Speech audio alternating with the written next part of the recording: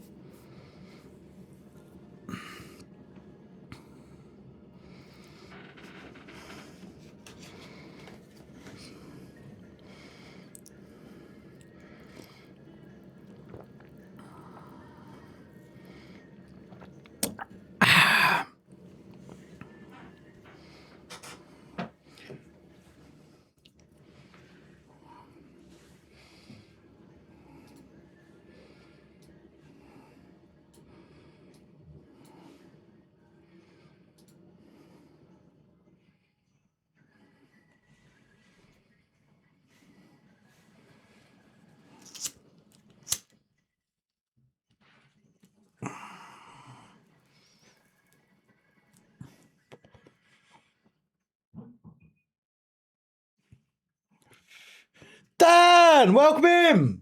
Good to see you, mate. Hey, Swift.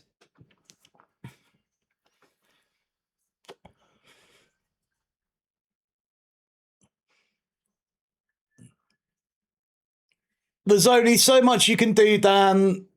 The dice gets rolled, someone gets him, someone don't get him.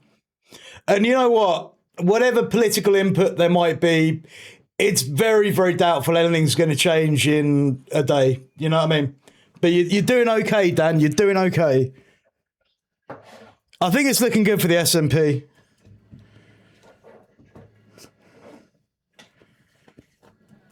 Steph, welcome.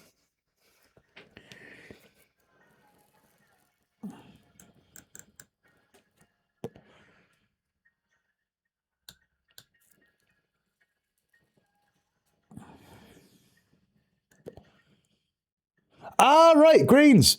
Yeah, I would say, like, out of all the parties that I respect the most in this fucking green and sceptred aisle, I would say the Scottish Greens are probably top choice. Like, their rejection of sort of like the English party's bloody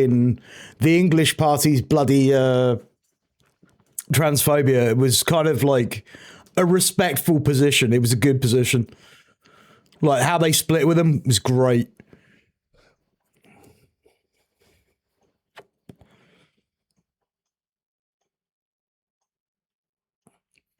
$95 stream streaks, Steph. 5 away from a ton.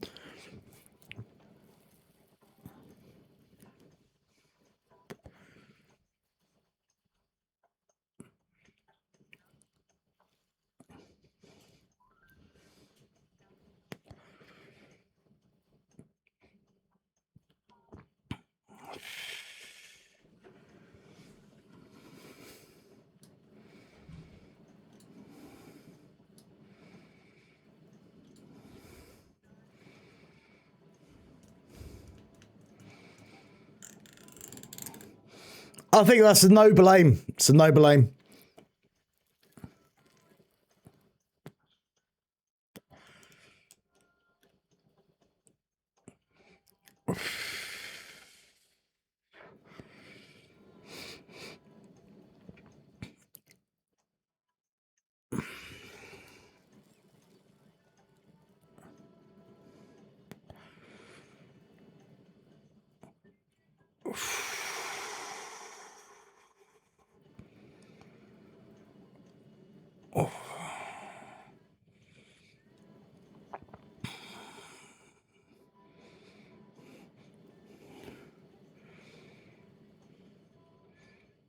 Oh, that's great to hear, Dan. That's great to hear.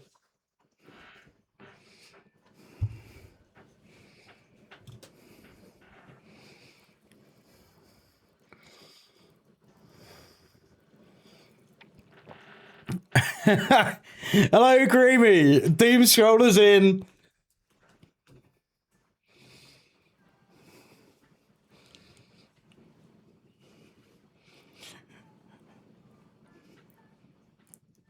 I've got a really great surprise for all you doom scrollers out there. You're gonna love this story. Son of a two-ball bitch. Motherfucker. Fuck shit. Horse piss. Son of a two-ball bitch. Motherfucker. Fuck shit. Horse piss. Thank you very much for the follow. Welcome in.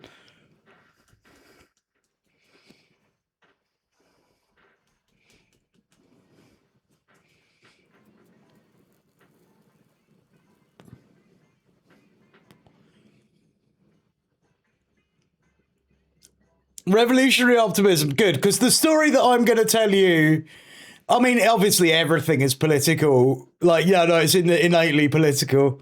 Yeah, it's well political. You might not like it, but it's not going to be something that's going to cut to the bone and make you incredibly depressed. But it's not a good story, but it kind of ends a saga on the stream. Morning, Huff.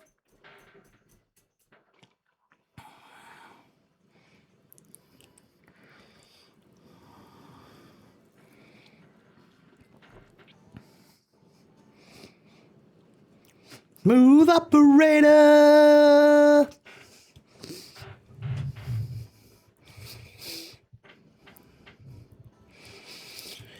Yeah, Starmer is dead in the water. DOA, he's gone. Dead man walking. Yeah, Kid Starver, he's gone. He's like properly dead.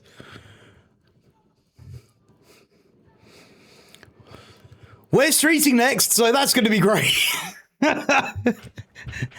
Legit, it's either going to be Wes streeting or bloody Angela Rayner.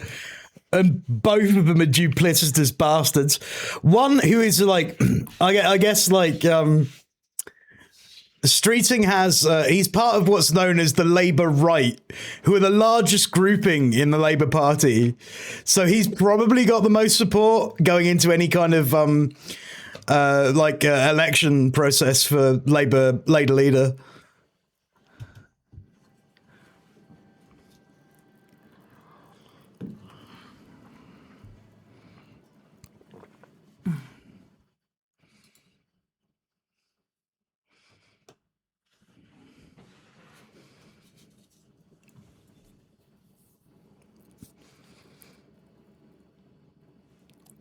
Ooh.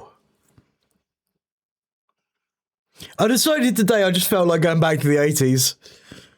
Because the world seems to be going back to the 80s.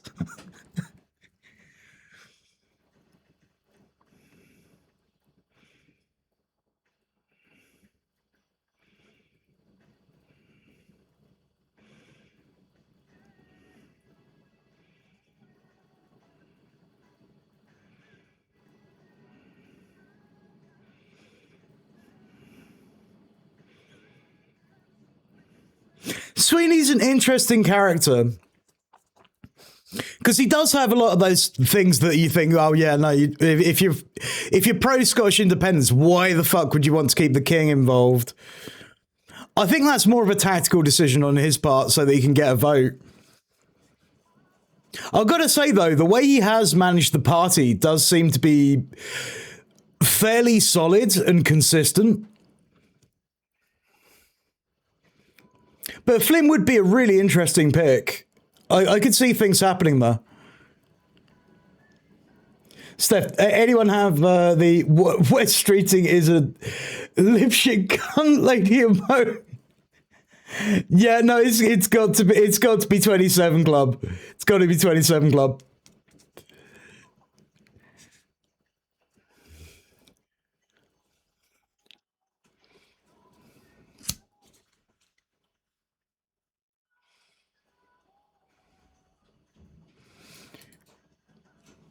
Easy middle screen.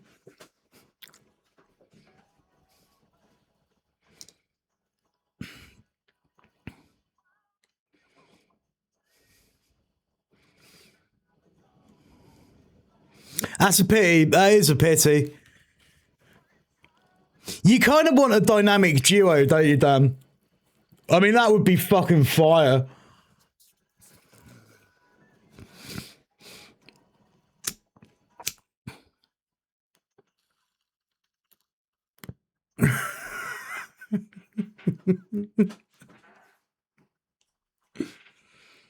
R2. Alien Dog Style, welcome in.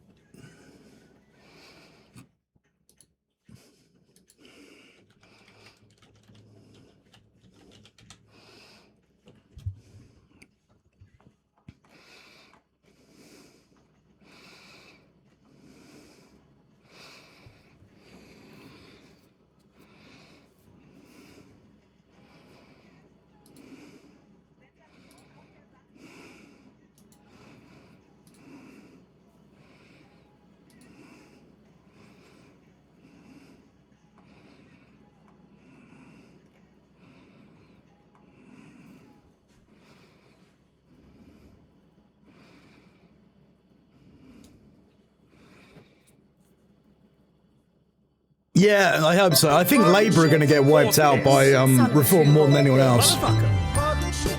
Horse piss. Son of a two-ball bitch. Motherfucker. Bug shit. Horse piss.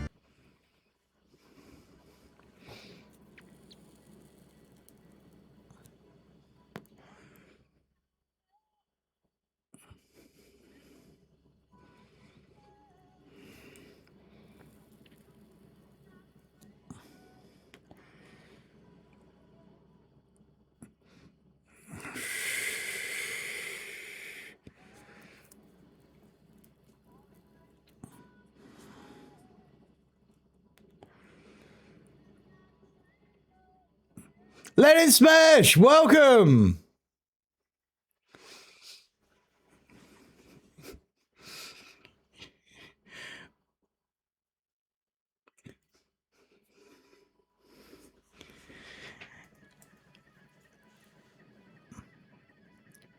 How's your dags?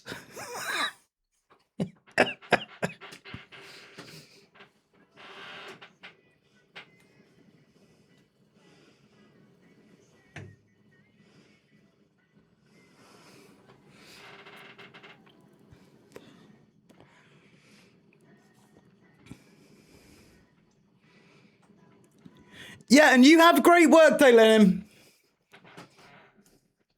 Click the buttons, make them bids, make that money, baby.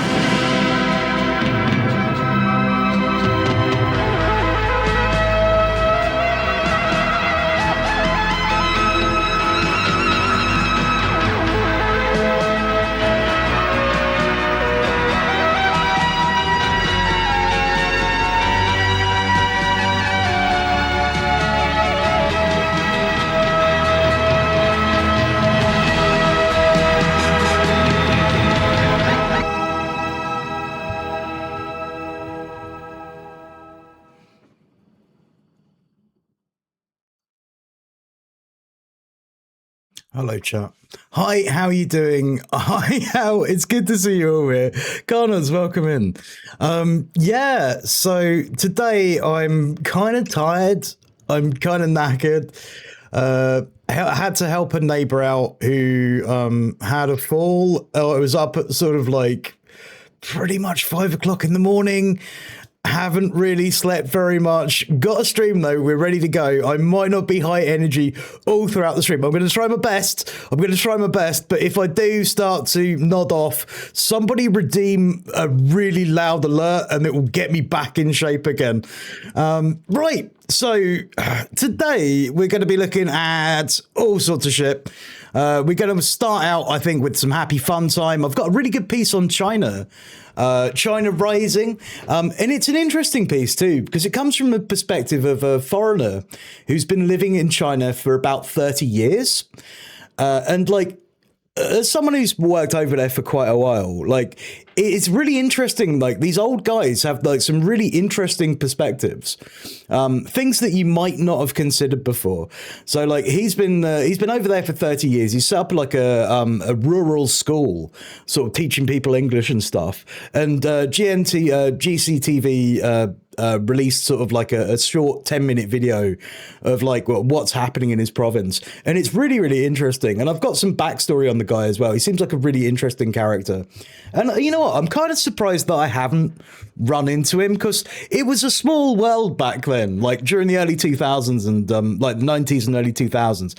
Pretty much, if you were in that game for any longer than a couple of years and you were traveling, you pretty much met everybody at some point or other. So I was surprising I haven't met him before. Yeah, so right, we're going to be looking. I have some terrible news for you, chat. Like high stakes, terrible news. I'm afraid, I'm sorry to say this.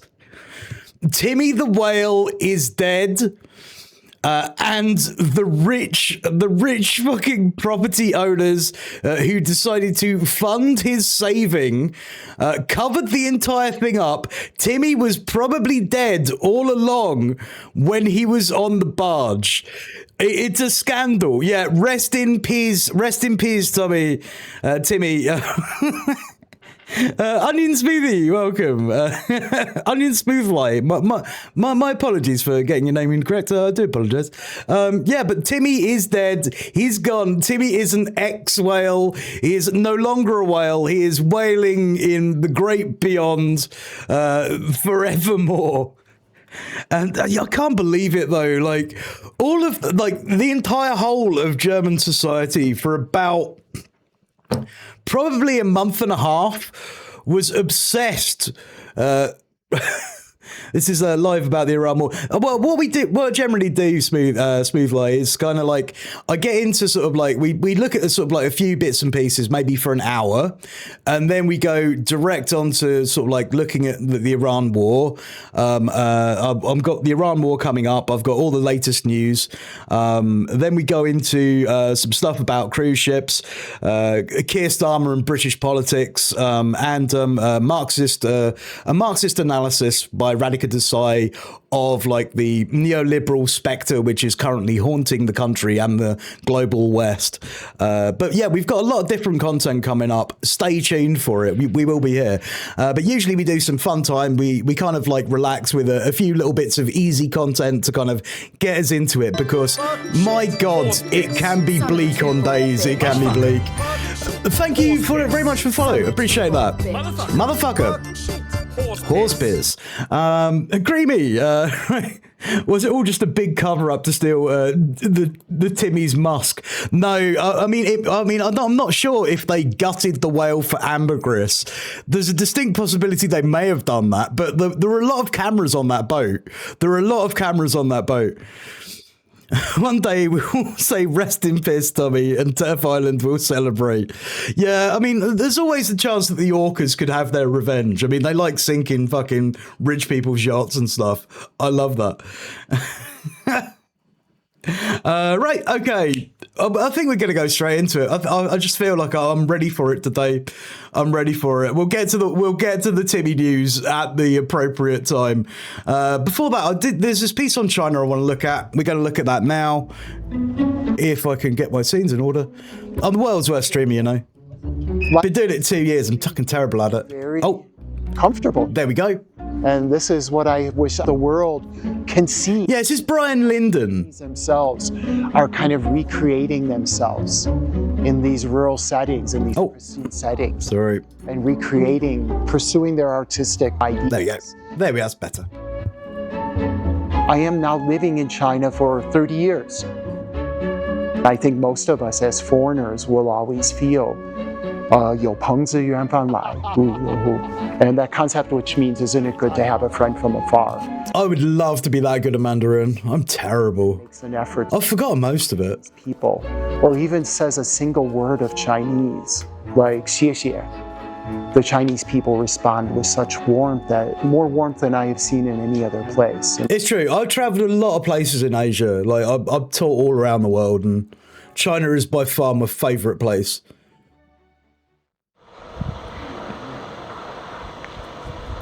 再想一想刚才提到的歌词，怎么把它拼在一起？你要找 iPhone。等一下，你用？No， 不是这个，不是这个，这个是它是不是那个 Country Roads? Our original story is we came to China in '84, and we spent more or less 4 years here, and it really changed me. So I wanted to share that story with the outside world. And in 2004, when our 2 boys were old enough, and when my wife and I had saved enough money, and we would look for a place where we could create almost take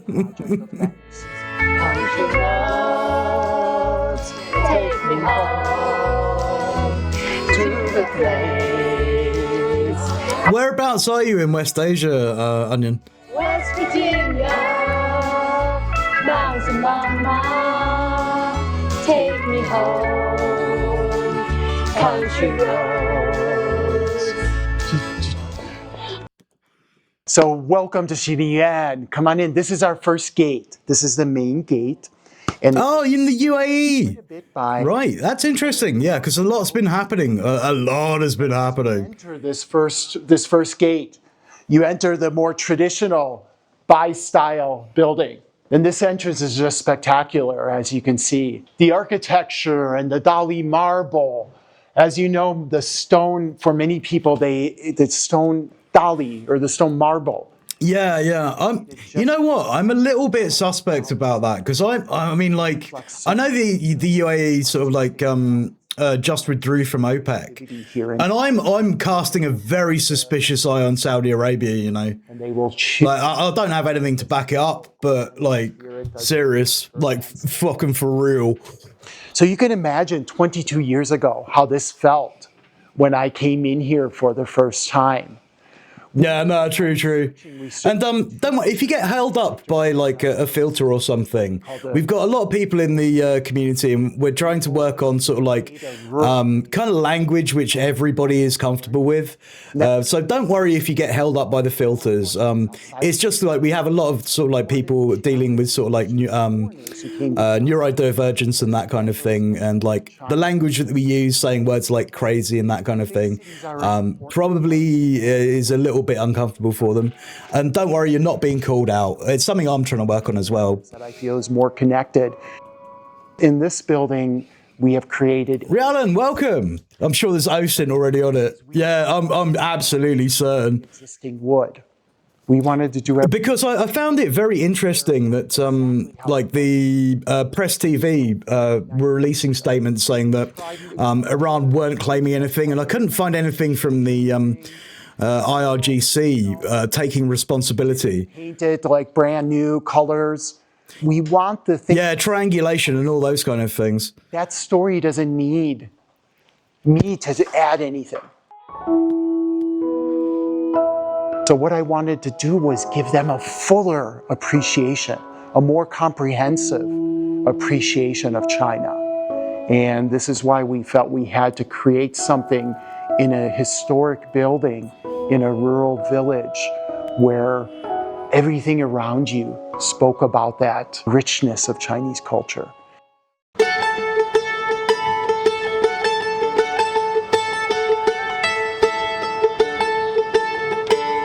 Interesting. I mean, if you do have any sources, feel free to drop them in chat, by the way. I do take sort of submissions for content, especially if it's like things that we're looking into. Stop. Just see how Chinese themselves are kind of recreating themselves. It's very kind of you.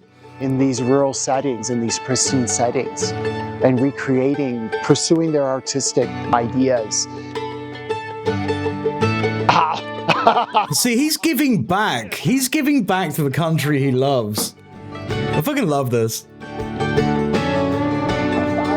This is Brian Lyndon. I'll give you a bit of background on Brian Lyndon. Where's the article? Here we are. Right, this is from an article from Nanjing University newspaper, all about Brian. From foreigner to native, Brian Lyndon's Chinese dream. Brian Lyndon, the founder of Guinjianqi Guest House, Hsinchu of Dali, Yunnan Province, is the alumnus of class of 1987 from Johns Hopkins Nanjing University Center of Chinese American Studies. He first came to China 39 years ago and has since developed a bond with the nation. In 2022, he published his memoir, Redefining Diplomacy One Village at a Time. In it, he eloquently described how China has transformed his life over the past 3 decades. Why China? The question has been asked by both myself and those around me. However, to a young man who wanted to change his life, a better question should be asked. A better question should be, why not China? When I nervously submitted my application to study in China, I thought this country would by no means be interested in a night school student, a carpenter who needed financial aid. However, I was accepted. They told me your application moved everybody in the embassy and we would like to give you an opportunity at a new start. And that's like an extract from his book. It's really interesting. Berlin, welcome in. And Strin, it's good to see you, mate. Yeah, Lyndon's connection to China began in the 1980s when he arrived in Beijing to study at the age of 22. He was immediately immersed in the unfamiliar land. By chance, he was invited to star in a Chinese film, an opportunity he embraced at once. And I can imagine this because I've known people, like when I was there, who just randomly, because they're sort of a Westerner or because they can speak English, are sort of like asked to sort of appear in movies. And maybe I knew one girl who was like hosting an English language show, who had no experience in television, no experience in production. But like back then, sort of in the 80s, the 90s, and I would say even the early 2000s, even if you were a teacher or something, yeah, they would look at you as a have the potential to star in a movie. Well, maybe not star, but as a supporting cast or character. And thank you for the source, Onion. I'll check into that in a minute. I'm going to copy and paste that. And we'll have a look after we finish some of the China stuff. Thank you.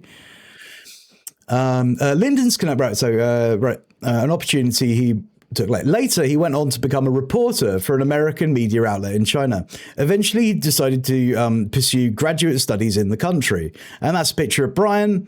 He looks very handsome, doesn't he? He looks very windswept, kind of like, yeah, I'd have approached him to star in a movie as an American soldier or something.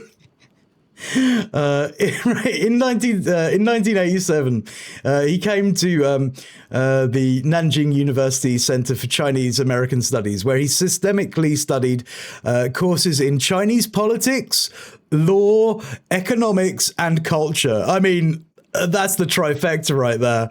This guy was just so China pilled. He just went, I need it now. I need it all. It was around that time he met his wife, a girl from San Francisco with Chinese ancestry, who was also studying at Nanjing University. And there's a family picture of them. That's nice. Regarding the concept of home, Su Dongpu, a literary figure in the Northern Song dynasty, once made the most apt description in a poem. Wherever my heart feels at peace is my hometown. In this most legendary cultural region of the world, I lifted the veil of cultural inspiration and interpretation. Ever since my arriving here, my soul has never left this place, where my heart feels at peace. I feel I can foresee that my soul will stray along the narrow paths of Xinjiao forever. My home is here, and so is my soul. And that's a quote from Brian. In 2004, Lyndon decided to give up his job, sell his home, and return to China with his family to find peace, to create a new way of life. He said, I have been to more than 100 countries, but in my heart, China is my home. By now, Lyndon settled in Xinjiao for 18 years, founded Xinliang Guest House, and has become an ambassador for the town. Our values are clear, but what I want to make is each hotel integrate into the local village and benefit the villagers, Lyndon said. Many people believe that what we are building in Xinyuan Guest House, sorry, my Chinese is ropey and my pinyin is pretty bad. Xinlin Yuan Guest House. But that's not all about it. We're also building it as an attempt to boost the development of the village. Lyndon is a social entrepreneur who has played an important role in promoting mutual understanding between American, Chinese, and global cultures. He's made 50% of Linjiao's space open to the public, creating a place for people to communicate with villagers, creating room for interaction of cultures. His guest house offers free English classes on a weekly basis for villagers and residents. Professional experts from different fields who have stayed in the guest house are often invited back to give lectures and share experience with the locals. It's not just that we get something from this village, and it's not just that we get something from this village, and not just that we give something to this village. Guests who come to Xinlin Yuan will also give something to us. Yeah. Oh, welcome in, Kibili. Thank you. Welcome in. It's nice to see you. Oh, brilliant. Brilliant. I thought this was a lovely story. I thought this was such a Kiki. I'm just going to say Kiki. I have dyslexia, so when I see lots of sticks going up in the right direction, I kind of get a bit thrown by it. My apologies, Kiki. I hope you're having a good day. Thanks for your first time chat.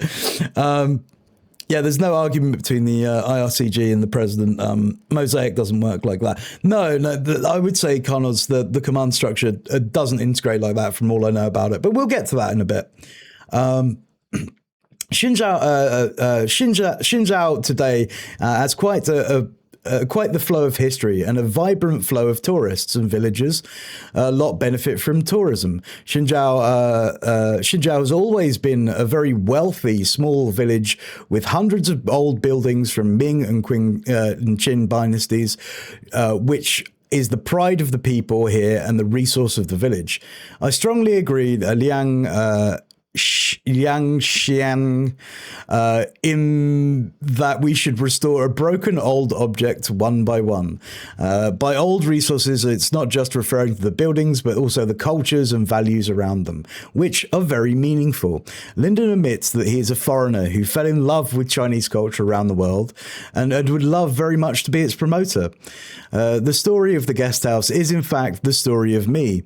I would not have been the person I am today without a lot of things that China has offered me. Some people are living the American dream, but my story is the Chinese dream. In 2017, Lyndon was awarded Hunan Province's People's Government Award for Foreign Experts, an honor in recognition of their efforts. And in 2021, the guest house was awarded Community and Cultural Award by the Chinese Social Impact Awards by the British Chamber of Commerce in China and the United Nations. So yeah, this guy is kind of a bit of a legend, I think, because there aren't very many people who go to China who immerse themselves into the sort of like the culture so much that they fully integrate into society. You know, like it's really, really cool. Oh, sorry, that's the cruise ship. Don't worry about cruise ships. You don't need to worry about that. So we'll watch the rest of this. Here close to this village is up in the mountains there. So the famous mountain of Shibao, Stone Treasure Mountain, is that peak way in the distance.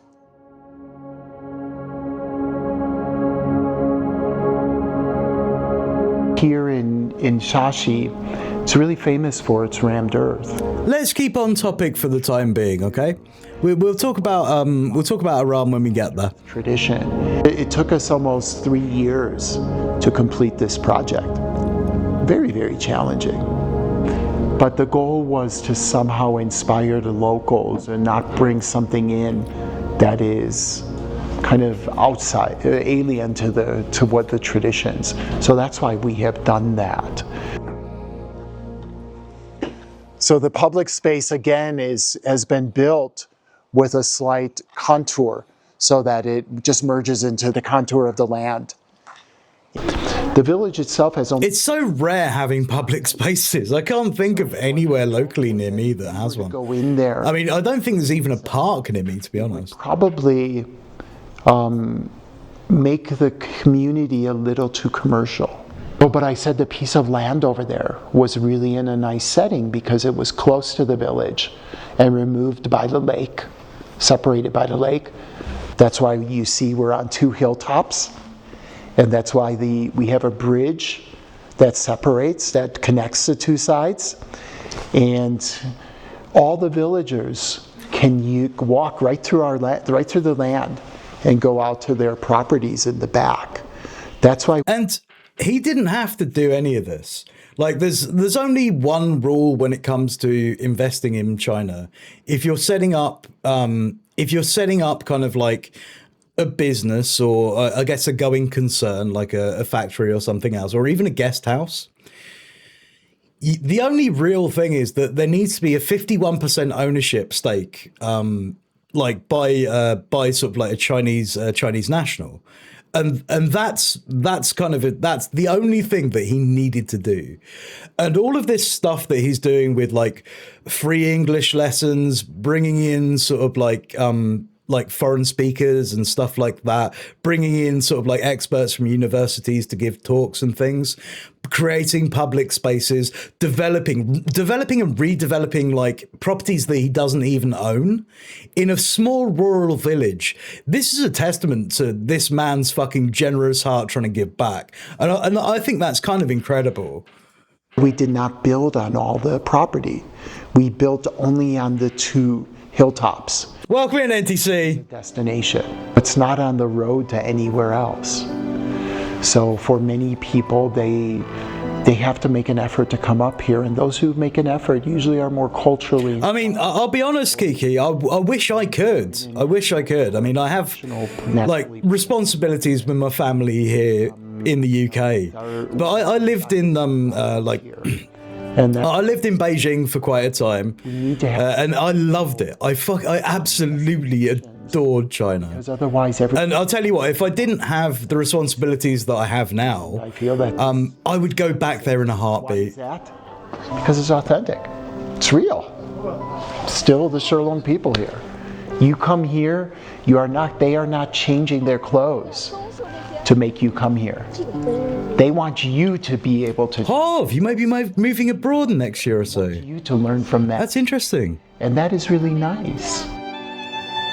We're going to talk about Iran later, Dexy. We're just chilling with some China videos first. What I feel that in China in the last 20, 30 years is most of the opportunities have been in the big cities. So that many of the rural people maybe don't want to. Berlin, yeah. They leave because of financial For real. And you know what? I'll say this now. it's really difficult. It does get harder as you get older.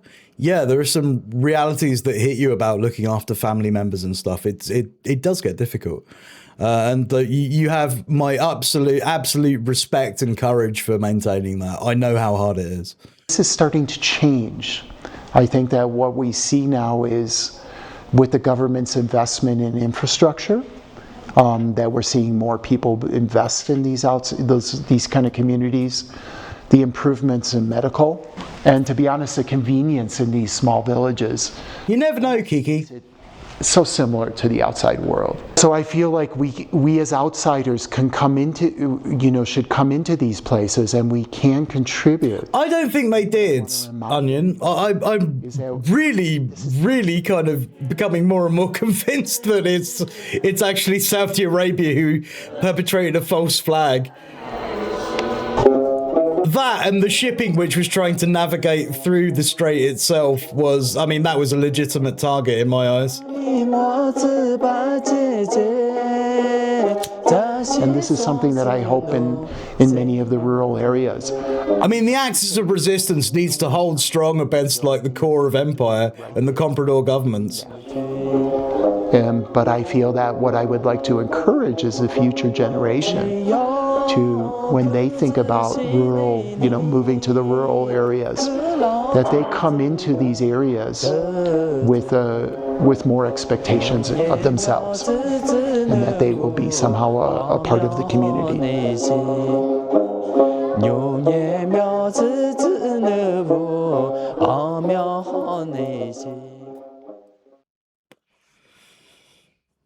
Yeah,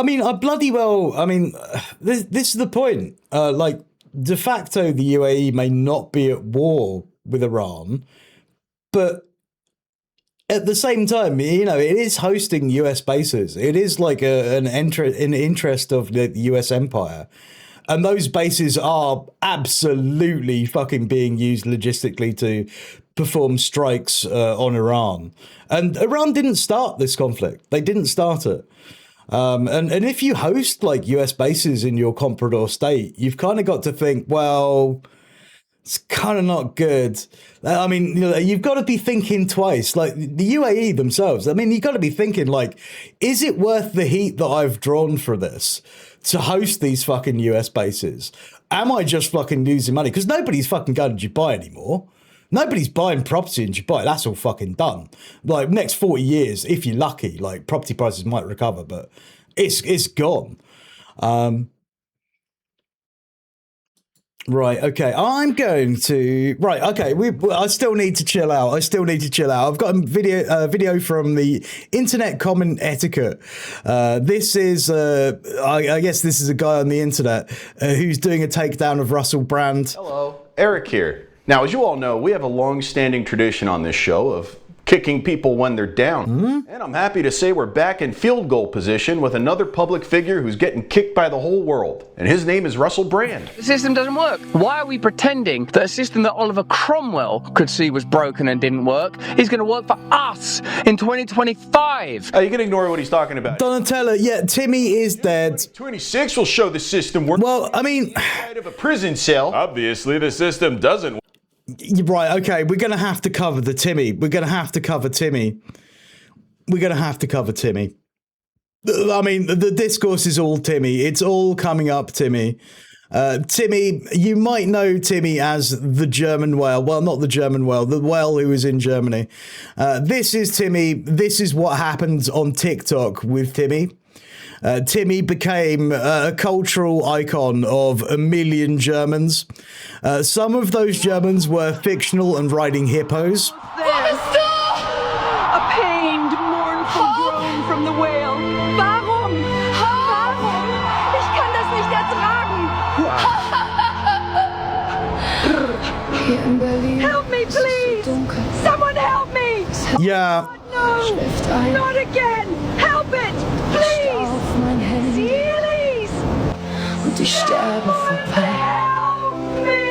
And obviously my own favorite, which was this one.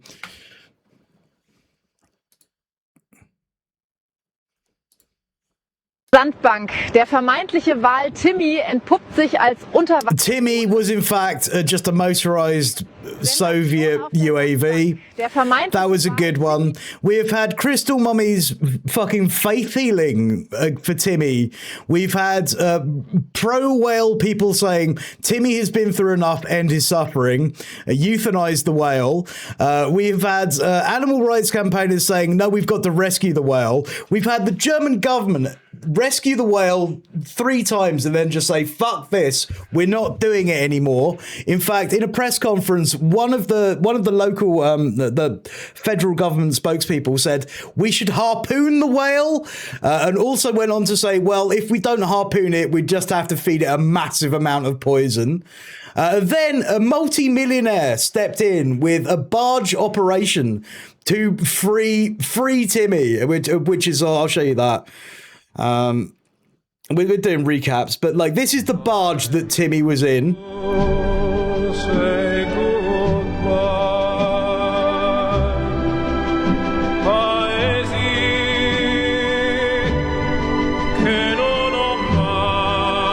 No, it's Patra. Timmy's dead and it's being covered up by millionaires.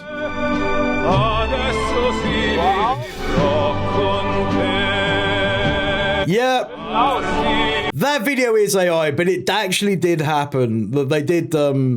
They did have a barge. Here's an actual one. Expertinnen vermutlich tot. There's Timmy in the barge. Mit, das stark geschwächte Tier habe vermutlich nicht genug Kraft gehabt, um länger im tiefen Wasser zu überleben. Timmy could have been a clanker. We don't know. We don't know. Unterwegs, strandete mehrfach und verfing sich in Netzen. Kürzlich wurde das rund 12 Meter lange Tier von einer privaten Initiative geborgen und über Dänemark in die Nordsee transportiert, wo es frei. Oh, Karnos. Yeah, good luck, mate. Zum aktuellen Gesundheitsort oder Zustands des Wals liegen seit der letzten Drohnensichtung am Wochenende nicht vor. Angaben der Initiative zu einem eingesetzten Ort. Yeah, and then they released the whale back into captivity. However, I'm not convinced that the whale is alive. I think they fucking killed the whale and then dumped it at sea. I mean, this is just my own analysis of this situation. The rescue of the Timmy the whale, an all-around catastrophe after a tracker failure. And I want you to remember this tracker, chat. The tracker is important in this. Marine experts criticised the 1.5 million privately funded operation as the humpback's fate remains unknown after release into the Baltic. Right, so there we got a picture of Timmy. That's Timmy. This is the barge being transported towards the North Sea, which kind of like then he was obviously dumped off into. Marine biologists and whale experts have stepped up their criticism of a privately funded operation to release the humpback whale that was stranded for weeks off Germany's Baltic coast after it emerged that a tracker fitted to the whale was not working. And this is not the only statement which is made about the tracker. First of all, they say, well, what does a tracker do? You think, oh, well, it's going to give you some kind of GPS coordinates, yeah? You're going to be able to see where it is on your Apple laptop if you're some shithead millionaire who has too much money, who wants to save a whale, right? You think that's the use of it. You get to feel good about yourself whilst you count your fucking money and you watch Timmy fucking going around the North Atlantic. But no, there's more. The whereabouts of the health of the young whale named Timmy after one of the sandbanks it was stranded on remain unknown 3 days after it was transported into water into a water holding barge pulled by a tugboat to waters off the coast of Denmark. So they didn't fucking find anything out about the whale or the release or what happened to the whale. After 3 days, they just stopped. It was just dead radio silence. And they said, we've released the whale. Everything's fine. Timmy is fine. The rescue initiative, estimated to have cost 1.5 million, was funded in part by Karin Walter Mummert, the owner of the largest racehorse portfolios in Europe. Walter Mummert confirmed to the German media on Tuesday that the tracker was not working. Had previously claimed the device was also supposed to transmit information on the animal's vital signs. Do you hear that? Do you hear that? Adrian Vixen, welcome in. It's good to see you, Adrian. The racehorse portfolio guy says, we have a tracker on the whale, and also the tracker is going to give like vital medical information about the whale. It's going to tell us if the whale is alive or dead. Like, we're not going to get into the whole fucking cats being like targeted by radioactivity in a box, like dead. We're not going to say that Timmy is in a state of superposition. Basically, I'm not going to say that. You'd have to be off your nut to say that.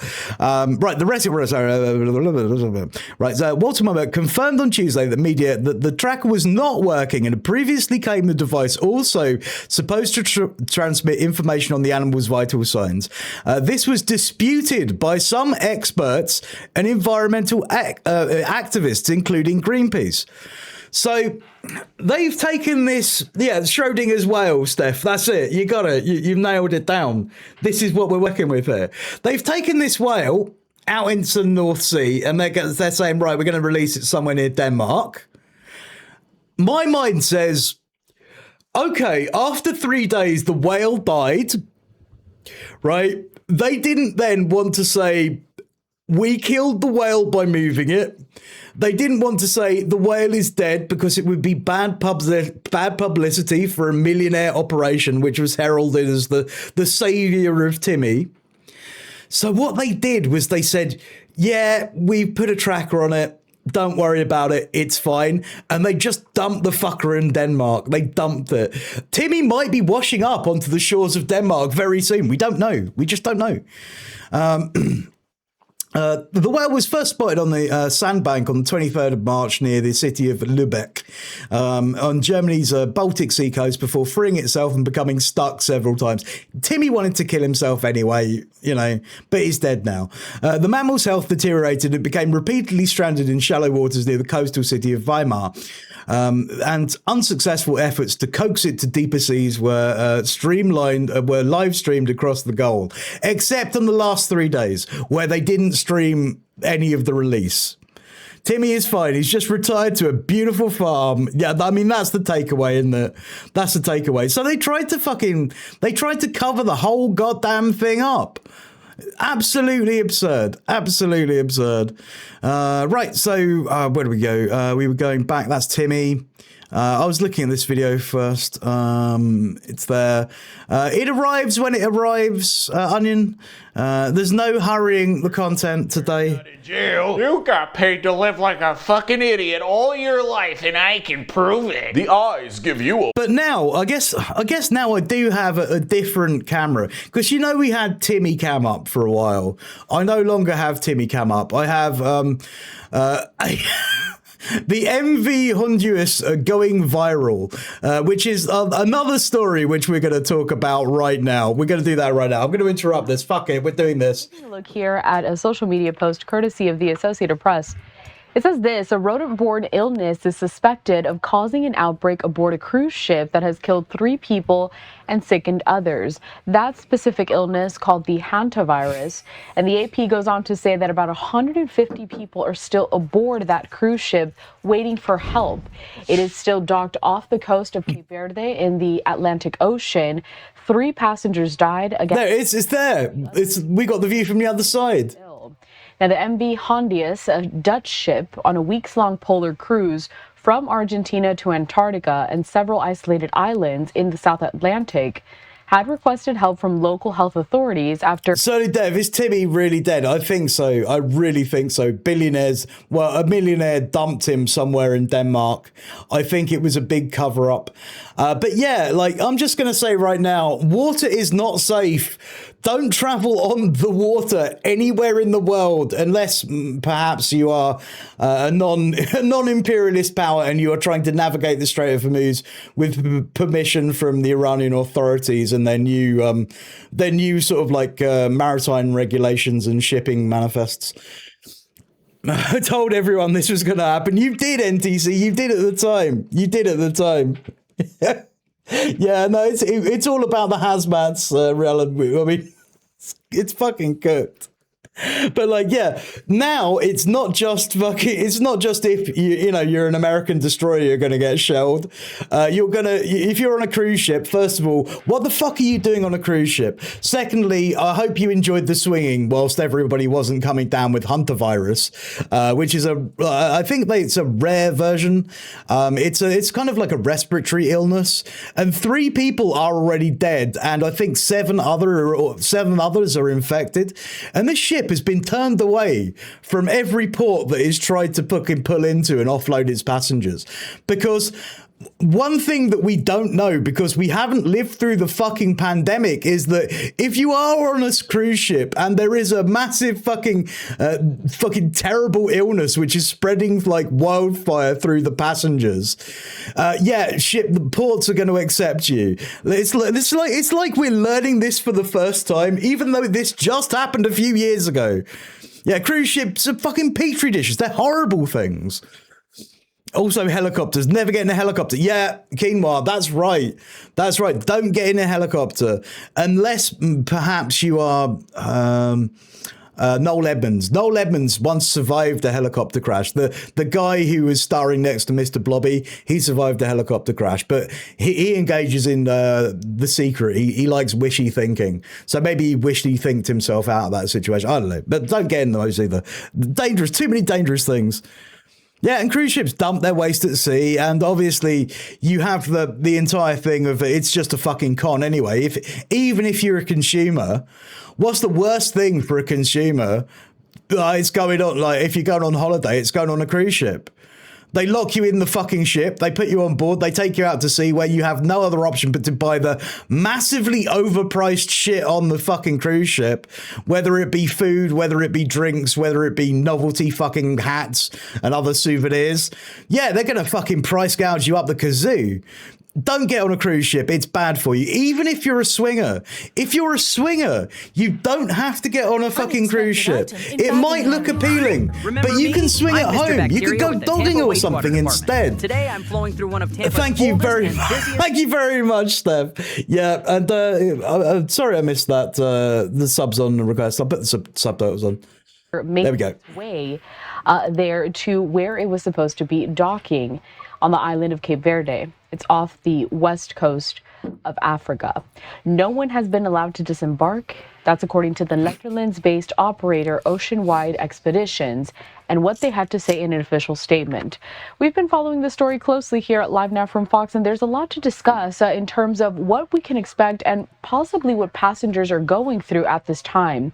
Joining us next to get into all of the details. Yeah, well, I mean, 3 are already dead. The editor-at-large for I wouldn't want to be anywhere near that plague ship. Infectious disease specialist and also... Christ, send it out to the middle of the ocean, sink it. Good morning, Celine. Good to have you on. Good morning, Carl. So, a pretty scary situation, at least from how we're looking at it here on land. So, first off, let's get down to the basics for our viewers. Linfold, I think you raised some good points. You're very safe at home. What is the possibility of death once someone contracts that virus? Hantavirus is really a family of viruses that are transmitted by rodents. So mice, rats, usually it's transmitted when rat droppings or mice droppings or urine are aerosolized into the air. Sometimes it's nice cleaning something up.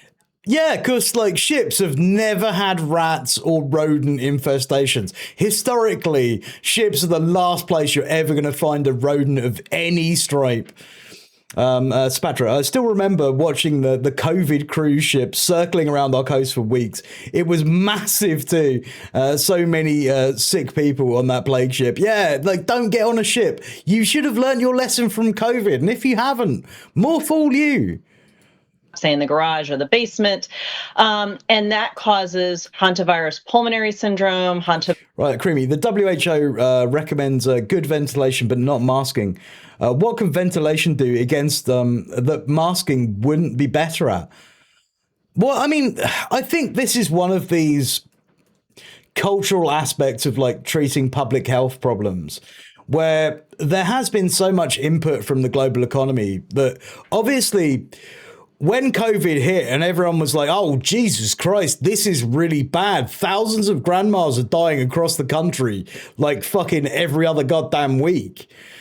Everyone was just like, no. And then, you know, the voice of sense manages to get through to them. And by the voice of sense, I mean the shitheads in the top tier of society who want to make profits. They you know, they put a little bug in their ear and said, hey, we kind of like money.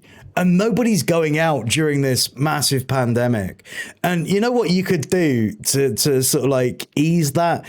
You could let everyone kind of go out, and then everyone goes out, and obviously there's a spike, and then the government said, well, you know, like, we've got this spike, what are we going to do about it?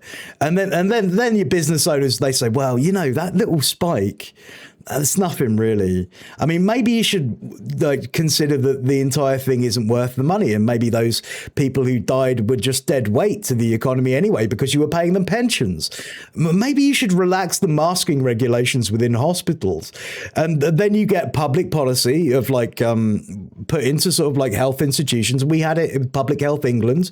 We had it with Scotland as well. I think for like it was a lot later in Scotland, but it was in Scotland and Wales and Northern Ireland, where health authorities, their public health policy when it came to sort of like the pandemic was basically, you just ignore the pandemic because now we have a vaccine, where there was no stipulations to even mask up in hospitals outside of wards where there were infected people.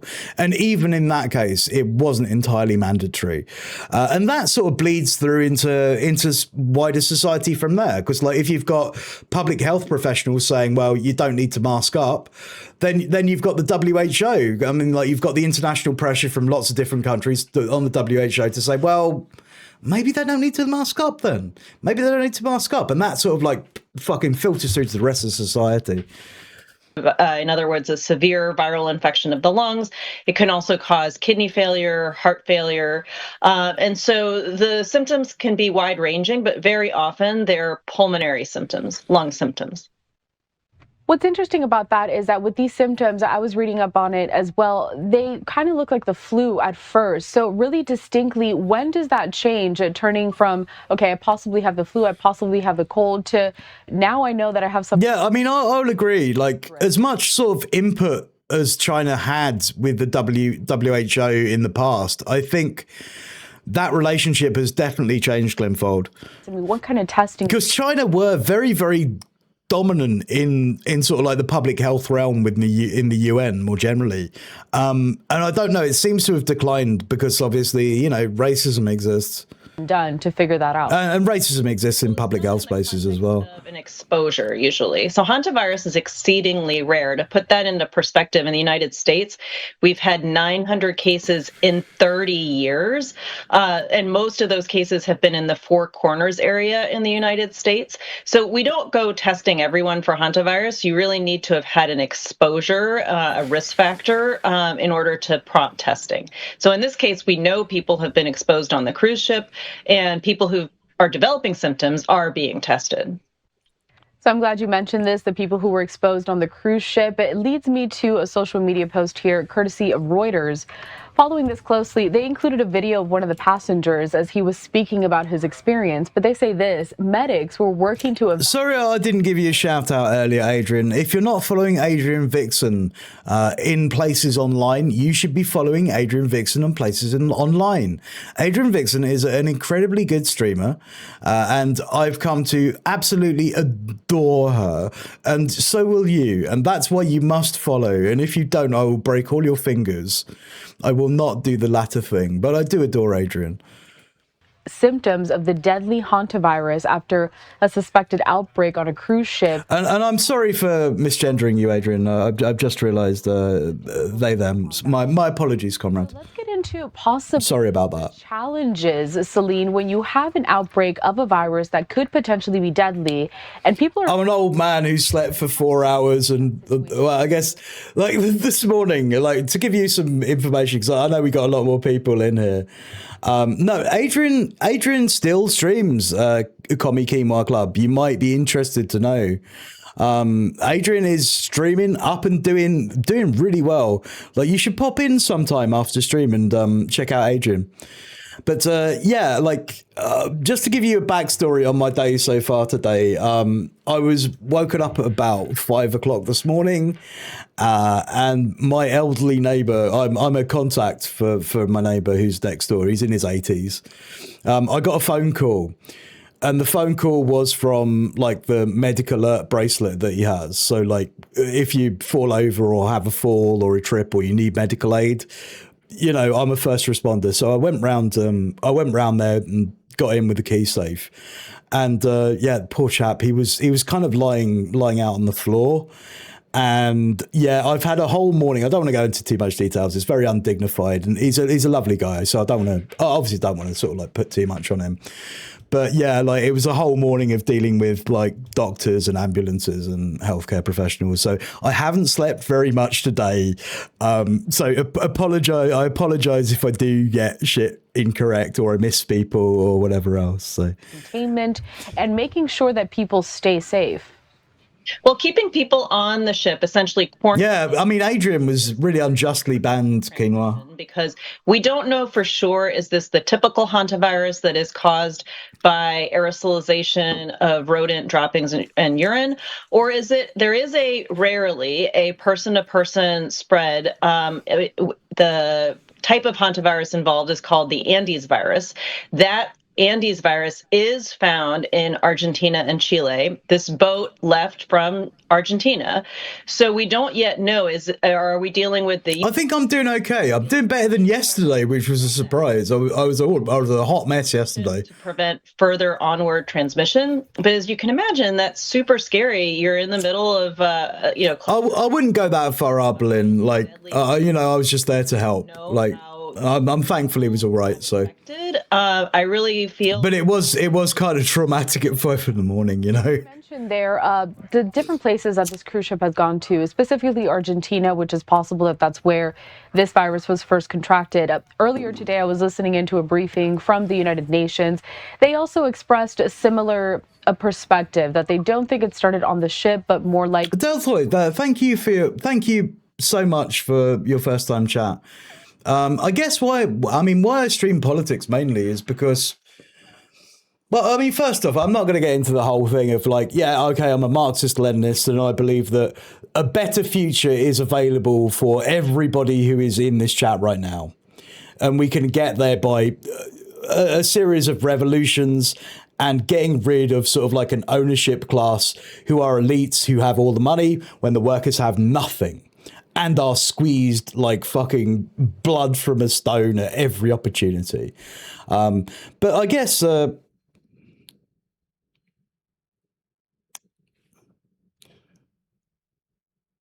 I'm a Marxist-Leninist. It's a political stance which embraces like the works of Marx and the works of Lenin, and not just Marx and Lenin either. Sort of like other communist leaders. Okay, ban that guy. He's pissing me off.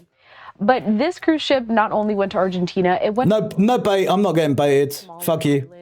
Does Fuck you. add another layer of complexity when trying to track down the origin of the virus? Possibly. I'll do it my fucking self. I don't give a shit. On some of those other islands, that would also raise some questions. Those are try again. That are also unlikely to have people, if any, at all. So it does help narrow in certain respects. But, big picture, what needs to happen here is a really thorough investigation. So beyond testing and typing which type of hantavirus, they need to identify the source of transmission, the mechanism of transmission, and then in addition, tracking what happened aboard the ship, where there's autocomplete can be an absolute son of a bitch. Are there issues with a rodent infestation on the ship? This is really where public health agencies. Yeah, but I mean, here's the thing: if there is a rodent infestation on this ship, whether or not there's a rodent infestation on this ship, there are like shitloads of people dying from whatever the fuck is on this ship. Unfortunately, we're dealing with our own CDC, which has been gutted. The U.S. has pulled out. Yeah, I mean, like I was acting in good faith. I always try to. So get called in. And But if people don't want to hear what I have to say, I mean, you know, I'm not going to put up with that. Agencies. By the way, this video on the screen is a video of the ship. You see some people docking. Yeah, they don't know the mechanism of transmission, and they're only doing limited testing. Yeah, it's kind of they're really half-assing this in a way in which I would have expected after a global pandemic. Maybe they wouldn't, but it just goes to show, like, everybody's forgotten the pandemic is still a thing that exists now, let alone last week, let alone last year or fucking a couple of years ago. Looks like on the yeah, it's a plague ship. We can't tell any more than that. Health agencies. Obviously, you hear something of an outbreak, and a lot of people go back to coronavirus. Now that became a global epidemic. With hantavirus, you know, we're not trying to scare people. At this moment, there is no real risk to the general public, at least what we've heard from health officials. But Celine, walk us through how health officials decide whether some type of outbreak is cause for global concern or something that people... Oh, right. It was confirmed on NBC this morning. The first of all, if this Andean strain, it was the STD version. Oh, right. Oh my God! It was the it's via sexual sexual contact. Oh my God! Oh my God! It's a swinger ship. It's a swinger ship. I think we just figured out. We figured out the method of transmission, Guy Mirror. If you're gonna swing, that's fine. That's fine. Just don't do it on a cruise ship. Petri dishes. Or urine, then I think Fox did, actually, kind of widely. Surprisingly. When you think about pandemic viruses, we're usually talking about something that is respiratory transmission in nature. And as I mentioned, Andy's bang boat. However, it still requires really... Okay, right. So, right, Wikipedia says it's aerosol. With a pandemic virus. A pandemic virus like avian flu, bird flu can be a pandemic virus. I'm going to hold the ontological space open that it might be a swinger's disease on cruise ships. With much more casual... I'm sorry, people have died. I shouldn't be saying this. After somebody has left that space. So those are the kinds of viruses we worry about becoming pandemic viruses. And then let's just go back to some more of that video that we have of that. Oh, Kiki, yeah, I had COVID 3 times. It was like the first time was the absolute worst. That was one of the major even before the before the sort of like we don't really have the jab. God, I sound like a right wing guy. Before the vaccine came out, so yeah, it was really bad. To when this cruise can find, I was like borderline shit. Should I just get my ass down to a hospital? You know what I mean? But luckily, I got better over the course of several months. But yeah, it fucked me up for a good 6 months. More general, typical form of the hantavirus, and also assessing what the exposures are. Somebody clip this section of the stream and forward it to Ree's parents. Exposure, but this could be a situation where people are on that ship for weeks while they're doing that assessment. All right, on this ship for weeks. Not the best. Mana, welcome in. Here, but it's good to see you, mate. I mean, everything goes well and it goes really smoothly. Staying on the topic of cruise ships, though, this owl rodent control, not cats. Yeah, owls are very good hunters. Virus outbreak, but we are getting into the cruises are really popular for people. This story is making headlines. You know, I'll take that on advisement, Ree. I don't want to get on your bad side. I love you. Gonna go on a cruise now, platonically, of course. To make sure that they stay healthy. What are some of the best practices? Because when you're on a ship, I mean, you're really in enclosed spaces. You're going to be sharing a lot of spaces with other people, utensils, seats. What should they keep in mind? Well, the most common viruses spread on cruise ships, we usually think about norovirus, which causes gastrointestinal illnesses, so nausea, vomiting, diarrhea. And frankly, that's one of the reasons I am a little reluctant to take a cruise myself, is because those are known risks. See, the health expert won't even go on a cruise. When you're on a cruise. You see? Being careful, about contact with surfaces and before you eat, making sure you wash your hands.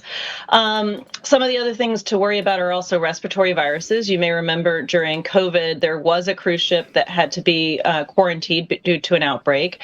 Now, COVID may not cause that. Why didn't that happen? Oh, okay, right. There we go. can. We've been seeing measles outbreaks in the United States.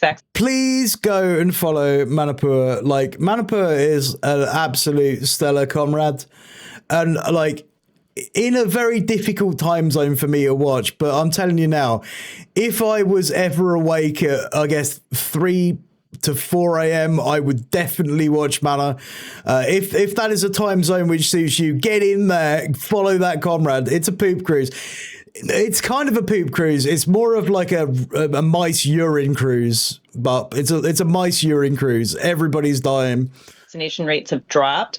Measles would be certainly a candidate to have an outbreak of. Oh God, yeah, neurovirus is really bad, really bad. My mum had that once. Mass gatherings, the World Cup in particular in the United States. So it's not just cruise ships people need to be thinking about, but other kinds of travel, other kinds of gatherings.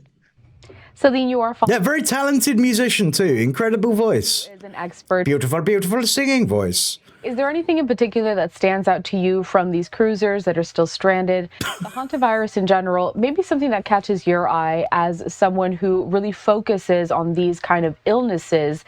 Oh my God, NTC. Oh my God.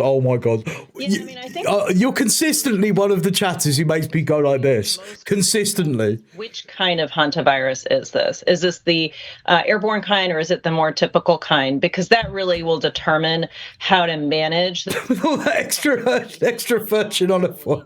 No. What needs to be done? What kind of decontamination needs to be done? Yeah, it could be like a combination of like waiting for more information about. I think for the combination of touching and in terms of things. Risk. First of all, again, your risk is in the United States exceedingly low. But if you find yourself in a situation where you're having to clean, fantastic, mate. Basement because there have been. That sounds incredibly cursed. That's the content I've come to love and adore. Wearing gloves. Don't sweep or vacuum up the dust because that kicks it up into the air where you can inhale it. Instead, use. Oh shit! You can't even clean this shit. Now I know why it's so dangerous. And wipe up the surfaces. So those are some of the things you can do to reduce your own risk if you find yourself in that situation. Dr. Celine Gounder, editor-at-large for... Do you think the cruise ship could pass through the Strait, Dave? I'm just going to say right now, if Iran fired on it, nobody in West Asia would give two fucks. In fact, they'd probably applaud because they don't want the junta virus. Keeping in touch and seeing how this progresses. Thanks, Krill. Of course.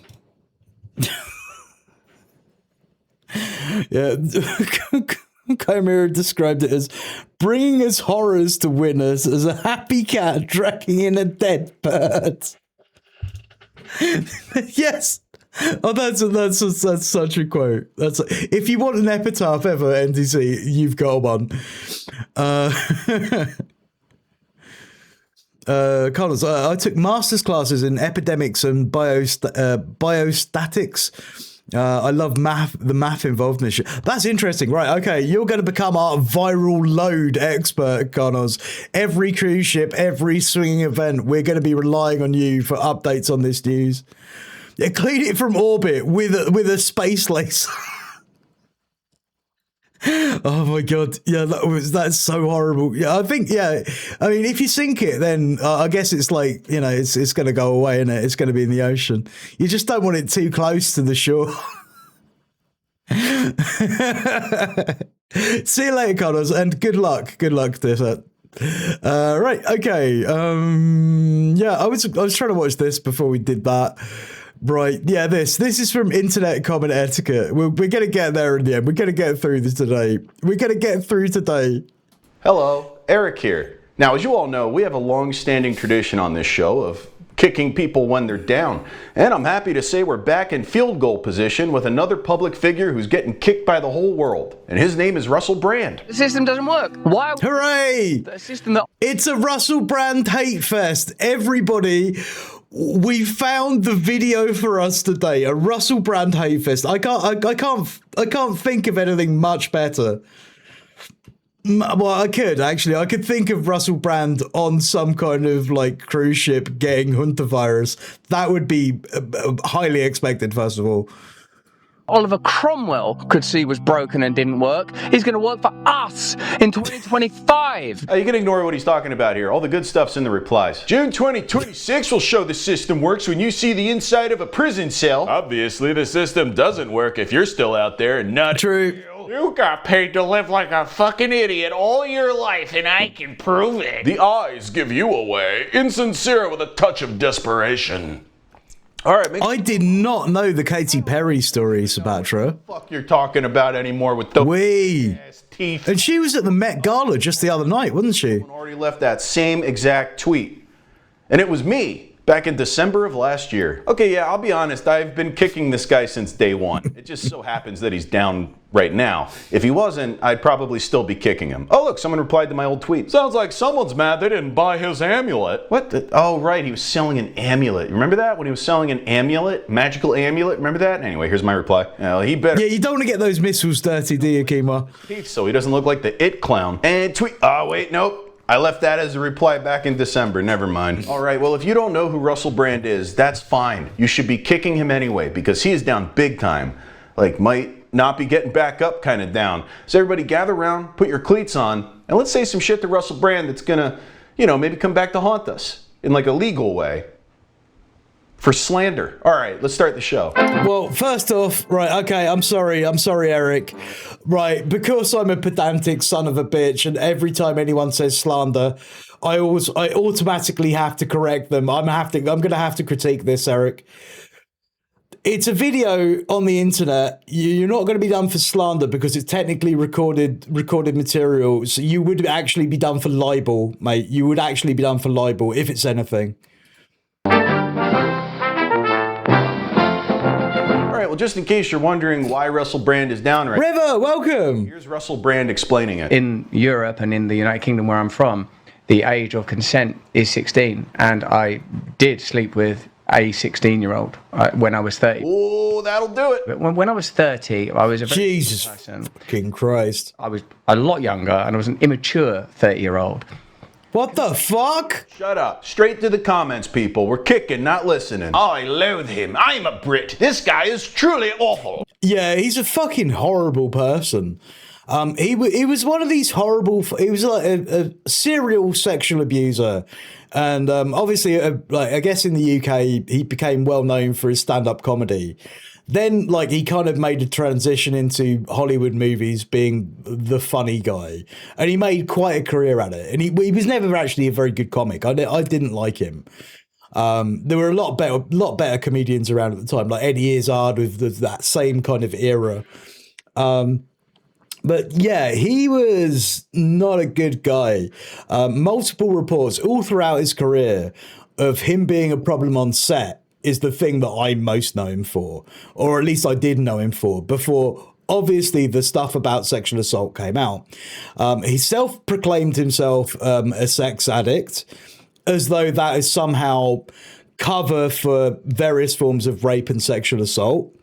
And then when he got charged by the Metropolitan Police for, I think it was four different crimes against women. He then discovered Jesus and pivoted to the far right and said, well, they're trying to cancel me. So, yeah, I have no fucking sympathy for this heinous piece of scum. He needs to go. Yeah, actually, I mean, Kiki, you got it right there. It's a pedophile. No, he's pretty good on a lot of issues. Brand will not receive a fair trial. The media has convinced... But oh my God, Tucker Carlson is starting a printing company that is going to publish Russell Brand and Milo Yiannopoulos as well. And Milo Yiannopoulos has got the same problems. He's got some very similar problems, a very similar career trajectory as well, where all of a sudden he denounces his past and says, well, actually, now I'm a God guy. This pivot to Jesus shit is just how people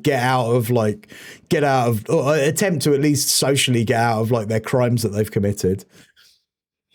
River, is that a live feed of the virus boat? It is the live feed of the virus boat. It's the boat which is currently going viral in a way in which 3 people on it are dead.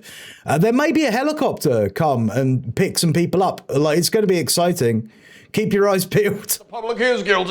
The judges are corrupt, as are the police. You can't make it legal. They'd be outraged over it. If there's grass on the pitch, play. Oh, stop. Hang on a second. What? Most of these people are not kicking him. I always remember him announcing that he's not gay anymore and threw his wedding ring into the ocean like Titanic. Yeah, like that was the whole Milo Yiannopoulos. I can never say his name.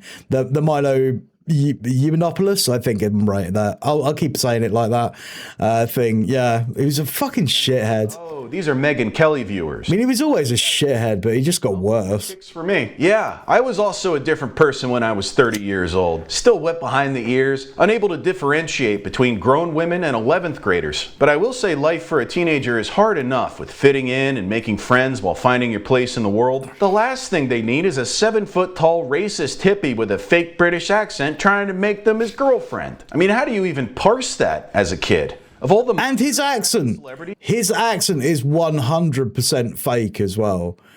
He's put that on, like, trust me, every time he's on camera, he puts that shit on. Yeah, like, I mean, it's like me, you know, sometimes I go, oh, mate, how you doing? You know, like, you can put on, like, your own accent to what I guess foreigners might expect of you as an accent being British. But yeah, like, he does that a lot. Because I mean he wasn't raised anywhere with a strong local accent. He was just raised down south. He's contrived. Yeah, so that's the correct word for it. Classmates don't find out about that, or you're going to get bullied so hard you have to change schools. The worst part is he's too dumb to help with your homework. Unless, of course, it's a book report on Lolita. And kick. All right, well, that's not all we're kicking him for. There's also some crime. Yeah, Chimera, this is a lesser concern in this, but I'm sick of the term sex or porn addicts. There are compulsive behaviors and coping mechanisms regarding these things.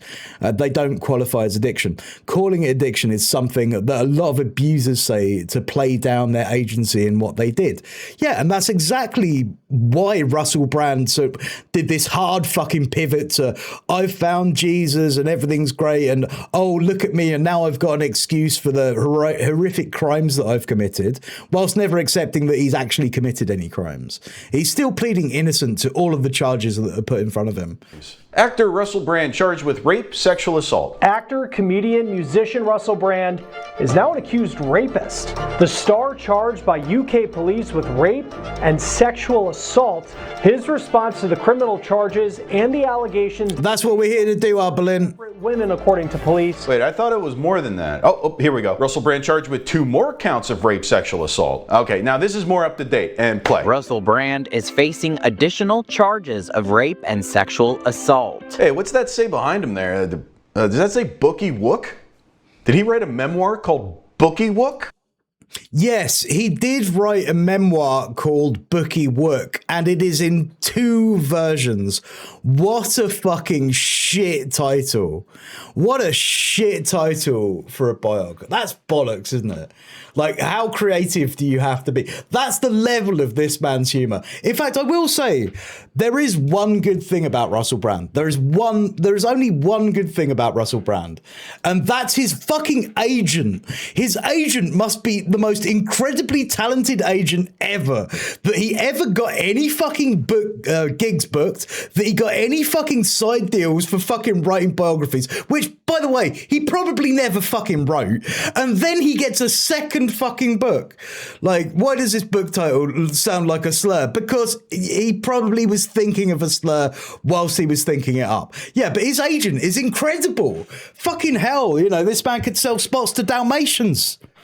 That right there is enough to get kicked over. Brand has denied the accusations on social media, saying that he was never a rapist, and pled not guilty to the original 5 charges. It's also a crime that he's never buttoned up his shirt. He did it. He's a nonce. All right, nice kicks, guys. My mother always told me never trust a man dressed like a gay magician. I had no clue what she meant until I saw Russell Brand being charged with 6 sex crimes that we know of. I sure hope there's no chapter in Bookie Wook about how much he looks up to fellow comedian Bill Cosby, because Bill Cosby would look at his numbers and laugh, which would also be the first time Russell Brand has ever made anyone laugh genuinely instead of nervously while he has a hand on their thigh. Looks like his next memoir is going to be called Jada Whale. No, you're right, Mac.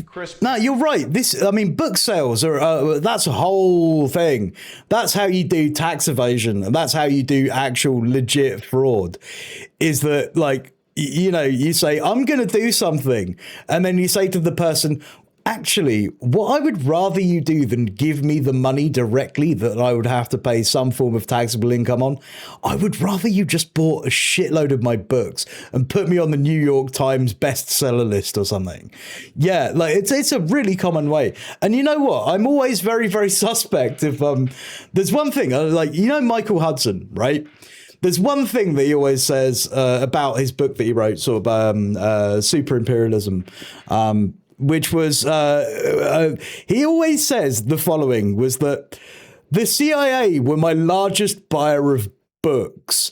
And that for me just made me go, oh my God, what is happening? Yeah, Chomsky's up there as well. I hope it's not true in the case of Michael Hudson. I don't think it is, but but in this, 100% true. 100% true. He's probably a fraudster. And you got kicked, buddy. Oh man, it's nice to kick, isn't it? Feels good.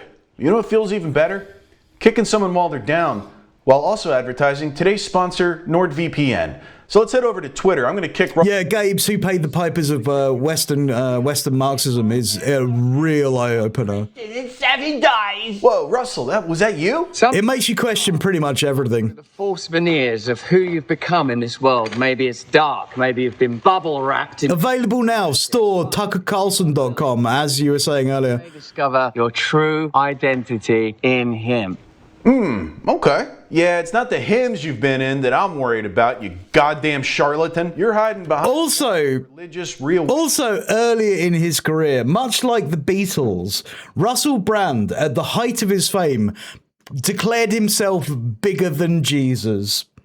That's a direct quote from the man himself.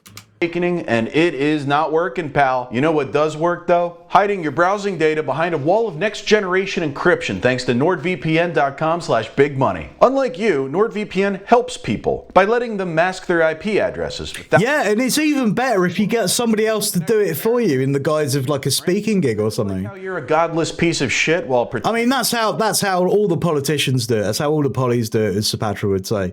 Like, Hillary Clinton, how'd you get on the bestseller list? Well, you say to Goldman Sachs or wherever you're doing you're ever doing a sort of like a tour with where you're giving speaking engagements, you just say, right, as opposed to paying me that £500,000 for, this engagement, just buy £500,000 worth of books. Hear heaven's trump. Citibank, that was another one. All right, this guy needs some more advertisements on his tweets. Since coming to Christ. Yeah, obviously, yeah, there is some marketing in this. I'm sure there's marketing in this. But Hov, as you say, if we do need to recommend VPNs, there are always two which I'll recommend. The first is Z, who runs a VPN on RSVG. RSVG, as you know, is a gaming community of like-minded comrades where you can go and hang out, get a pickup group for something like Arc Raiders, discuss some politics, engage in a reading group in an informal way, hang out and post some fucking degenerate memes. That's the first place. Go and contact Z. Z has a VPN service. And the other is Molvad VPN, where you can just pay with cash in an envelope, which you can send to them. No tracking, no credit cards, no nothing. So there are ways to do this which don't involve engaging in NordVPN, who are legit got backdoors in their service and giving up warrants to every motherfucker. Yeah, no Israeli connections. And Israeli connections are kind of rife through the VPN world. They got a lot of them. Benefits of this has been that I'm no longer left as a solitary adventurer when it comes to determining what moral course to make through issues, because it's already sort of predetermined. What the fuck is he talking about? Have you asked the women? I was going to say, Russell Brand as a moral entity, after, I guess, At the moment, he's accused of 6 separate instances of sexual assault and rape, right? That's the ones that he's been accused of directly. That's the ones they've charged him with. And this has been happening in his entire career. And we know what fucking Russell Brand's stand-up was. Yeah? And he's talking about, like, fucking 16-year-old girls, for Christ's sake. Do you think it's just 6 people? Do you think this man is the arbiter of a moral system?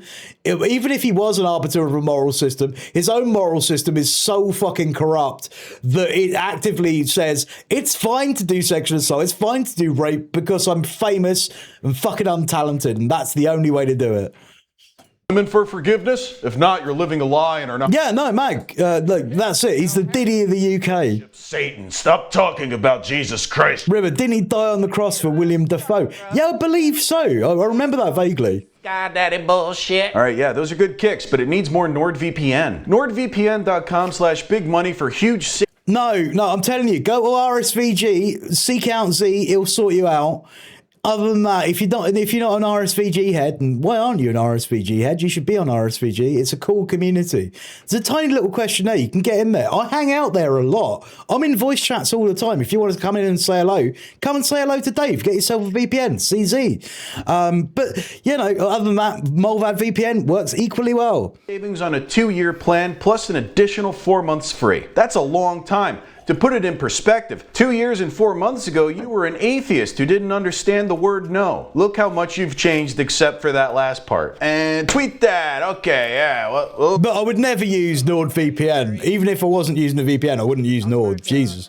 I love her still, and I'm glad that her mum's in the room to hear me say this, but look, I was okay with Orlando Bloom. But Justin Trudeau!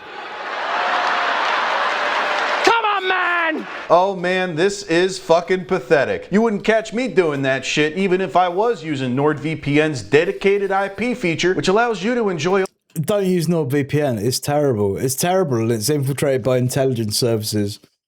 Right, if you want like your Pornhub browsing fucking material going to bloody Mossad or whatever, that's the way to do it.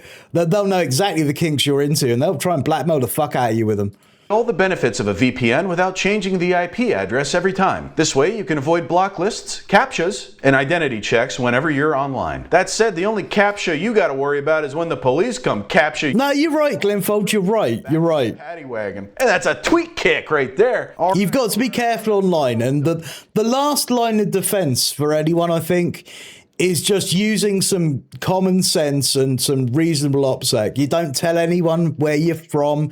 You don't talk about your organising efforts. You know, that's a big one. You don't tell anyone about like the names of comrades. Maybe you don't even say people your real name. Like, there is a level of healthy distrust which you should engage in, like in any sort of like space online. Yeah, so I was saying that. Hey, Duke, I haven't heard great things about Proton. I do think they are operating in Switzerland, though, and Switzerland, the regulations on VPN did change. I don't know if they are still operating there. They wouldn't be one that I would use. I'm going to say right now, if we're talking about commercial VPN services on scale, there is only one which I would trust, which would be Molvad. And that's because they have never given out any warrant-based information. They would rather fucking go to court, smash themselves up and get locked up. Molvad VPN, that's the one. Or contact Z on Discord. He'll sort you out. Very good comrade. Been running VPNs and an incredibly trusted comrade by many in that community. In the old cultural model, Andrew Tate would have just been Burt Reynolds. Oh yeah, that's a distinct limitation there as well. If you can't torrent on fucking Proton. Which NordVPN can do, by the way. You want to be able to do all the things, I guess. NordVPN.com/big money to watch the new UK show Law & Order Russell Brand Unit. And I don't have any deals with like Molvad or anything like that. Suspect every episode, but I'm mainly watching for the will they won't they between Russell Brand and the noose in his closet. Because the one thing about Molvad which keeps coming up, and like it's the major selling point for me, is that they had their offices raided by the police, right? And they took all of the equipment and they took all of their sort of like accounting data. and they didn't have any accounting data or logging information that the police could take away to do anything with, which is how you know that they're fucking safe. Because if someone gets raided and there isn't any information that the police can get hold of, they don't log. They don't keep records. Very, very cool service. And there are very, very few places like that online now. You can literally just send them an envelope of cash and get a VPN for a year, a month, whatever. And penalty kick. Well, there you go. That's the sponsored segment out of the way. No, it's not a paid advertisement, Sam. I don't do that. You know that I am a brand risk to pretty much everyone. I have no affiliation with Mulvad at all. But they would be, if you were going after a commercial company, they would be the ones that I would go and get a VPN with. All right, let's do one more. With the Lord, it's like I can't move away. I can't move away from Jesus. You can't move anywhere without telling. Yeah, I mean, as well, Mag. Like, I'd go tweet. All right, now you know we've spent. I'd go proxy Tor and a hopping sort of like node hopping setup where you automatically do node hopping at random intervals. That's what we're about to see at all. But let's play. Are you in a sexual relationship? No. Stand by. Then there's hope. Larry, welcome in, mate. I can't fight your fiance. You don't need to. We can work out some sort of... Thanks a lot. It's good that I've got both your hands. Is it getting on your nerves? No, it's cold. I enjoy it. I'm warming you up. You are. Are your cold? They are actually quite... Yeah, that's what I thought. Yeah, this is my analysis as well. Excellent. Thank you for that, Larry. We're gonna look at that in the Iran news after we finish watching Eric. Don't do it, trust me, don't do this, that's it. And go and follow our comrade Larry, or Larry, Leaping Larry. Larry is leaping. You will know him. He's known by a man of many different names. I know that within you there is a limitless divine beauty, and within me as well. And if I connect with that... What a fucking piece of shit. Shit, that one's bad. Because you took your eye off the road, because things was getting a bit fruity out there. Yeah, thanks. That's really helpful. It'll be interesting to see how well my summation kind of like holds up, because I think I did a pretty good job on that one. Russell, I can undo your bra just like this. Oh, he's trying to unhook her bra? What the fuck? What are you? Fifi box. When you laugh like that, it makes me know what you'd sound like when you come. Dude, how many of these are there?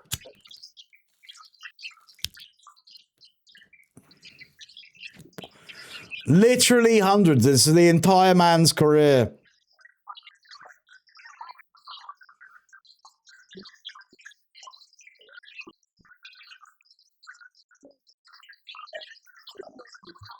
All right, well, I mean, maybe he's innocent.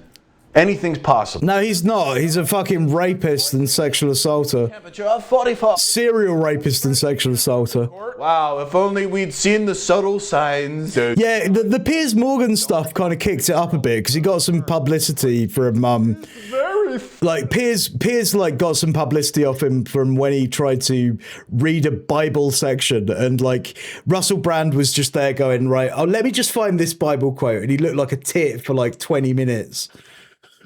To me, fucking hate this guy. Fuck everyone. Do the drugs and then become born again. Fuck yourself, cunt. Yeah, it's got him into some right shit, that hat. Yeah, he allowed him to stew. I got arrested a few times trying. I mean, Piers Morgan, whatever you think of the man, and I think he's a fucking horrible fucking demon, he is incredibly good at managing outrage cycles and baiting shit and creating content that people want to watch. And I'm not saying that he's a nice guy or his content is even good. It's pretty evil shit if you hear him talk, but holy shit, he does know the media landscape incredibly well. And I'm not going to give him respect for that, but he does. And he uses it to his advantage. That's why he's got like the show of the size that he's got. Yes. Yeah, so did he. All right, well, here's my comment. Hey, thanks for saving the prosecution a ton of work by compiling all this evidence. This video tells you all you need to know about Russell Brand, who somehow turned out... Yeah, of course, like, there was that thing that Tucker is publishing Russell Brand's books now. ...to get blacklisted from Hollywood? Those people are eating cereal out of baby skulls, and Russell Brand was still too much for them. Yeah, maybe we should have known something was up when a 30-year-old man was running around dressed like Jimi Hendrix at a funeral, turning every red carpet interview into... Yeah, well said, Sabadra. Friends telling him to chill out? Well, of course he didn't. He's Russell Brand, and to be his friend is to be considered an accomplice for when the other snake boot stiletto heel drops, or whatever bullshit he wears out around town, causing women to cover their drinks in unison. I'd say we should just throw this guy down a well, but he's so tall we'd probably still have to see his fucking face poking out the top. A face only a mother could love. Or Katy Perry, I guess, who I'm now convinced has the mind of a 16-year-old, which is why Russell married her. Now that he's Christian, I wonder how many priests are gonna kill themselves after taking his confession. Oh my fucking God! No matter how dark your life gets, just remember it could be worse. You could be Russell Brand. And post. Holy shit, that was good. That felt great. I'm so glad you all came with me on this journey. Absolutely, screw Piers Morgan. This is all alleged, allegedly. You know, we have to wait to see how the trial comes out. So for the time being, these are all just allegations. Nah, he's getting convicted. I don't care. Like, do me for libel. You won't do me for slander because it's on video and it'll be in a VOD. One day, Mr. Jimmy Savile, just, you know. If you've got a sister, you could meet me by bringing her along. I mean, I haven't got any sisters, but... I don't usually meet fellas, but if you've got a sister, that's okay. I've got a personal assistant called Marsha, and part of her job description is that anyone I demand she greet, meet, massages, she has to do it. She's very attractive, Jimmy. Well, that's a good... What? Holy fucking shit. Holy fucking shit. Why did I not know about this interview? As someone who knows about Jimmy Savile, oh my God. Oh my fucking God. Yeah, put this guy on the wall. I've got to hear that again. Jesus fucking Christ. It'd be very nice to meet you one day, Mr. Jimmy Savile, just, you know. If you've got a sister... Jesus fucking Christ on a bike. I mean, I haven't got any sisters, but... I don't usually meet fellas, but if you've got a sister, that's okay. I've got a personal assistant called Marsha, and part of her job description is that anyone I demand she greet, meet, massages, she has to do it. She's very attractive, Jimmy. Well, that's a good start. Fucking hell. Fucking hell. Hey guys, Uncle Dave here. Listen, I got some big news for y'all. It's Neon Grizzly Frog Fest 2026. Russell then asked what she should wear. Jimmy said nothing. It's that time of year. My God. More frogs. Printing these is complicated because there's so many damn colors, so we only do it occasionally. It's okay, I'll let him plug his merch. I won't let him plug the dodgy VPNs, but... Shout out to Blaze. Blaze. Plug your merch. We have gay frog. I've never heard that before, Sapatra, and I feel like I know the Savile story incredibly well. There's just so much, all of this shit in public. Gay frog stickers. Now's the time to get your gay frogs. The pre-order starts now. Also, for the first time ever, we have bisexual frogs. Nice! Bisexual. That's right, you heard it here. They're the gay frogs, but more bisexual. Finally, a product I can get behind. By representation, thank you. We've literally never had this many damn frogs. So this pre-order starts now. Go get them over at neongrizzly.com. Neongrizzly.com. Let's go.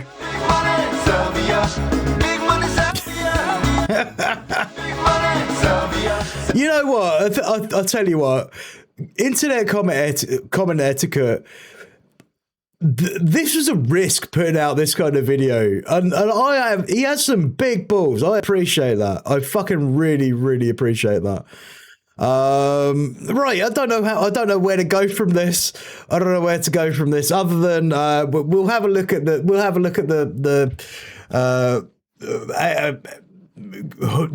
I can't say it.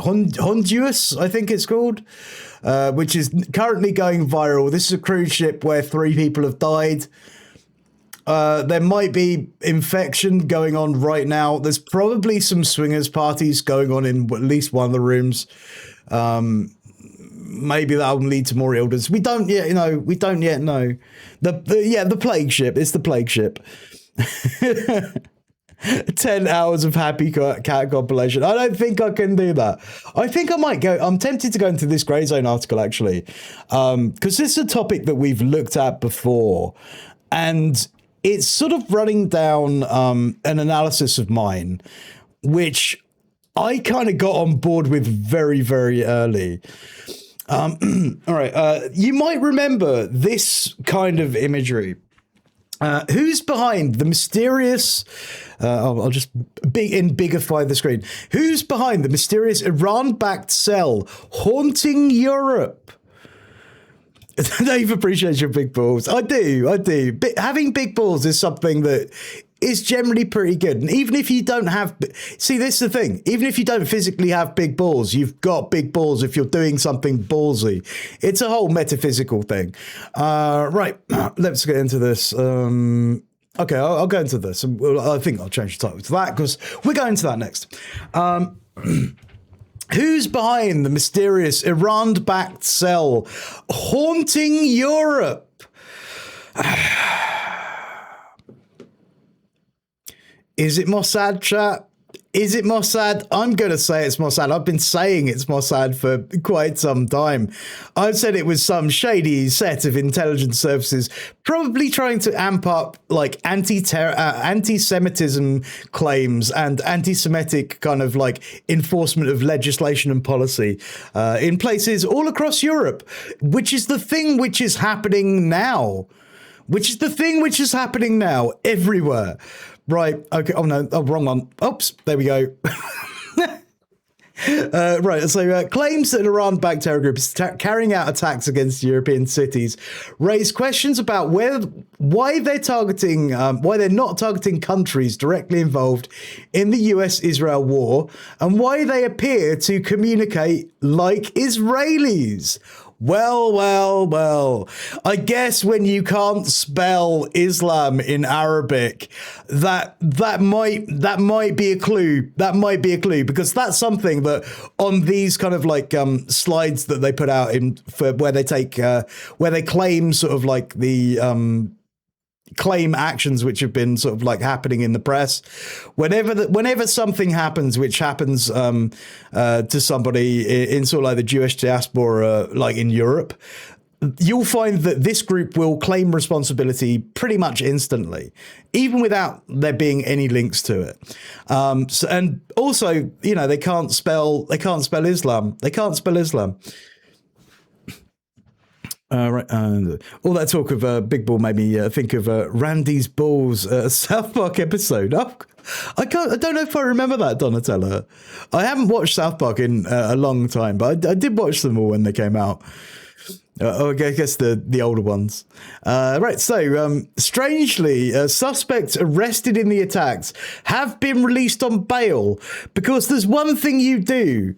There's one thing you do when you have a suspect in custody who is a terrorist and you have evidence linking that terrorist to, I don't know, other terrorists or a terrorist organization, which you're claiming is linked to Iran. Obviously, I'm just going to say that's what you're claiming.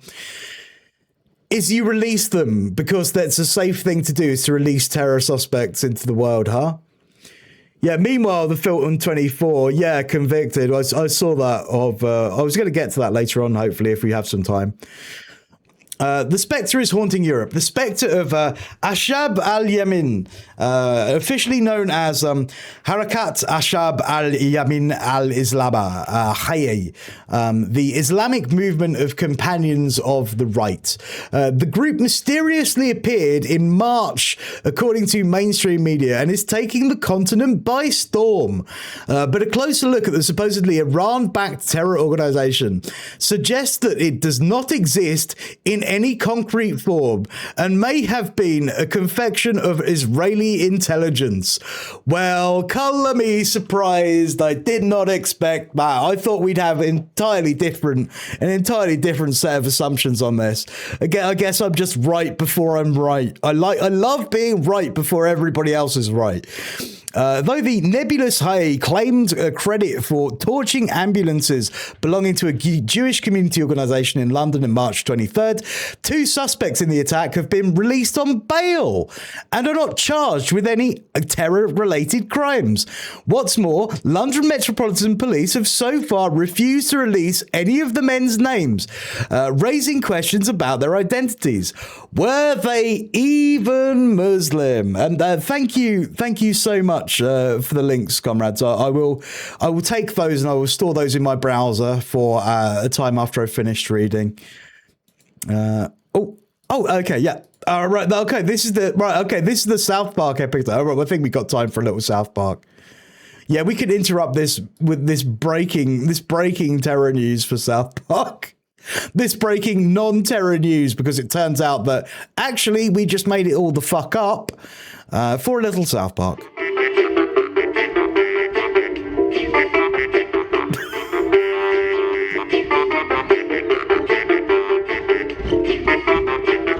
Putain, cette beuh, comment elle déchire! Écoute pas la peau des couilles. Est-ce que quelqu'un a encore de la Loompa Loompa Weed? Waouh! T'as vu ces mecs, ils ont de ces burnes. J'aimerais tant que mon mec ait des couilles comme ça. Why is it French? I don't know, but I think it adds to it, NDC. I think it adds to it in a really good way. And thank you, Donatello, for linking that. And Steph, I have your video for after we finished reading this article. Right, so Haye's first public mention in the West came on the March 9th, when the previously non-existent organisation released a video showing explosive device detonating outside a synagogue in Liège, Belgium, alongside a statement taking credit for the attack. Within hours, the group had been identified by the Site Intelligence Group, an Israeli-led private intelligence firm founded in the aftermath of September 11th to cash in on the newly minted Global War on Terror. Well, I guess not newly minted, but Global War on Terror 2.0, fucking West Asia edition. The materials Haye published were promptly circulated on media by Joe Trusman, a self-described senior analyst examining Palestinian armed groups and proxy organizations at the Foundation of Defense for Democracies. So it came out of a fucking think tank. It came from the Foundation of Defense of Democracies.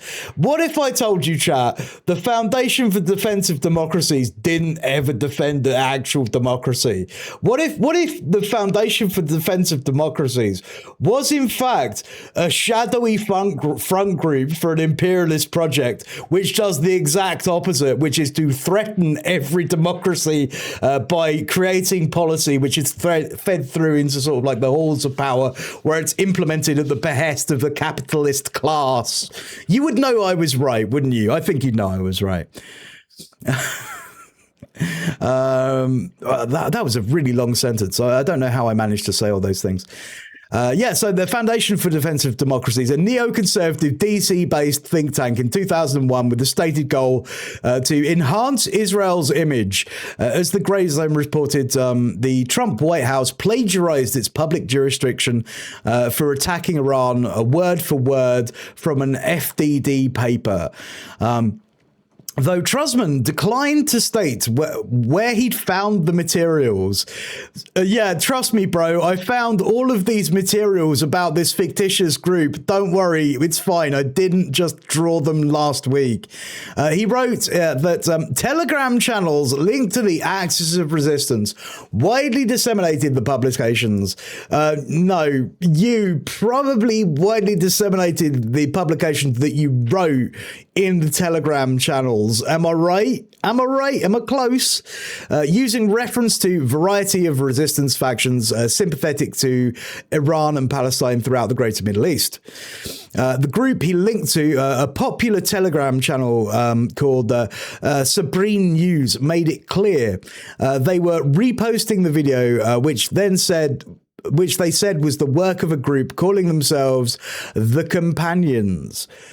Yeah, this gives, there's a list of vibes whilst pointing it for a calendar. Yeah, it is very this, but with a calendar. It's, trust me, bro, don't worry. All these guns, we're in a highly magnetic fucking MRI machine. That's where you just keep guns. That's where you keep guns if you're like a member of the Axis of Resistance. You keep all your guns near the super powerful electromagnet. It just makes sense that way. Yeah, but it's the calendar shit. I mean, all the other sort of like items of Hasbro and weapon seizures that we see, it's the same level of shit. A forest of fucking red flags. Yeah, FDD, like, trust me, bro sources, not being able to spell Islam. Yeah, very good. Almost immediately, Trosman began asserting that these companions were about guaranteed to be a Tehran-linked cutout. For starters, he told the British media their logo with the wording is a sign of a classic Iranian front organization. As in, you made it the fuck up. Because like their symbol, the symbol that this alleged group, and I say alleged group because I don't think it exists, other than inside the mind of a think tank and intelligence services, is the clenched fist holding a rifle. In this case, this is a Dragunov sniper rifle, but this is not common imagery for any resistance factions or any liberatory struggle. It's always an AK-47, absolutely every single time. And I challenge you, chat. I challenge you, and actually no, I don't challenge you because I don't want you Googling this shit, and I don't want you getting in trouble. But I challenge you, if you know anyone who is kind of like adjacent to this, ask them if they've like experienced like any other rifle other than AK-47 and an outstretched arm in a logo, because I don't think you could find one. Yeah, the AK is the people's gun. It's synonymous. It's absolutely synonymous with liberation. It's one of the most common rifles in the world, and but very cheap, reliable, and a symbol of resistance.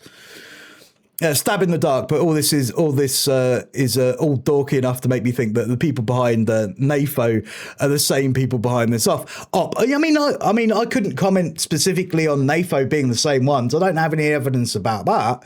But I will say that these operations are pretty common, I think. I think they're pretty common. It's just disinformation. Not just disinformation, but manufacturing consent for changes of policy. Right. Right. Site intelligence. Okay, I'll come back down again. Almost immediately, right, they're a cutout for Iran. After all, he wrote on March 8th, Makib Tahik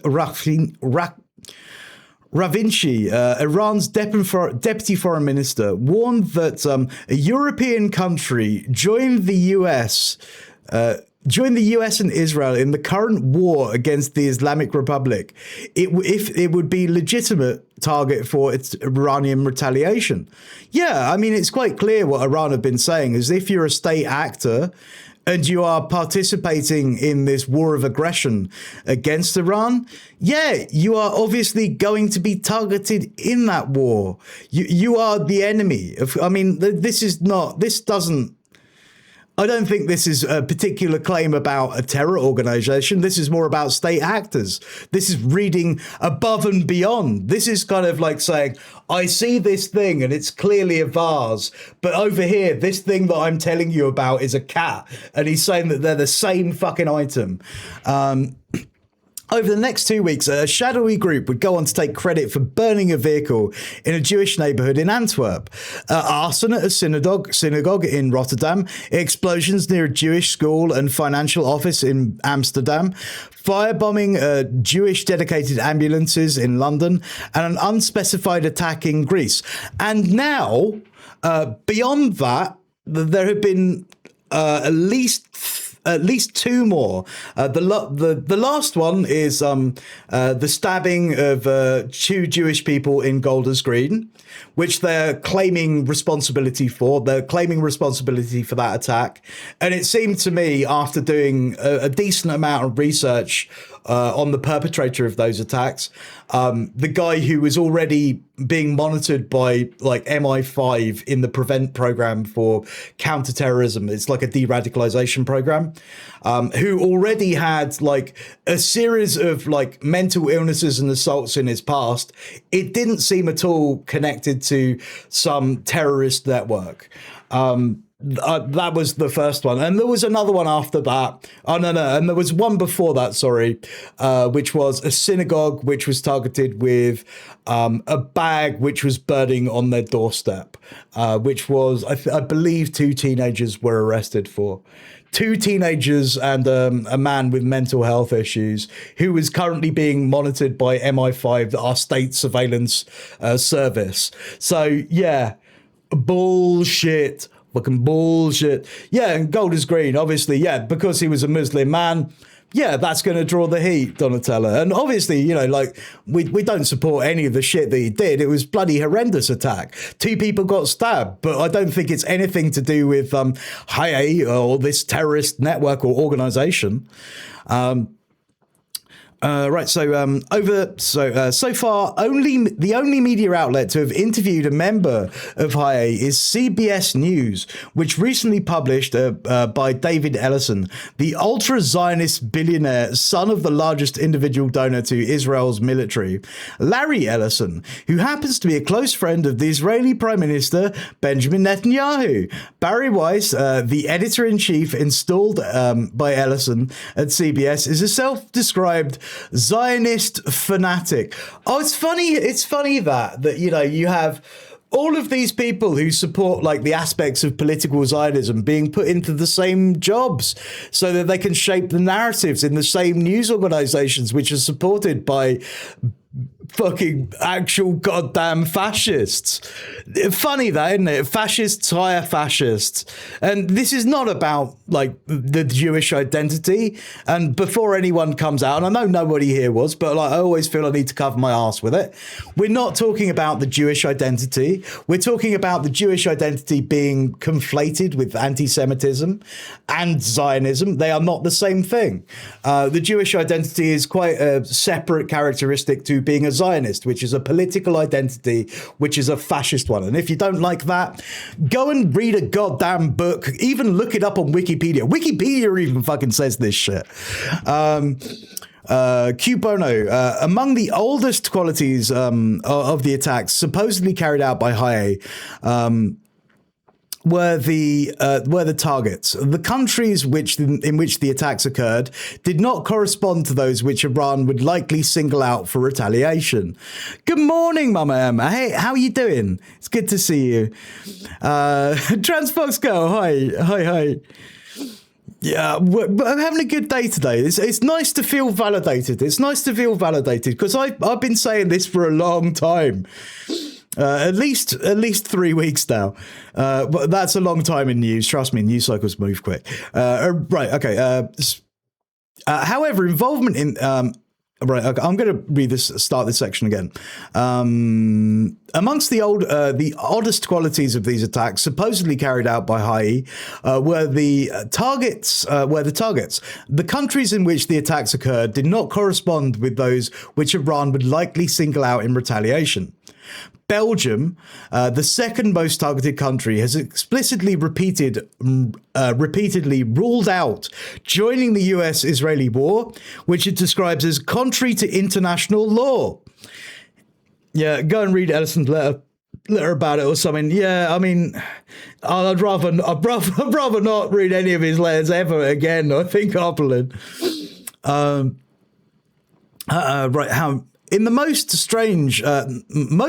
the strange explosions have been concentrated in the Netherlands, which sent a single frigate to the Eastern Mediterranean. However, its involvement pales in comparison to a country like France, which has not been hit by a single high once, despite sending an aircraft carrier and several other military assets. Strikes by Iran on these countries would therefore serve little political purpose. Thank you very much for the follow. Welcome in. Horse piss. Son of a two-ball bitch. Motherfucker. Horse piss. Thanks for the follow. Appreciate it. After all, if these attackers hope to deter states from further involvement in the war, they would likely focus on leading European participants, such as France, Britain and Italy. Yet just one of those countries has experienced a purported high attack and is only on a single occasion. I mean, no, not now. I mean, the UK has had now 3 attacks like this they're trying to pin on this group, and none of them I think are valid. Yeah, almost like they're trying to get those places in line. Yeah, they're trying to wrangle, like, not just public opinion. I think public opinion is important, but they're trying to wrangle sort of like a political opinion to, I guess, support sort of like Zionist ambitions and settler colonialism. And obviously the US and Israel's war against Iran. I think that's one side of it. But I guess more than that, make more policy and legislation available for cracking down on protest and organising of sort of like people like socialists like us and pro-Palestinian organisers, by banning marches, by banning speech. Right in the news, just in the last 3 days, the big thing here is that they're trying to ban the term globalize the Intifada. They're trying to ban it outright. They say it's now hate speech. They're trying to ban the Al-Quds rally on a permanent basis. They're trying to tamp down on what they are calling hate speech, saying things like from the river to the free, Palestine will be free. They're trying to do that and put that in a legal context so that they are all criminalized things that happen, much like in the same way that Palestine Action, if you said you supported Palestine Action, you were supporting a terror group. They're pushing for this legislation now. Keir Starmer wants it through. He's made statements in the press. This is the news that the last 3 weeks of these alleged attacks have like kind of brought to the surface. Yeah, good morning, Comradsky. It's lovely to see you. Yeah, globalize the Intifada and from the river to the sea. Yeah, no, like, these are just normal things which have been said at rallies since I started going to rallies. These are not sort of new terms. These are not hate speech. They're talking about the liberation of Palestinians, but the liberation of Palestinians to an Israeli is obviously a detriment to settler colonialism, which they seek to overthrow.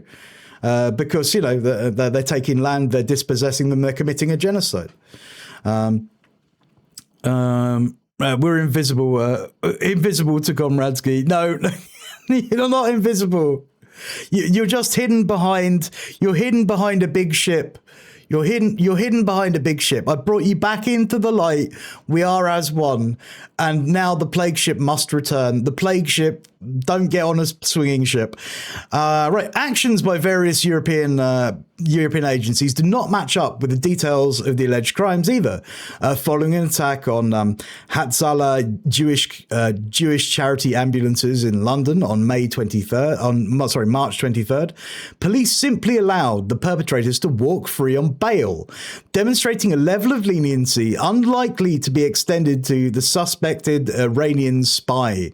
For Hatzalah, the incident was a blessing in disguise. The British government has since pledged to replace the damaged ambulances with 4 new vehicles for free. The organisation has already exploited the situation to rake in over £2 million in donations. At the time of publication, the London Metropolitan Police have yet to release the names of the 2 suspects in the attack. The British press has seemingly moved on from the incident. But what I will say, though, is that whenever there is an arrest, generally suspect names are not released. I don't think that is indicative of anything other than police procedure in that case. So, like, I mean, that's just the way it works with the Met.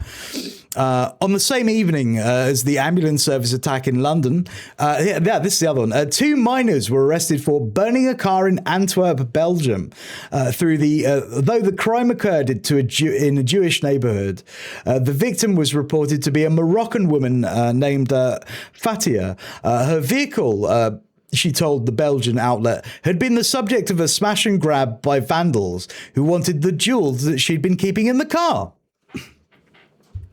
Whether they were actually targeting Jewish people doesn't matter, she stated. And this is a post from Max Blumenthal. The crime being attributed to the same mysterious Iran-backed terror group that torched ambulances in London. However, the victim of the attack was a Moroccan woman named Fatia, who says that her car was robbed of jewelry, and she calls the underage subject of vandals. Yeah, and right. And here we have some footage.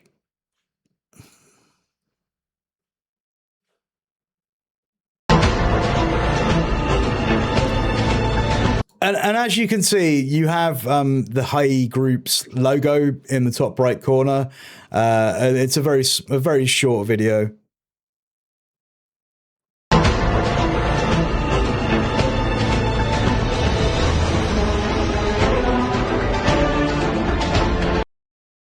Yeah, so a smash and grab where someone burns your car against a Moroccan woman is an anti-Semitic attack. I don't think so. For many experts, Hai's written messages raise serious questions as well. As a Dutch professor who specializes in transnational militant Shiite groups told a national outlet, the fact that this group cannot clearly read or write Arabic fluently like a native speaker means that I do not entirely regard them as a seriously organized radical sleeper cell. There you go. I'll say that again. The fact that the group cannot read or write Arabic fluently like a native speaker means that I do not entirely regard them as a serious, organized, radical sleeper cell.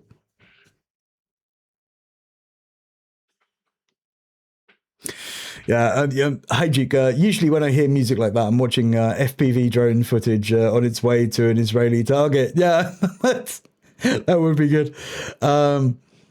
Heard Sky News reporting last night police started investigating an attack on a former synagogue. A former synagogue. Okay, Donatella. Right. Yeah, ignoring the fact that the former synagogue is a current mosque. Yeah, and it's just every opportunity to mislead people, every opportunity to craft these narratives. I mean, this is like, I guess you've got the Hasbro end of like the public relations machine of like the state of Israel, but you also have the direct involvement in taking, I guess you can say it comes down to two things. You have the public relations end, which is like the back end. That's the last bit which takes place. You have the attributing random acts of anti-Semitic violence, and there are acts of anti-Semitic violence. They do happen because when you have a state which is Israel, which is encouraging like this, the general kind of like waters in society of like anti-Semitism to unpolitically aware people who might not be politically engaged and understand what the struggle looks like against Zionists and not the struggle as it looks like against Jewish people. And there is a difference. There is a difference because there are plenty of goddamn Jewish people in our organizations who are not Zionists. There are plenty of anti-Zionists who are Jews who live, even maybe not socialists, even those who are liberals. They're out there. Well, I've seen them. I've met them on marches.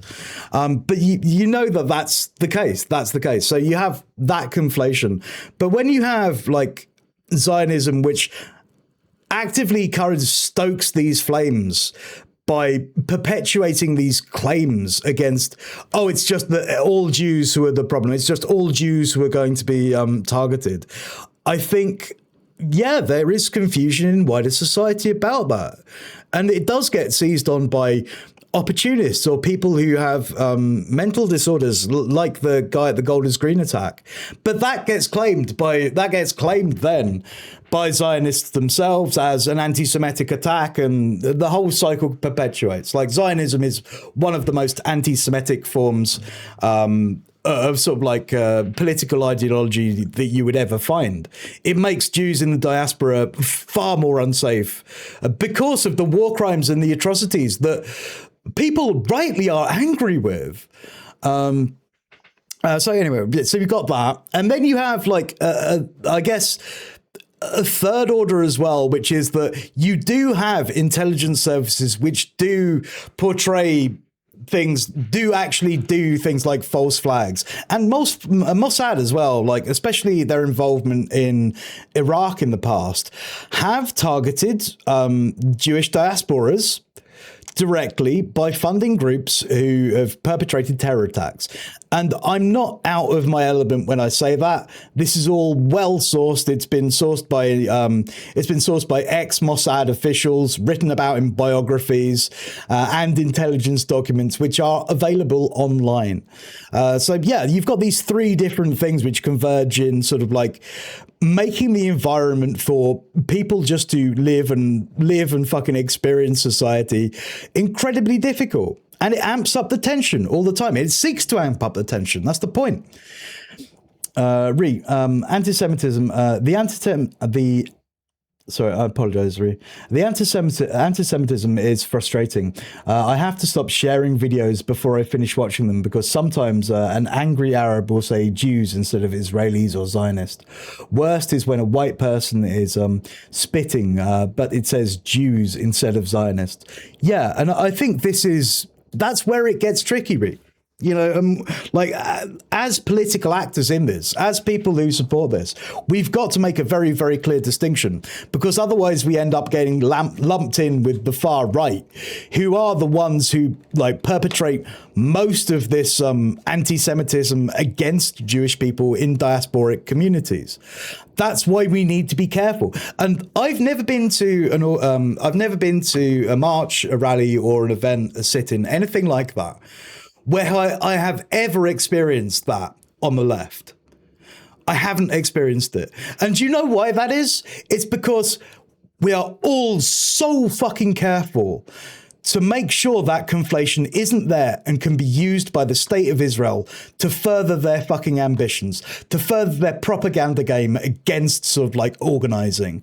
And we must be careful about that. There is a distinction to be made. But it is righteous violence. There is righteous outrage there to be had at what Israel is doing. And sometimes it's going to take a form which I don't politically support. But I see why it's happening, but we've got to be aware of that. Official Iranian broadcasts, like those of virtually every Islamic resistance group on the planet, generally refrain from using such language, where they view legitimizing the apartheid state. They tend to prefer terms like Zionist regime or occupied Palestine. The language used in the communique by the supposed Iranian-linked group is far more characteristic of Israeli speech patterns. From Iraq to Australia, Israel's dark record raises questions. One of the first marches I went to, there was a younger black guy standing on the median planter yelling a piece of hate speech as we passed, and happy to say a lot of people yelled at him to shut up and that he was wrong. And he was wrong, really. And I appreciate you posting that, because we've all been involved in these communities, and we know this we are not the seat of anti-Semitism. It's external. That's the myth that sort of political Zionists want to put onto us to make us look bad. There is, of course, an alternative explanation to why someone would want to carry out a series of low-impact, relatively harmless bombings of Jewish sites. The same strategy was widely employed by Zionist spies in Iraq in the early 50s, following Israel's creation, when at least 5 bombings targeted Jewish locations were carried out. Israeli historian Avi Shahim later uncovered extensive evidence that Israeli intelligence had perpetrated a majority of the attacks in an effort to encourage the Jewish exodus to Israel. Yeah, it was specifically targeting a diasporic community so that you would have more people who would go to Israel and who would leave Iraq and go to Israel. This was the way it was done, and that's well documented. I'm just gonna plug my light in a second because I've run out of power. I've run out of juice. Boop. I'm light again. Otherwise, I look very white, I've noticed. I am very white, but I am very white in a political sense. Maybe I'm less white in a political sense than a lot of people who exude whiteness. I use my whiteness for good, I think. Right there. Right, Yakov Kirill, a member of the Iraqi Zionist underground who worked closely with the convicted spy Yosef Bazri at the time, told Shalim that this was a deliberate strategy to terrorize and not to kill Jews in the region and force their resettlement. And here we have a sourced article. This is from the Austrian broadsheet newspaper from 50 to 51. Wave of bombings targeted across synagogues in Iraq. Though many in the West blamed Arab, the Iraqis at the time, Jewish historian Avi Shaim later concluded that without any doubt, the Zionist underground with the Israeli involvement was responsible for the 3 bombings. Yeah, and this was like mainstream news. It was mainstream news. And that's only just recently. There's been stuff published about this for a long time before that, and like you can find actual books on that. It's even in fucking like biographies of people who have worked for Mossad. If that was the case, the strategy worked to perfection. Within several years, over 95% of Iraq's Jews had migrated. The pattern appears to have continued for decades since.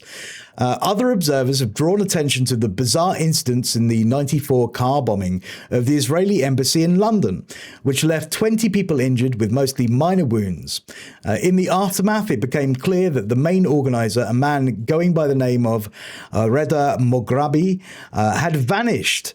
In his place are 2 Palestinian academics who were active in local solidarity movements, Samar Alami and Jawad Botmer, were ultimately convicted of conspiring to bomb the embassy, despite being nowhere near the embassy at the time of the detonation, and despite Israeli embassy cameras nearby mysteriously malfunctioning on the day.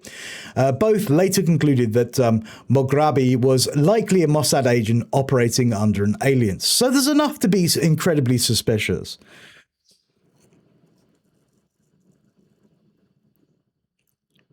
Oh, okay. Thank you so much, Transfox Girl. Later, like years later, MI5 whistleblower Machon openly stated that the 94 bombing was a false flag by Israel. Speaking to an interviewer, Machon noted that what happened? Something happened. Something happened there. I'm sure I saw something. I don't know what that was. I'm not sure what that was. I'm sure I saw something on that screen. I don't know. Maybe I'm hallucinating. I haven't had much sleep. Years later, whistleblower Annie Macron openly stated that in 1994, the bombing was a false flag attack by Israel. Speaking to an interviewer, Mahon noticed that the senior MI5 agent in charge of the agency's investigation concluded that Mossad had bombed their own embassy. And I've seen interviews with Annie, who is like a whistleblower for MI5 who is working as an agent at the time. I've seen interviews, and I think she's incredibly important witness in this. They're out there. You can find that on YouTube. You can actually go. She's been interviewed in lots of different places. Hey Duke, thank you so much for the resubbing with Prime. I appreciate that. I am not in the MI5.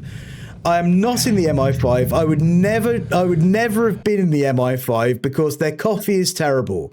Here at GCHQ, we have much better coffee. It's freshly roasted. The machines are nice. We're like tech bros, you know. We do all the SIGINT shit. We look at all your porn inquiries and blackmail our enemies. How do you know that coffee is terrible, Dave?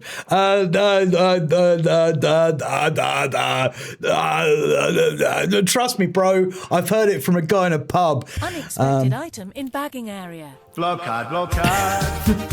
Thanks for redemption. Phew, Mag. Skin of the teeth. You got me out of that one, mate. Hell of a job watching porn all day. Eric, welcome in. It's good to see you, mate. Yeah, GCHQ ain't all it cracked up to be. No, it Donatella. Oh no, I'm casting side eyes at all of my chatters now. Oh no. Okay, for the next 10 minutes, while we get through the end of this article, let's not Fed jacket each other. Let's nobody do that in chat. We're not going to do it. We're not going to Fed post. We're not going to Fed jacket anyone. Oh, I love you, chat. You're brilliant. Thanks for hanging out whilst I read this. I just thought it's. I mean, like since Larry linked it, because I didn't know the Grey Zone had done a piece on it. This is great. The senior MI5 said that Israel did it for two reasons. Macron explained. Primarily, she said, Israeli officials were always hassling MI5 for increased security around their embassy and other interests in London, because London had a reputation of giving a safe haven to Arab dissidents from around the world at that point. But MI5 kept saying, well, there's no reason to increase the threat assessment. You don't need the extra protection. So letting off a controlled explosion, of course, they immediately got what they wanted. And below here you've got Annie Macron, the former MI5 officer who's giving an interview explaining why it was a false flag attack. It's a false flag attack in London in 1994, where a car bomb exploded outside the Israeli embassy. The senior MI5 officer, who was in charge of the investigation into it and had seen all the evidence but also all the intelligence, which isn't necessarily admissible in court, wrote his formal assessment at the end of the case, and he said he reckoned that Mossad, the Israeli external intelligence agency, had bombed their own embassy. And he said that they did it for two reasons. One, they were always hassling MI5 for increased security around their embassy and other interests in London, because, of course, London had a reputation of giving safe haven to Arab dissidents from around the world at that point. And MI5 kept saying, well, there's no reason to increase the threat assessment. You don't need extra protection. So letting off a controlled explosion outside, of course, they immediately got what they wanted there. But crucially, two innocent Palestinians were arrested, charged and convicted of conspiracy to cause that attack. And they were very active in a Palestinian support network in London, political campaigning for the people on the West Bank and the Gaza Strip. And they were gaining some traction in the media. They were getting quite a lot of support. So by arresting these people and framing them for an attack and sticking them in prison, the whole network just shattered and hasn't got back on its feet to this day. So that would be a clear political advantage for Mossad to have achieved in London by framing these innocent people for an attack which was carried out by Mossad. Yeah, and I think that's an incredibly important piece of evidence that we're seeing there. I think it's interesting when you do have people from MI5 talking, quite openly about their experiences in the intelligence services. Usually you find that if it's MI5, they're up to no good, and they think that, well, what I was doing was good for the country. But they'll tell you straight about operations. They'll tell you straight up what they think. They'll always frame it that they're the good guys, but that's another thing. Also, I don't know if any of you noticed how distinctly like Theresa May she looks, which kind of is freaking me out a little bit. It's just a little bit. MI5 officer. She looks awfully like Theresa May. They're not the same person, I assure you, chat. They are not the same person. Wouldn't that be something, though? Secondly, Macron explained that two Palestinians were arrested and charged with conspiracy to cause the attack. And yeah, this just quotes the piece that we've been reading. There's a major possibility a similar plan was set in motion in Australia, which much more recently, when a wave of attacks on Jewish communities followed the Australian Prime Minister Anthony Albanese's decision to recognise Palestine as a state in 2025. The media there immediately pinned the blame on Iran, prompting Canberra to expel Iran's ambassador. This belief, it turned out, was also based in Israeli influence. As the Grey Zone reported at the time, Australia's Sky News revealed that Israeli Israel originally provided Australia's intelligence agency, ASIO, with a tip-off or lead in relation to one of the firebombings, which indicated that a spate of attacks was orchestrated by Iran. Yeah, Bondi Beach is another one which I think people looked at very, very closely, Transfox. And it did not seem right that someone with a criminal record would have access to firearms like that. And they did clearly have access to legally procured firearms. So, yeah, there was a lot going on there. I'm going to stay on topic. It might be brought up later on. Yes, yeah, here we go. Yes, the Bondi Beach attack. In December, when a pair of ISIS sympathizers attacked Hanukkah ceremony on Bondi Beach, Sydney, Australia, Israeli Prime Minister Benjamin Netanyahu immediately blamed an unspecified Iranian-backed foreign terror cell. He also signalled out Australia's Prime Minister Anthony Albanese, accusing him of inspiring the attack by recognising a Palestinian state. 2 months later, Israeli President Isaac Herzog flew to Canberra to promote Israel's planned assault on Iran. During his trip, Herzog held an unprecedented secret meeting with the ASIO director, General Mike Burgess. So yeah, you've got like direct interactions with the president and like their Australian intelligence services. The president met with the Director General of Security and was briefed by ASIO's counterterrorism team on their work following the Bondi attack. ASIO spokesman claimed the meeting was revealed. So I thought this was a really good article, and like, thank you very much for linking that, Larry. I just kind of skimmed it before reading through, but in many ways, I'm very pleased that my own analysis kind of like pretty much came out to this, and it was interesting getting the details on the London terror attack as well, like, because I think when you've got intelligence services themselves or members of the intelligence services saying that, you know, this was a false flag attack on the London embassy, you can see a pattern. You can see these patterns emerge, and we're not talking like string on a chalkboard. We're not talking string on a cork board or anything like that. We're talking like legitimate sort of like intelligence actions which are for an effect, and that effect is to cause Jews across sort of like diasporic communities to be incredibly concerned and encourage them to emigrate to the state of Israel. So it was interesting, especially in regard to that terror group itself. Right, I'm gonna need a little bit of time to chill the fuck out. We're gonna play a little music, courtesy of Steph, I believe it was. Thank you, Steph. There we go. Oh, Larry, I'll take a song from you as well. I'll have to.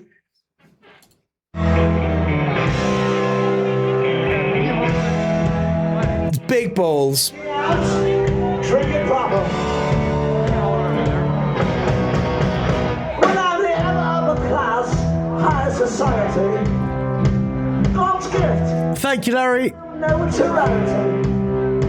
And I always fill my ballroom, clear empties and never smile.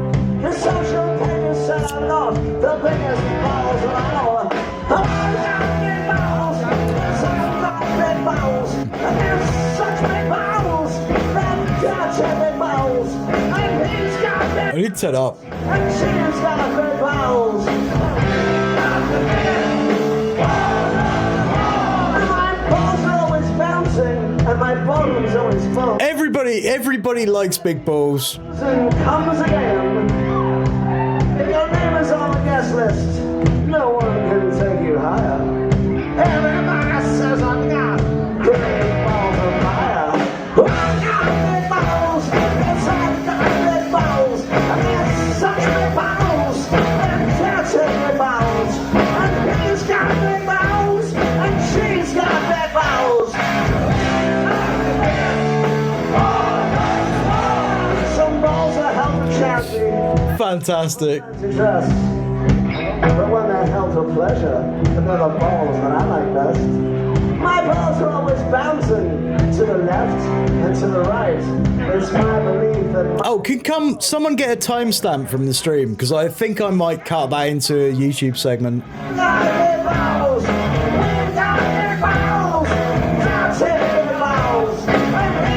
Just let me, if you let me know where it's ended, or like what the time is now on the stream, or the times counter, that would be very, very helpful, chat. I should have used a clip marker. I don't know how to do that. Thank you, Donatella. Absolute fucking legend.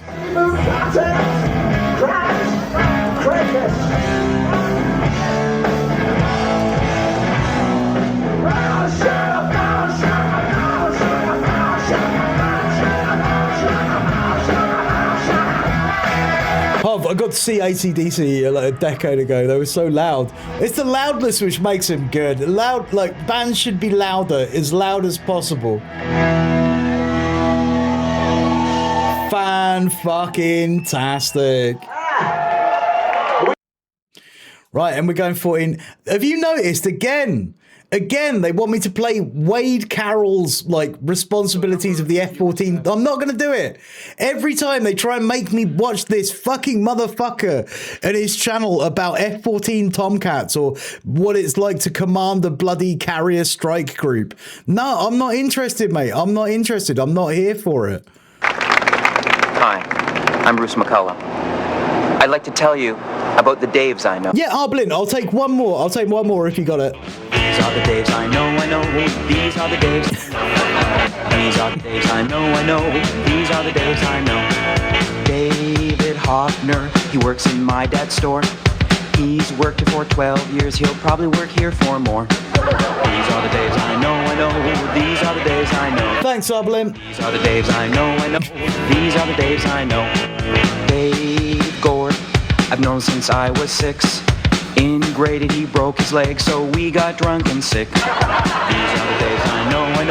These are the Daves I know. These are the Daves I know. These are the Daves I know. Some of them are Davids, but most of us are Daves. They all have their own hands, but they come from different moms. These are the Daves I know. These are the Daves I know. These are the Daves I know. These are the Daves I know. Dave Jadisky, man, this cat can swing. He weighs almost 50 pounds and he delivers my paper on time. These are the Daves I know.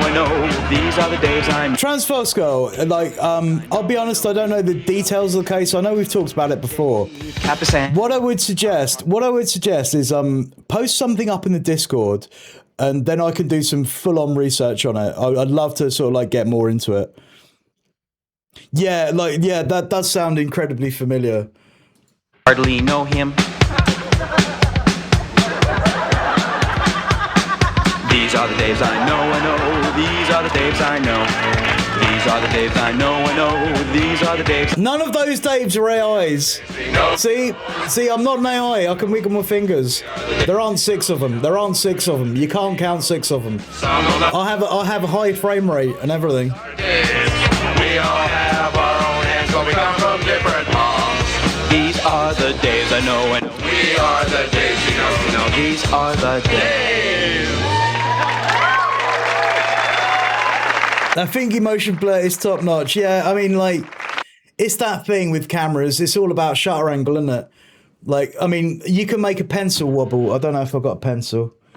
I've got a beard comb. I've got a little beard comb. You can. I don't know if you can see it in front of my handle. Yeah, you can make it bend. You can make it bend. It's shutter angle, isn't it? Shutter angle. Right, okay, thank you. Right, Arbolin, I haven't forgotten you. We're going into Bruce Coburn. If I had a rocket launcher, let's go. I may actually bookmark that one. I kind of like that song. There we go. Go. 3, 2, 1, go. No, it is the most Dave song I've probably ever heard, Larry.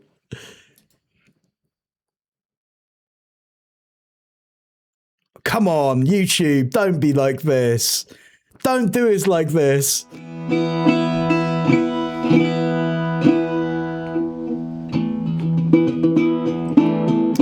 Thank you, Transfox Girl. I'm going to look at it tonight and get into it tomorrow. Actually, no, I probably won't look at it tonight because I'll be shattered. I'm kind of really shattered at the moment.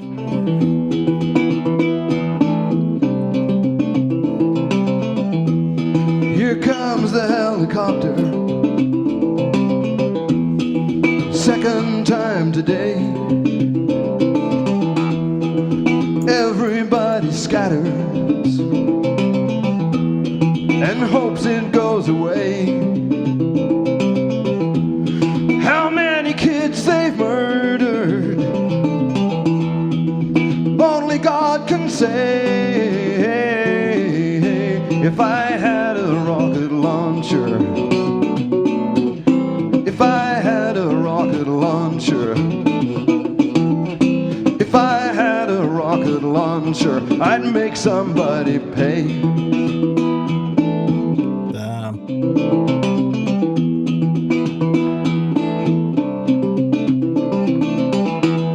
I don't believe in guarded borders, and I don't believe in hate. I don't believe in generals or their stinking torture states. And when I talk with the survivors, the things too sickening to relate. If I had a rocket launcher, if I had a rocket launcher, if I had a rocket launcher, I would retaliate. This is really good. Arbelin, thank you for linking. On the Rio La Canton, 100,000 wait to fall down from starvation or some less humane fate. Cry for Guatemala with a corpse in every gate. If I had a rocket launcher, if I had a rocket launcher, if I had a rocket launcher, I would not hesitate.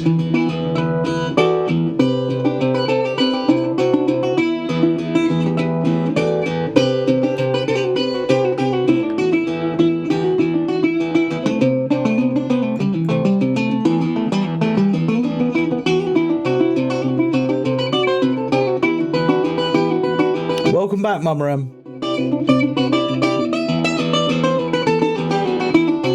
Yeah, I feel it. It's been a long one.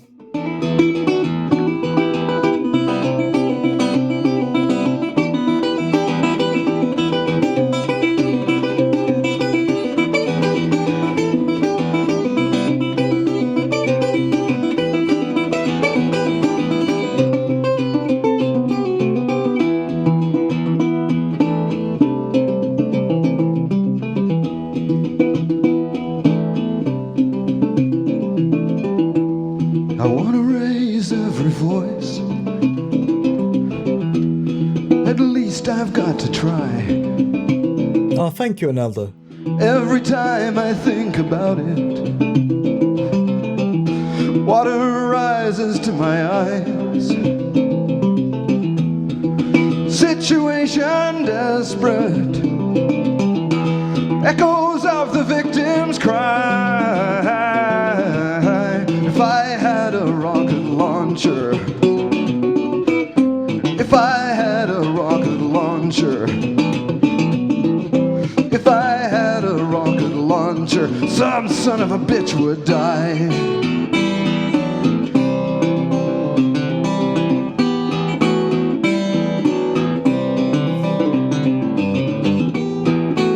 It's a good game, Mama. It's a great game.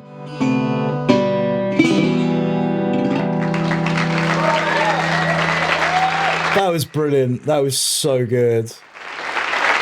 That was so good. What an amazing tune. And welcoming everyone. It's good to see you all if you've just popped back or come into the stream. That was amazing. Thank you, Arbelin, so much for the link. And yeah, if you do find out who was the original linker, I will credit them on stream. Right, where are we going? I feel like I need to watch a video. Because I've been doing a lot of talking.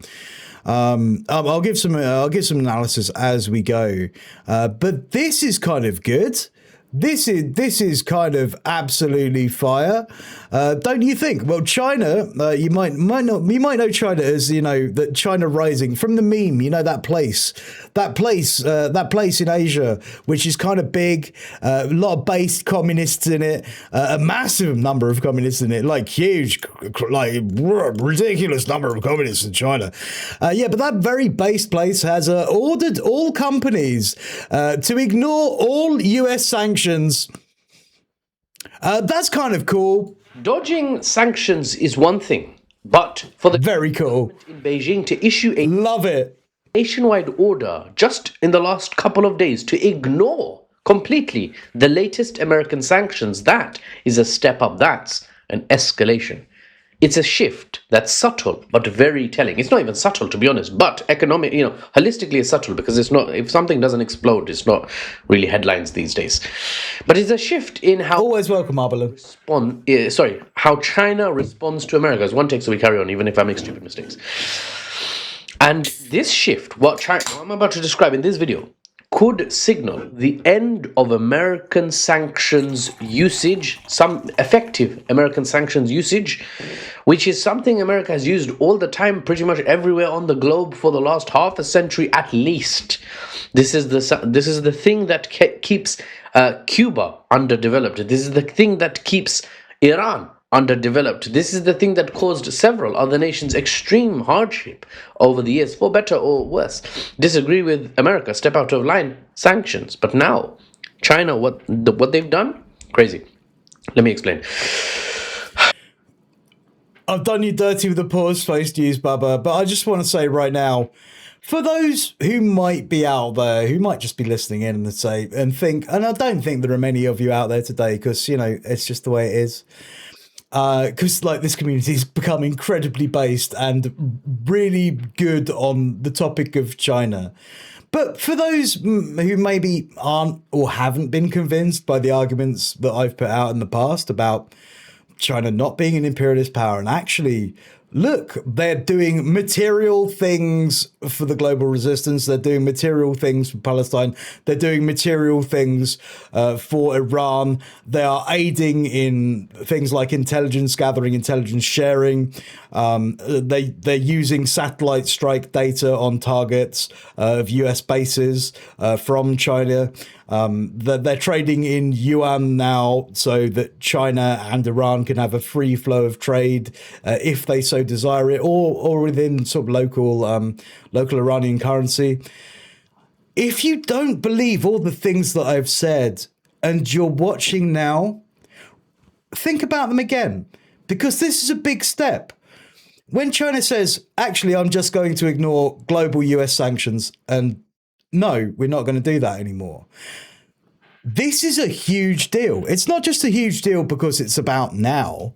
It's about a huge deal because of tomorrow and the next day and the day after that, when the US will inevitably sanction other nations for their fucking resistance against US imperialism and empire, for their resistance against settler colonialism, for their resistance against resource extraction, for their resistance against military involvement on the ground fighting fucking troops. They're going to ignore that too. Huge. What I'm seeing potentially is the first signs of an end to shadow fleets and illicit oil, according to America, sanctions dodging to get around. I'm going to allow it. We might end up seeing in the coming months, in the coming years, a global south led by China that says to America, new number, who dis? Hey, China isn't commie because they aren't going to war against America and West Asia. Yeah, they forfeited their commie card because there's no Chinese boots on the ground. All of us get together, we talk. If a nation's moving a bit mad, then we... Chimera. Not you. Be wary of Dave's sinister agenda of making you think that's disruptor behavior. Because let me tell you exactly what's happened. The big disruptor. You might recall, in fact. I'm just gonna comb my beard in a sinister manner. Certain these oil refineries. These are called the teapot refineries. They are at the periphery, you could say, of the Chinese economy, and they are shaped like teapots. The US said don't trade with them. That's going to be a good read, Larry. I enjoyed yesterday's tremendously. Actually, no. Ignore what America just said. Business as usual, brothers. I don't know why he's Jamaican. I order you to ignore the US rules. Oh, snap. That's not good. That's different, by the way. It's never been like that. That was the quick news. I'll elaborate. I just need a cigarette. I've been reading that article for about an hour, haven't I? Seems like an hour. I mentioned in a video when it was first announced that the US had made the move of sanctioning Chinese teapot refineries that are known to be... Yeah, but it's that kind of reality that you need, Larry, I think. Like Iranian oil. The Americans likely did this just as another thing to pressure Iran. They're doing loads of things to pressure Iran. If you tell nations and businesses that working with companies processing sanctioned oil is... It's the struggle that you go through, which fucking... Economically. It tempers the steel of man, you know? As has always been the case, that those companies... Oh, it was meant to be today, Transvox Girl, but it hasn't got here yet. We would sanction the teapot refineries. China would break the refineries off from their main economy. They would stop working with them, stop lending to them, stop investing in them. And those teapot refineries would not do well, and Iranian oil would not be bought by them. It might be sitting on the mat downstairs, to be fair. I have been up here and I have got sound cancelling headphones on. I'm going to have a look. I'll be back in a sec. To fund everything of the Iranian state, and right now the Iranian economy sucks. So every little helps, as I think Tesco or Asda would say. You know. Hey Duke, you are our thought leader in chat. Police the chat as you would an ideological boot camp. Always had is. I have faith in you, comrades. You know, well, to use an analogy, just to drill it home, bully on the playground says, not only do I dislike this kid, and I'm going to give this kid beats, Iran. If I hear anyone else talking to him, if I see any of you playing with him, watch after school, you're also going to get beats. From me and my backup dancers in Western Europe. We're all going to gang up on you because that's how bullies operate usually, right? But China didn't ignore or tactically try to go around the sanctions, as has always been the case. That's how the global South countries have always done it. Sanctions evasion, you might have heard many times. Instead, China wheeled out theoretically powerful, but as of yet untested, economic tools. The blocking rules, orders directly from the Ministry of Commerce in China, in Beijing. The Chinese state has ordered all entities in the Middle Kingdom, China, that is, to categorically ignore the US sanctions imposed on the Chinese teapot refineries. Keep working with them, business as usual. I don't want to see anyone break rank. That's the Chinese sort of order from the state.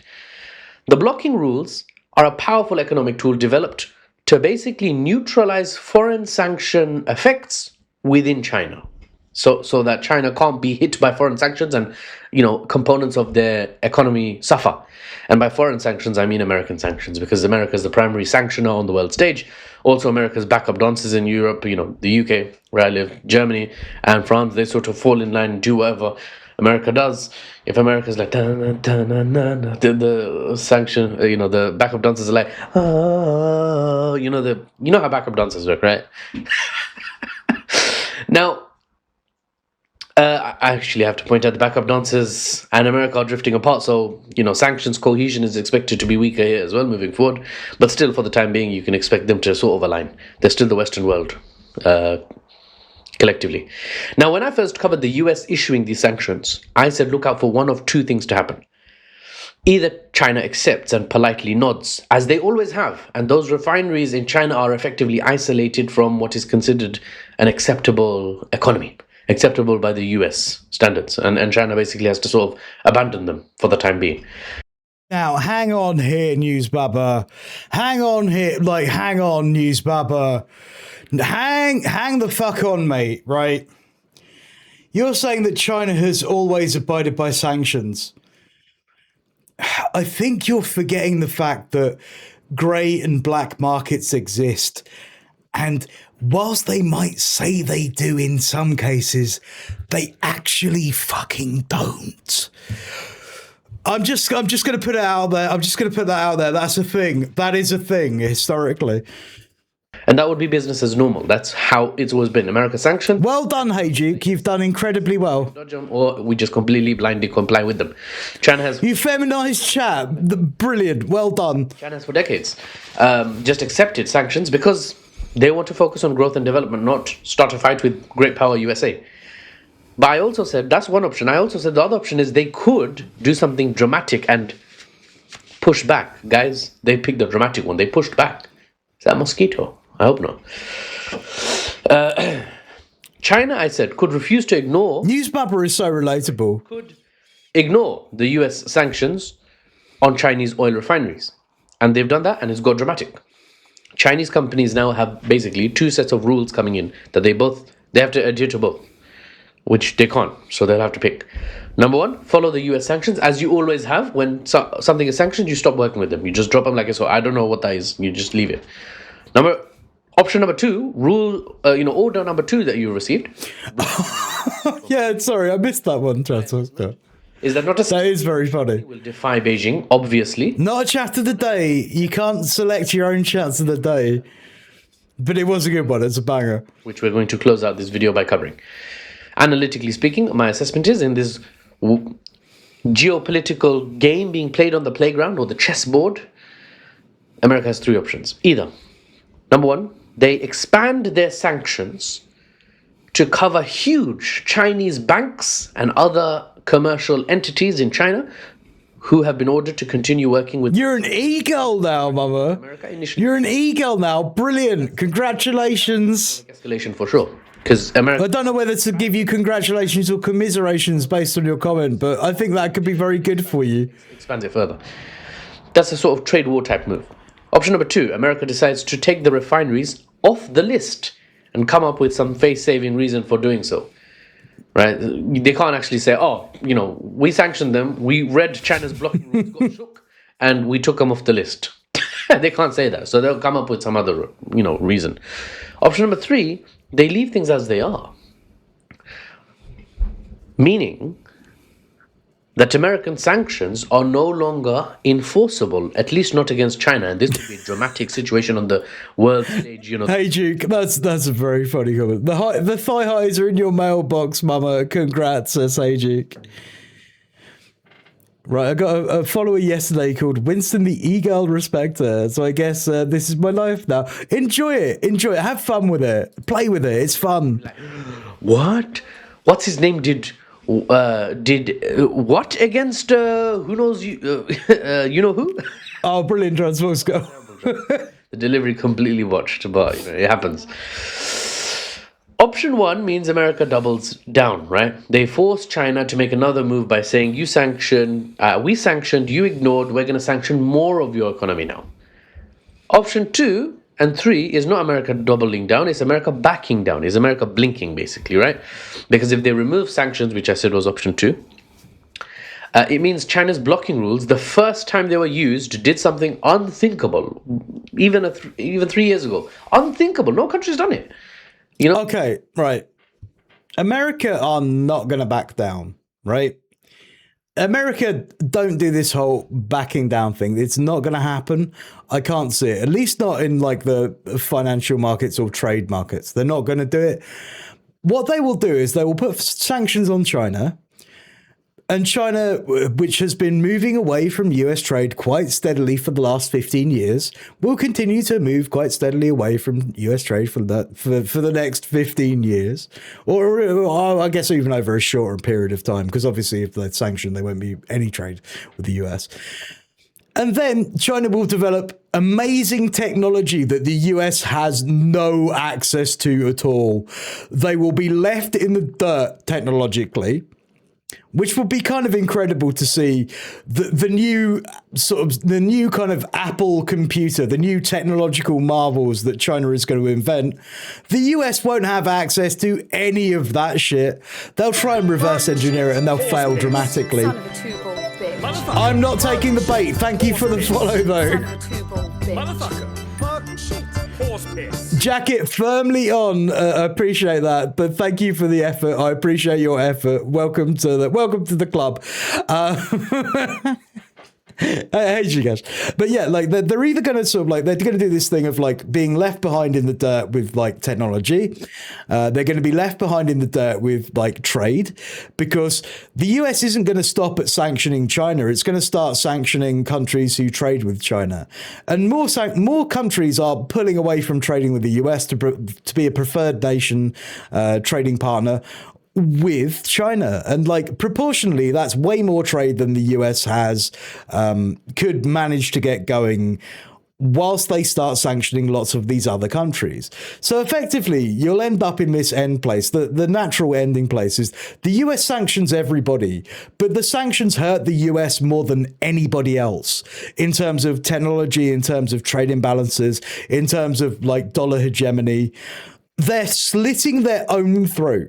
They're in a situation where they're damned if they do and they're damned if they don't, because either way they are fucking going down. During Pax Americana, the age of American domination, no country has, with just a word and a flare of a pen as a self-imposed isolation and exile. It's the logical conclusion of this, Glenfold. If you say, well, I'm going to sanction myself, and you keep on sanctioning states until your balance of trade payments is negative and you can't afford a military anymore, congratulations, you've just sanctioned yourself against the whole rest of the world. Country, let alone China. Yeah, and China is Australia's biggest trading partner by far. It would force Australia to choose China. And you know what, Sapatra? I've always said when it comes to NATO, well, not NATO, but like the Western allies, the Five Eyes network, I really think that Australia is the one nation which is probably the most primed to break away from the US. And I know saying that is a fucking huge thing. And I know they have AUKUS, and I know there is Pine Gap. But when I'm saying it, it comes from a place of realistic trade relations, because if Australia gets poor, if Australia don't get money, honey, from the US, trust me, that relationship is going to sour very fucking quickly. It's going to go. And the US can't sweeten the pot in too many ways. I mean, think about all that they've already taken off you. They haven't given shit in return, because they never do. And by the time their empire starts to wane and sort of like the balance of payments goes down, their profits go down, their overheads go up. Because the dollar is far fucking more expensive because nobody's buying US bonds. Australia gets into this point where it's like the US couldn't give them anything even if they wanted to sweeten the pot.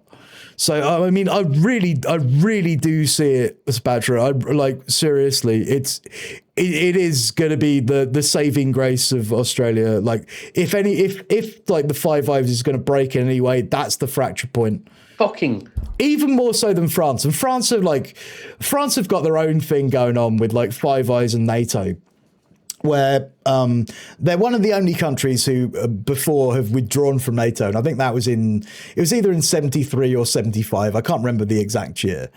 But it like that in itself was kind of a big deal. But that was to do more with the French exertion of its own imperialism.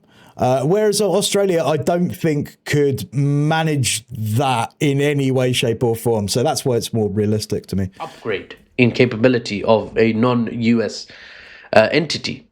Oh yeah, we're going to be looking at the local elections. I've got that planned for today. I don't know where I'm going to fit it in because I've got an hour piece which I've got to do. You might be sad about it. Thinking on. We'll see where we get to. I wanted you to rule, but I do want to look at some Keir Starmer today. Option number 3, and that'll be coming up after the Iran news segment, which is going to go on for about 30-40 minutes. So Yeah, but we're going to be looking at the British elections. We're going to be looking at Keir Starmer getting his ass handed to him. Mr. Politics is going to be giving us some interesting analysis, which I incredibly agree with.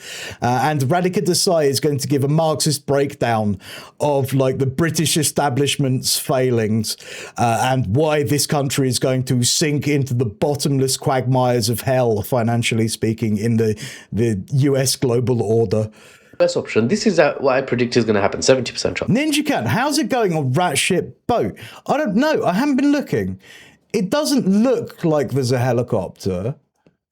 Well, I mean, I'm waiting for helicopters to come in and take out either more patients or more bodies, and we don't know which at the moment. 3 people have died. 7 more have the Hunter virus from the rat urine, which has been spread via swingers on their cruise.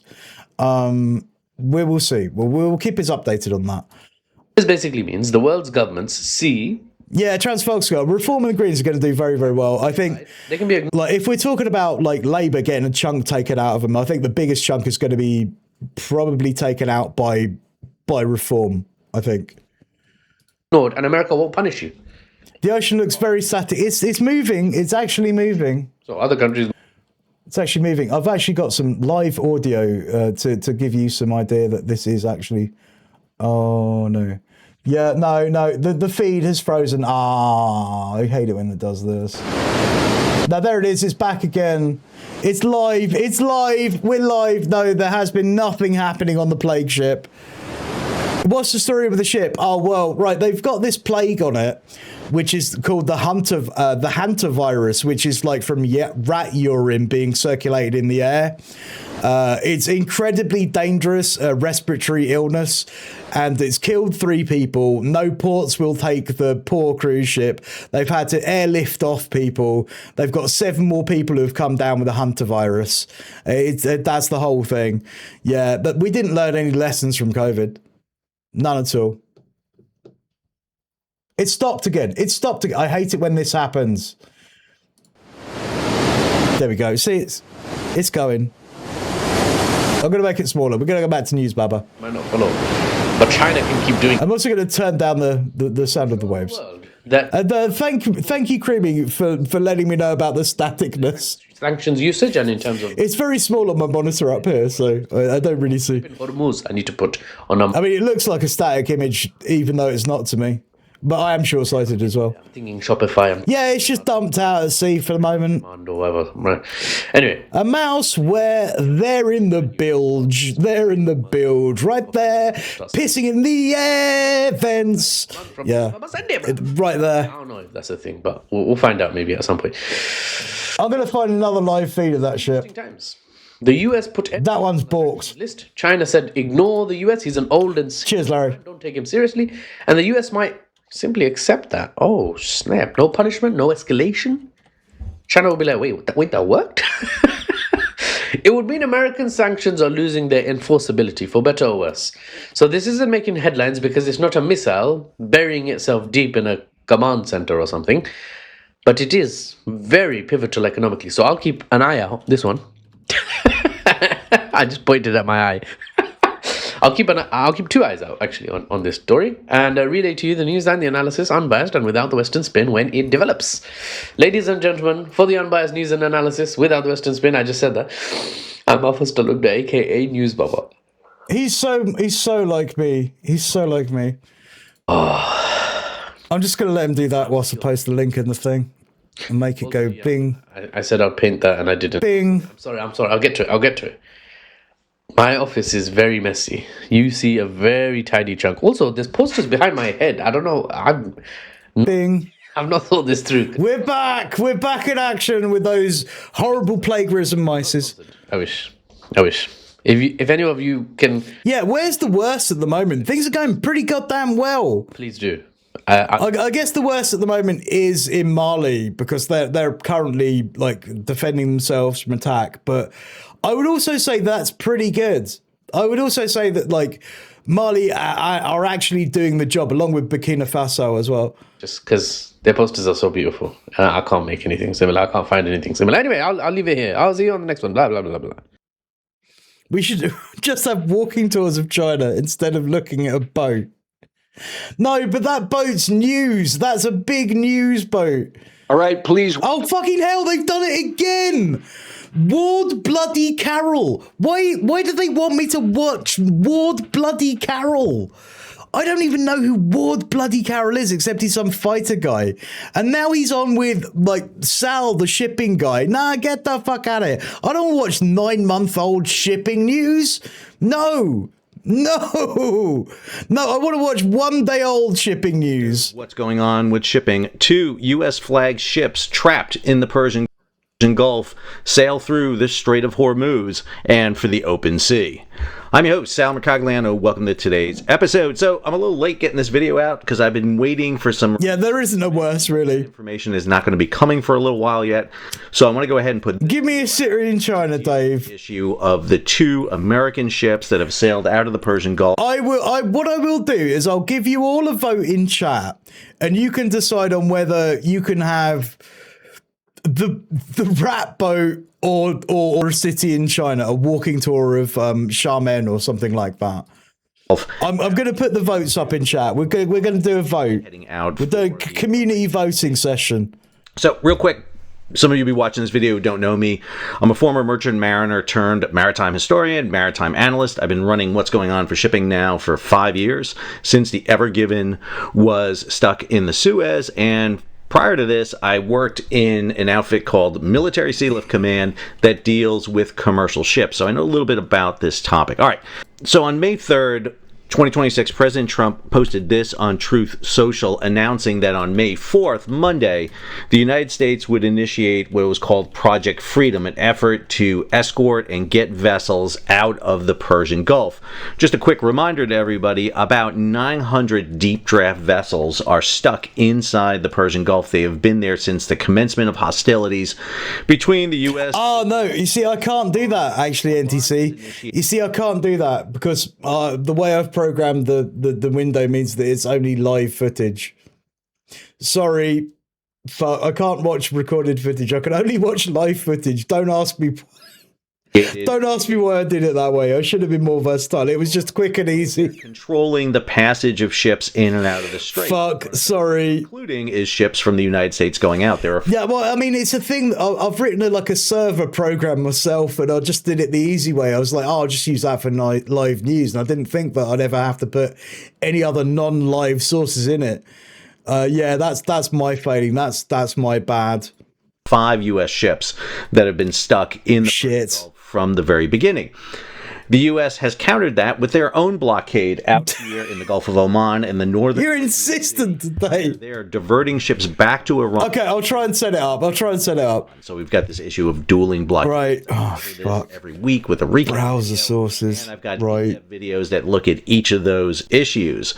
So, this coincided with a statement that came out from the U.S. Central Command. Now, am I going to be able to do this? Okay, yeah, I can do it. I can do this. I've got this.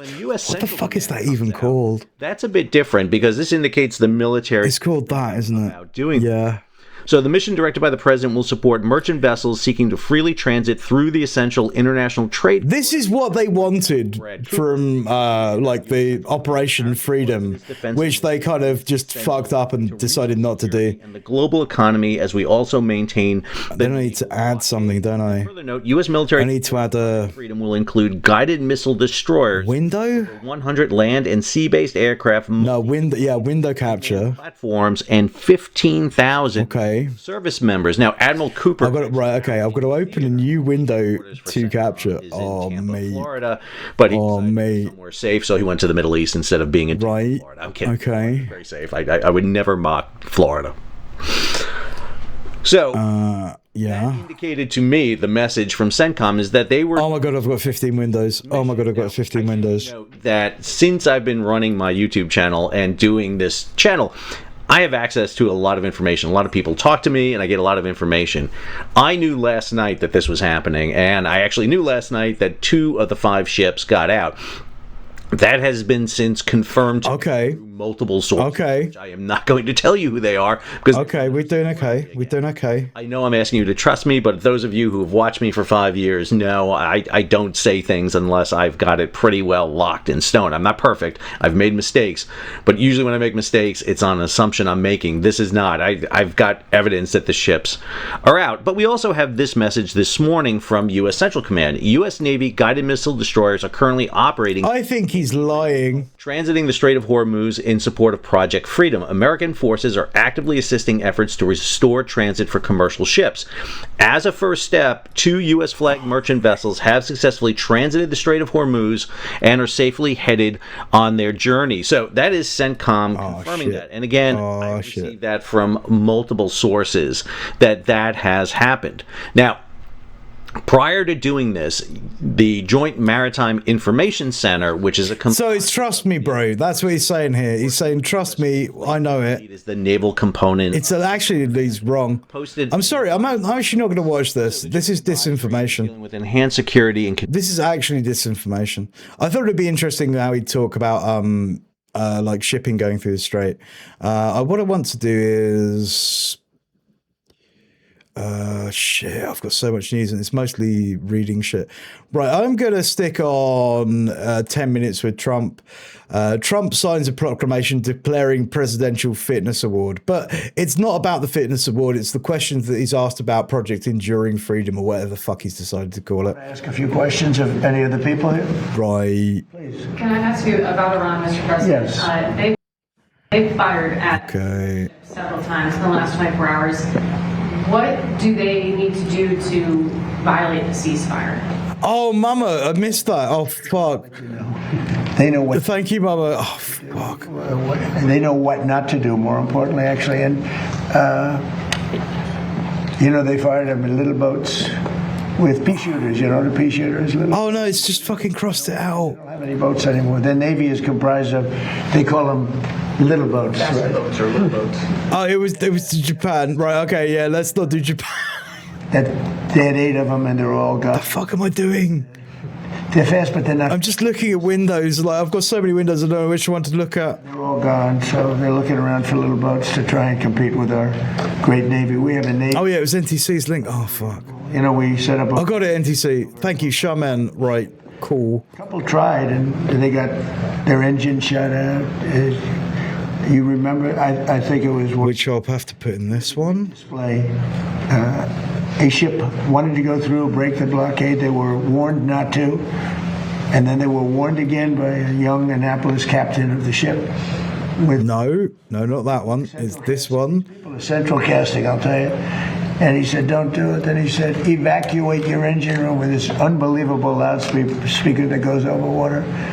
He said, you have 10 seconds. And then from 4 miles with one bullet, it went right into the engine. And fuck, it's going to have ads on it. Stopped very quick. Bollocks. They hit the engine with one shot. It wasn't a missile. They don't want to waste a missile on it. It's too easy.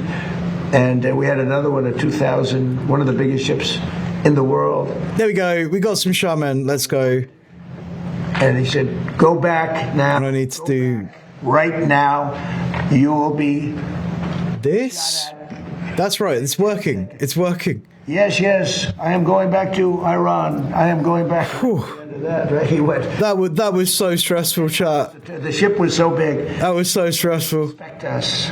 They didn't used to see live streams were just really easy because I got it all set up, but like I didn't think about that. But thank you, thank you for providing the link. We had a country that was dead when we had that group of people that ran this country with their open borders, letting anybody come in from the Congo, from countries all over the world. They came in from prisons and mental institutions. We had a country that would have been a dead. If they won the election, this country would have been a dead country. Now we have the hottest country anywhere in the world. Go ahead. Thank you, Mr. President. You said recently that if Iranians were armed, they could take over their regime. Do you plan to arm them soon? Well, I don't want to say that, but yeah, Nah, because they all. I mean, he did definitely. Like, I think like there was definitely like this idea which was floating around in the press that we're going to brack militias in northern Iraq, and you know the Kurds are going to do our dirty work for us by invading Iran in a similar way in which they expected to kind of like see something like the overthrow of Syria happen from it, and the Kurds just said, "Nah, fuck that. Nah, fuck that. We're not doing that." We're not doing that. We're not doing that because they didn't want to. But the funny thing about that whole situation was that when they approached them, it was after they'd already said they had. Because the initial claims of like forces in the north of Iran who were some kind of insurgent force against the horrible revolution didn't actually exist. Those claims came directly from an Israeli journalist and then were sort of like jumped on by the press and stuff like that. But there was nothing to back them up. There was no intelligence behind it. It was just a whole cloth creation of like news media. And the game of telephone made it, oh, you know, the Kurds are going to invade fucking northern Iran. And then afterwards, like fucking Rubio said, well, actually, that's probably a good idea. We should talk to some of these groups. And they talked to them. They all said, nah, fuck that. We're not doing it. Yeah, so there you go. People say, why aren't they protesting? They want to protest, but they don't have any guns. So you could have 200,000. These are the little Lebowski achievers, Frank. People with guns, and when they start shooting, and then you can. And you see a guy fall and another one fall, and you have no guns. Very few people would be able to stand there and do it. I mean, I understand it. I tell them not to. Don't forget, they killed 42,000 people last month. 42,000 unarmed protesters. They have no guns. So okay, so we've gone past. We're getting up real high now. We're getting up real high on that number, mate. Oh my fucking lord. It's 200, it's 500, it's 2,000, it's 5,000, it's 10,000, it's 20,000. Actually, that's low. Yeah, I mean, I guess maybe he said 48 last time. It's still a lot, though. It's still a preposterous number. They had a 250,000 people crowd, and they had snipers. I want him to get up to 50, Larry. I want him to get up to 50. That would be my dying wish. Stuff goes down, then somebody. That's what happened with the women protest. They had 200,000 women protesting a year ago. And everyone thought that was the end of Iran. And then all of a sudden, a woman dropped dead with a bullet right there. Always. I heard 420,000. Smoke them if you got them. Let's go. Spread. 420, everyone. Indeed, smoke them if you do have them, man. It's legal in your place of residence to smoke them. We don't need that. You know, we don't need it. But the only reason that they want to protest so badly, but they don't have weapons. Yeah. Well, time is kind of a flexible device when it comes to politics. Secretary Bessent has said that a top priority on the agenda will be Iran. What do you hope to achieve with President Xi as it relates to Iran? Well, I have a very good relationship with President Xi. I find him to be great relationship where you say we're going to sanction Chinese firms, and then President Xi says no. China and making a lot of money. We're making a lot of money. It's different than it used to be. But I'll be talking about that'll be one subject. But he's been very nice about this. You know, in all fairness, he gets like 60% of his oil from Hormuz, and I think he's been very respectful. We haven't been challenged by China. They don't challenge us, and he wouldn't do that. I don't think he'd do that because of me. No, because they don't need to challenge you, because they're friendly with Iran as the part of the axis of resistance. They don't need to directly challenge the US because Iran are currently actively engaged in a war with them. Because Iran controls shipping through the strait. Because if you're a non-imperial fucking country and you want to ship something through the strait, that's fine with them. And there is no imposition of sanctions or anything else like that. And it's not that China isn't supporting Iran either. My God, we've just had statements today on such a thing, and that's not the case. It's you don't have to be friends with the imperialist shithead. I think he's been very respectful. I mean, I mean, this is the point, Mag. What is he going to do? Sit in a room and tell him that she said "fuck off" for half an hour? He's not going to do that, is he? He's going to say, "Oh, it went really well. We're agreeing on everything." To the United States. I think one of the big things that's happened is I made a statement. Send your ships to Texas. It's not that much further. Send your ships to Louisiana. Iran killed 42k. How many did the US kill in the year? We have to include mass shootings, all car accidents, medical deaths, industrial accidents, accidents stemming from a lack of healthcare or a lack of available healthcare. I guess deaths stemming from that. Lots of all. Well, I guess at that point, Larry, we'd be creating the black book of capitalism. Am I right? Am I right? All the unborn socialists, we should put those fuckers in that. Like, for real, we should. I mean, we wouldn't do that, though, because, like, obviously the Black Book of Communism is just a anti-communist spiel of lies. It claims, like, unborn Nazis and so on. A lot of the Asian countries, people don't realize it, Japan is back and forth. It's like, it doesn't seem it, but it's a very short route. 2 days shorter than almost any. Yeah, life expectancy is lower than retirement age in the West. That's fucked up. But I said send. Yeah, I mean, it's the thing that I've been saying for a while, Mag. Work until you die. That's the retirement plan, isn't it? They just sent out some photos of the ships. If you're lucky, someone might do CPR to you on the job site. Like it's a highway. It looks like the Long Island Expressway for ships. And they're all heading to Texas, Louisiana. We've made up this list, and that's why when I decided that I have to do this for the good of the world, not just the United States, in a way, we would have been in less trouble. And the world is thanking you for ruining the entire global economy for the bourgeois classes within it. Trust me, every day that the petrol prices go up, shipping logistics companies worldwide, globally, just say, thank you, USA, you are our best friend. No, they don't. They say, fucking America, sort your shit out. Stop it. There was no problem with the Strait of Hormuz before you created a problem with the fucking Strait of Hormuz. Well, then a lot of other places, certainly the Middle East would have been blown up. There wouldn't be a Middle East anymore. They would have controlled. I mean, from what I've seen, there isn't much left of fucking UAE or Saudi Arabia, and certainly Tel Aviv got hit real hard. Holy shit. Dubai, my God, have you seen those fucking crater impacts in Dubai? Yeah, I mean, they destroyed a fair chunk of fucking industrial and commercial activity there. And also targeting data centers. I appreciate that. Well, they would have taken over the Middle East. Now they're trying to survive, and they won't be successful unless they make a deal. Oh, if they don't make a deal, they won't be successful. It'll go very quickly and methodically. Believe me, it'll be very easy. But we have so many alternatives. It's amazing. And nobody knew this, because as an example, Japan got 90% of their oil. Hey, Limes, welcome in. But most of their oil from the Hormuz Strait. South Korea got 43% of it. By the way, their ship was shot at. They were not in the... No, you're right about that, Limes.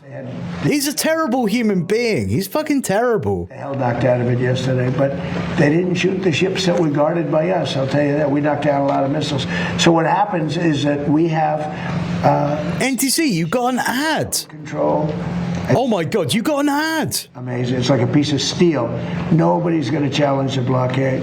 And I think it's working out very well. Fucking hell, mate. I can say this. Iran. Oh, on the walking tour. Oh, shit. Yeah, don't worry. I'll do that. What I don't like about Iran is... So that's what I was saying. Like, on this browser, it's kind of, like, limited. They'll go on television. They'll say, we did not speak to the president. We did not... I just spoke to... We did not speak to the president. So... They play games, but let me just tell you, they want to make a deal. And who wouldn't?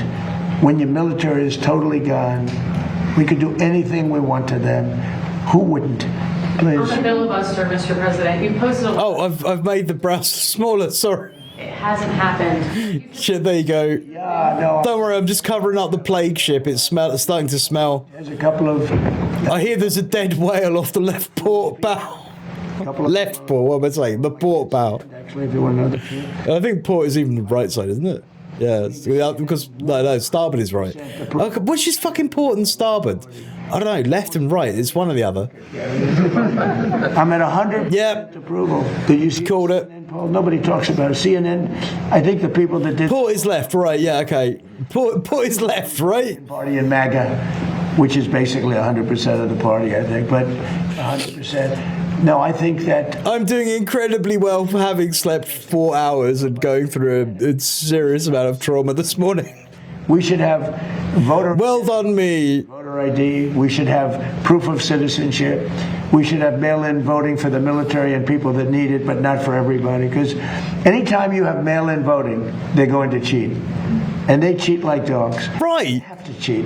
You know, in all fairness to the Democrats, when you have men and women sports, when you have open borders, when you have transgender mutilization... Oh, fuck off. Of your children. Transgender mutilization. Don't touch the fucking children, Donald, you fucking sicko. When you have policies like that, you have to cheat. It's the only way they can win. And we shouldn't allow them to cheat. And we should terminate the filibuster, because if they get the chance, they'll do it in the first hour back. Mr. President, thank you. When Iran is seeing 50% inflation, they've moved money from their sovereign wealth. Their economy is crashed. Joe, welcome in. Thank you for your first time chat. I will say, though, like, that whole thing with, like, Biden's eye exploding and him not being able to remember who was his wife was kind of a problem. It's kind of a problem. Like, you'll find it, and it's lovely to meet you, by the way. In the chat, we're Marxist-Leninists, so we don't appreciate Donald Trump as much as we don't appreciate Joe Biden. We see them as two sides of the same arse. The Republicans and the Democrats, they're both pro-imperialist. They both have pro-imperialist positions. They both seek to perpetuate settler colonialism and US expansion abroad, and I guess the emboldening of empire and the circulation of capital. And as like communists, as good Marxist-Leninist communists, we think that, yeah, that's not the way. They're both liberals, as we would call them. But it's lovely to have you in here. Maybe like you can stick around and find out some of our positions. Well, I guess so, because we're making it fail, right? Is that what it takes? I hope it fails. Is that what it takes? You know why? Because I want to win. If it takes getting pounded on by the military, I think, for more. But in addition... Oh, thank you for the follow. It is failing. You know, we have sanctions on them, tremendous sanctions. Scott Bessent's done a great job. We have sanctions that nobody's ever seen before. No, they're failing. Yeah, and the sanctions are like that is placed on China have just been rebutted. We've literally just seen statements from the Chinese. I think it was the. Can't remember. It wasn't the foreign secretary. I think it was a the Chinese Trade Department who put out statements internally in China saying, yeah, all the sanctions that the US puts on us now in relation to Iran or any other sort of sanction from now on, we're just going to fucking ignore it. Their currency is worthless. Their inflation is probably 100. That's okay, NTC. Sometimes there are new watches. They aren't paying their soldiers. They can't. But I appreciate the caution. No, they should do the smart thing, you know? They should do the smart thing, and because we don't want to go in and kill people. We really don't. I don't want to. It's too tough. Great people. I know the people. I had so many Iranian friends from New York and from other places over the years. They're great people. I don't want to kill those. Gas prices in the United States. Incident yesterday. Is it possible that you can talk about that? Well, wait, go ahead, finish it. Yeah, gas prices in the United States are $1.48 cents a gallon. You said they would come back down. They'll drop lower than they were before. They're not. Gas prices, or petrol as we call it in the civilized world of the West, they're not coming down. Diesel prices are not coming down. The prices on aviation fuel are not coming down. There is not much that can happen whilst this political deadlock is maintained by the United States. Trust me, prices are only going to get worse. Like gas prices shot up by like 2/3 just within the first week of the conflict. They haven't come down since. I mean, they normalized for about 2 weeks and then they came down just a little bit and went straight back up again. But this is a crisis that the Western world has to reckon with. you can only sit there ignoring it, the material realities of like production of the thing that fuels the entire fucking Western world. Oh my god, we've got an ad for the army. Are you seeing this? There's an ad for the fucking army on the base China stream. Oh no, see, that's why I fucking hate that. Yeah, NTC, I get all this shit all the time, mate. Project Freedom of sporting those ships. Make that happen. Well, because don't join the British Army. You'll just be fucking dead in a ditch somewhere. They'll throw you in Ukraine in like a couple of years' time, and you'll just be dying somewhere, like clutching your friend's breast to see if they've got any more bandages for your legs. It'll be a horrible way to go. You'll be screaming in agony. 400. Yeah, cannon fodder for the bourgeois elites, Donatella. Ends and just neutralizes. But what's happening is people... That's all working class people ever are, you know? The United States. I mean, they're making the trip, and they have safer. Probably it's a better... I couldn't possibly comment on that, Mag. I couldn't possibly comment, but I could see the actions which historically have been taken by US soldiers before happening again quite happily in some kind of ground-based combat. They're learning to buy. They're changing their habits. So it's a very good song, NTC. Down 25%, and I thought that was a great deal if it did. If it went down, oh god, yeah, you wouldn't want to encounter the drones. That would be terrible. Not let these people have a new. Like really terrible. We can't. I also thought oil would go up to 200, 250, maybe 300, and I know it would be short term, but I thought it would go. Love you, Limes. What a based comment. And. To any trans people and non-binary people, you are amazing. Screw the haters. Just be your trans selves, please. Let's fucking go, Limes. Yeah. President, just on politics. The world is like, by the way, other presidents should have done this. 47 years. You know what? That's chat of the day right there. That's a chat of the day. That's a chat of the day. You can't see it. You can see it, but I've got to remove the window. I've got to make the window smaller. Right. And minimize. It's gone. It's in a tiny little space. Congratulations, Limes. You are our chatter of the day for your amazingly fucking comradely solidarity comment on the state of trans existence and transness being trans people being their own fucking true selves. Like, fair fucking play to you.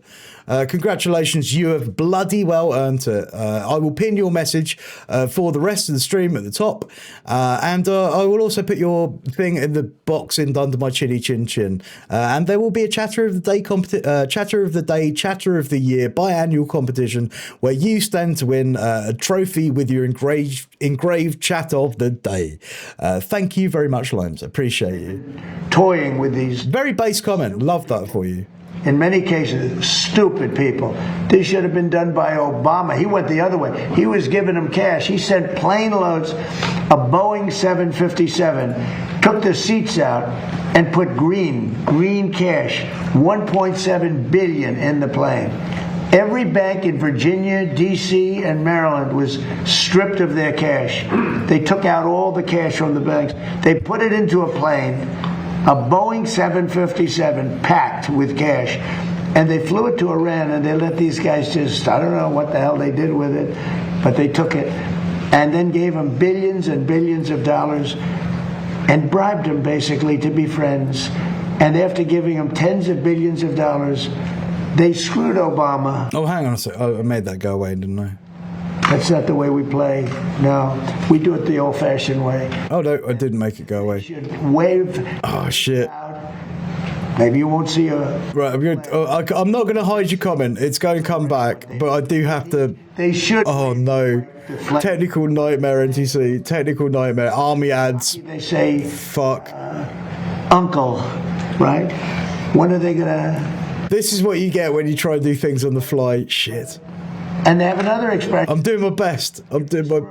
Stop it. But you know, we have to go out and we have to do it, and it's very sad. It's very sad to see. Even shooting those boats, they've got 3-4 guys. They got a little machine gun in front. They're shooting at one of our ships that's meant for it. It bounces. They don't even know they're being shot at. and then they take it out with an. Oh no, because it's just on the thing. 2 seconds. They go Apache ship. Hang on. West 10 degrees.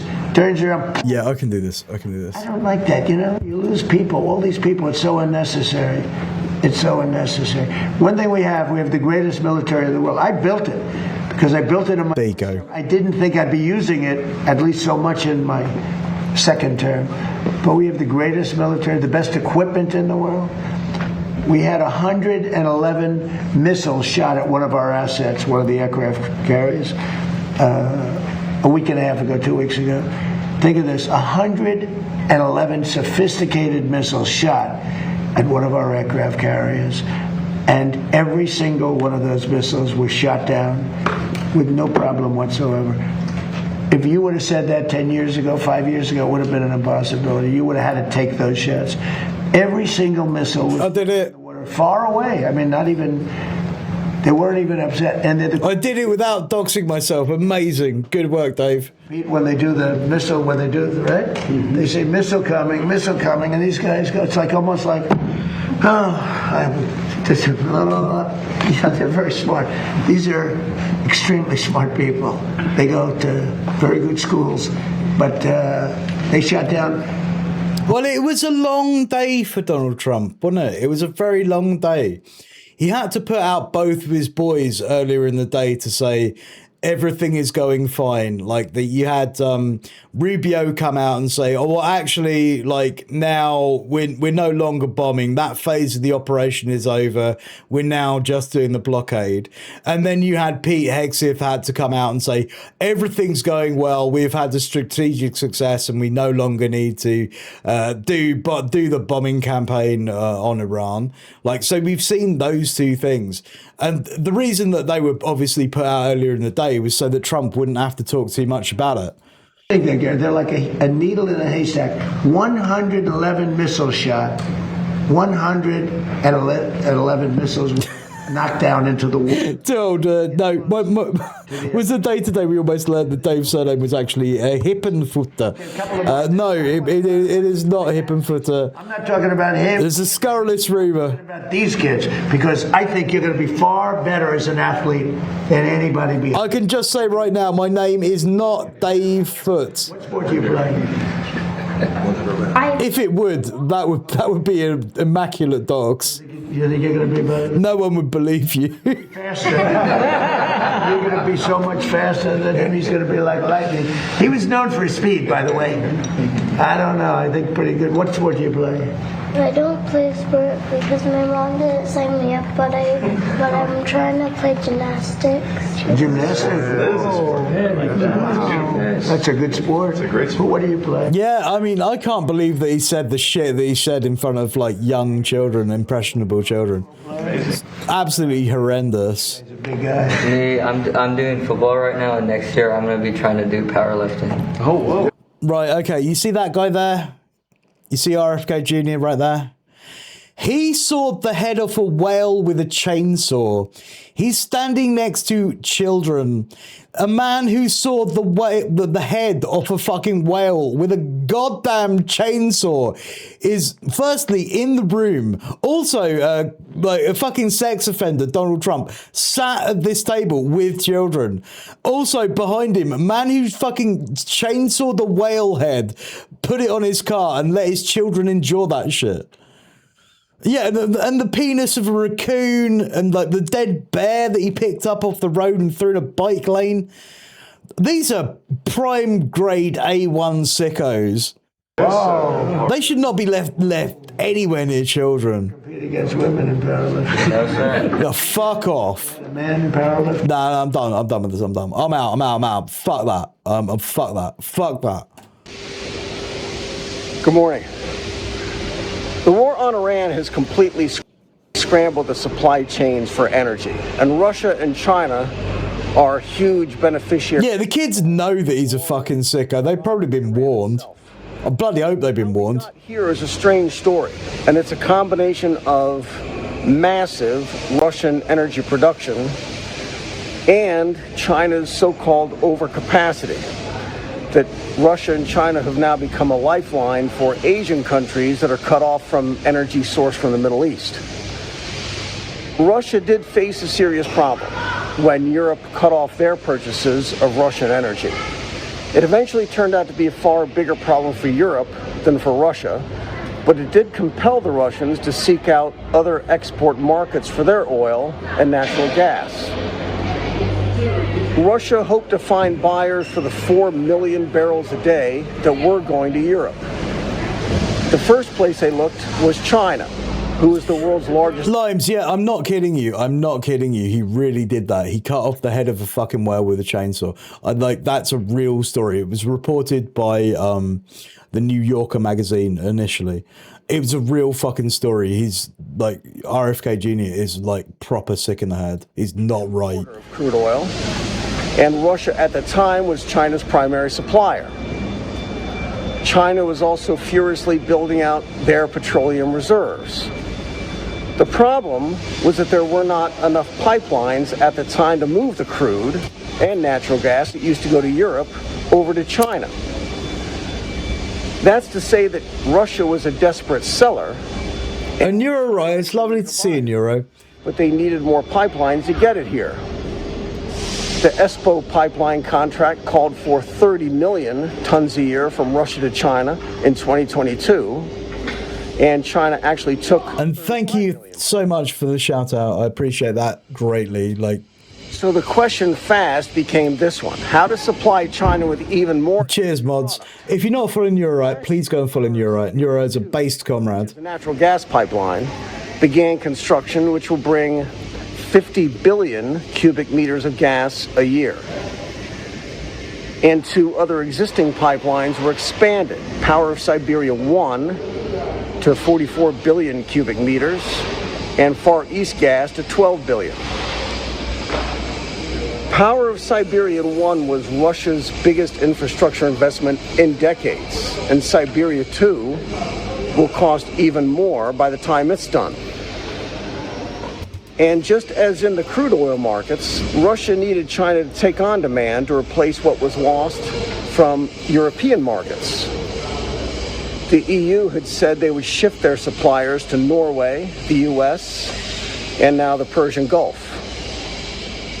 The emphasis here is ours, which is that Russia needed to develop new markets across Asia, and quickly. China's right next door, so they started here. In 2021, 10% of China's natural gas imports was of Russian... Yeah, and one of the reasons I'm watching this, Mag, is because I came across, and I think it was, I'm not sure if it was you or someone else who linked it a few days ago, an article by Richard Medhurst. It might have been Creamy Asteroid, actually, and I'm sorry to misattribute this if I have. An article by Creamy Asteroid by Richard Medhurst, which was how the US pulled off an armed robbery of the world's energy supply and created the petrogas dollar.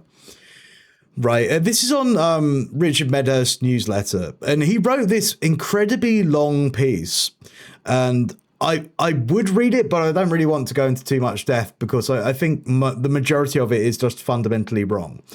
But the thesis that he puts forward in this article, which is not like dialectical in any way, shape or form, it doesn't have much of a material basis other than sort of like drawing along conspiracy lines to a global energy conspiracy.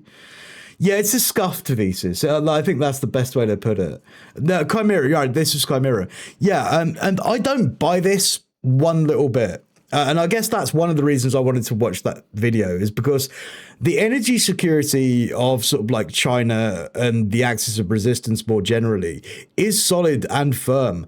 And it completely ignores the rail links which are being put in place through the Belt and Road Initiative directly to Iran as a result of the disruption in the Strait. That was one of the first things they started doing, is transferring all assets, China, towards creating a new rail network directly from sort of like Iranian oil fields to fucking refining facilities and so on in China. Yeah, so like the thesis that he puts out is that the US suddenly, to secure their global hegemony, have seized all of the oil and gas assets in the world, and they're isolating China from them. And doesn't work. It fucking doesn't work. None of this actually makes too much sense. Taka Taka, good morning, good afternoon, good evening, hello, hi, welcome. Right, so it doesn't actually sort of like make much sort of change to China when you can see that China's uptake of like Russian gas contracts, China's uptake of LNG and crude oil specifically from Russia has replaced their global supply. By the time the infrastructure is in place and rolling, it will be like nothing happened to them. In fact, I would also say that by the time that the Strait of Hormuz crisis ends, it would just add another feather to China's cap because it would mean they've diversified their assets. But Richard Medhurst seems to think that this has completely isolated China and China are in no way able to cope with this situation and it's the end of everything. And I just find this level of like doomerism is kind of pointless. Yeah, I was hoping you'd would get a take on his article because that analysis was interesting. Yeah, but it's not dialectical. I mean, when you just look at the headers of like even just the chapter markers, it's like chaos is the objective. In the past, the United States was very sensitive to oil shocks. Closing the Strait of Hormuz would have been catastrophic as the US didn't produce enough oil to meet demand. Well, okay. This is one of the problems that you have if you're the United States of America. Whilst the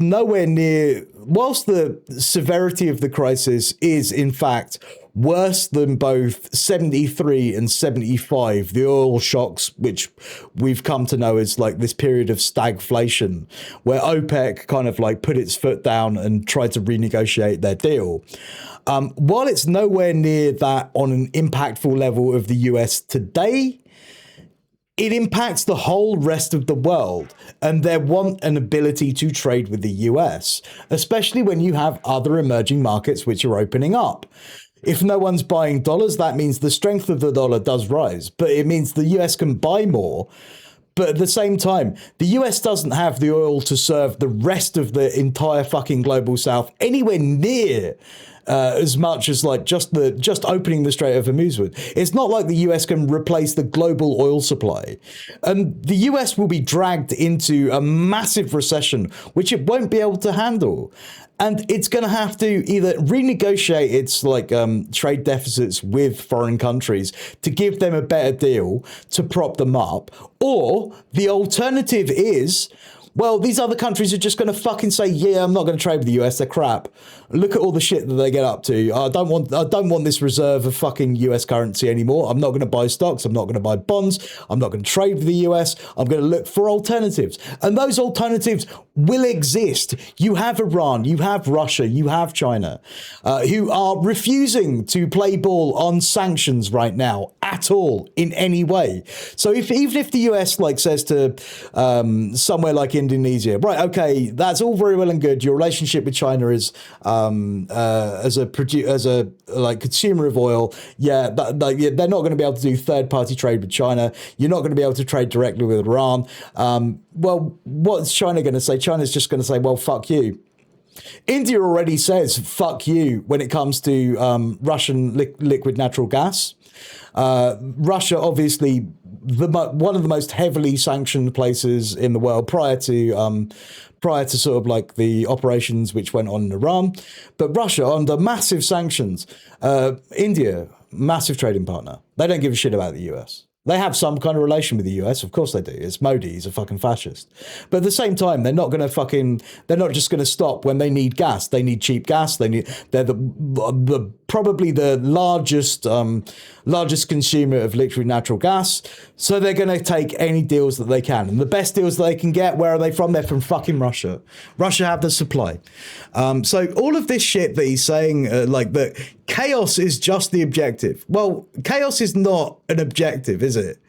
Chaos is not an objective, because if you're an imperialist power, you have clearly defined objectives. You have clearly defined tactics and tactics to get you towards your overall strategy of achieving the objective you want to achieve. What they want to achieve is continued US hegemony. Well, in that case, chaos is not an objective, because like chaos opens up points of rupture, points of rebellion against against sort of like the US and imperialism. It opens up different trading partners. It fractures alliances like we've seen with OPEC and sort of like the UAE's departure. These are huge points of fracture.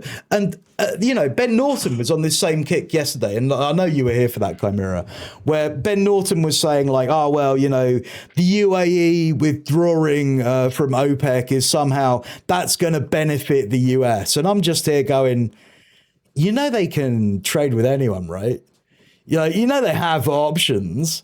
And then Radhika Desai, in a very astute analysis with Michael Hudson, went on to say exactly the ramifications of a rift within OPEC and the potential of the UAE to be a trading partner of the global resistance.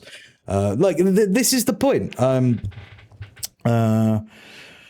Right, so I'll read through just a little section of it. I don't want to give you the whole thing, but like Chimera, if you're about later, we could talk about it. I'll be happy to.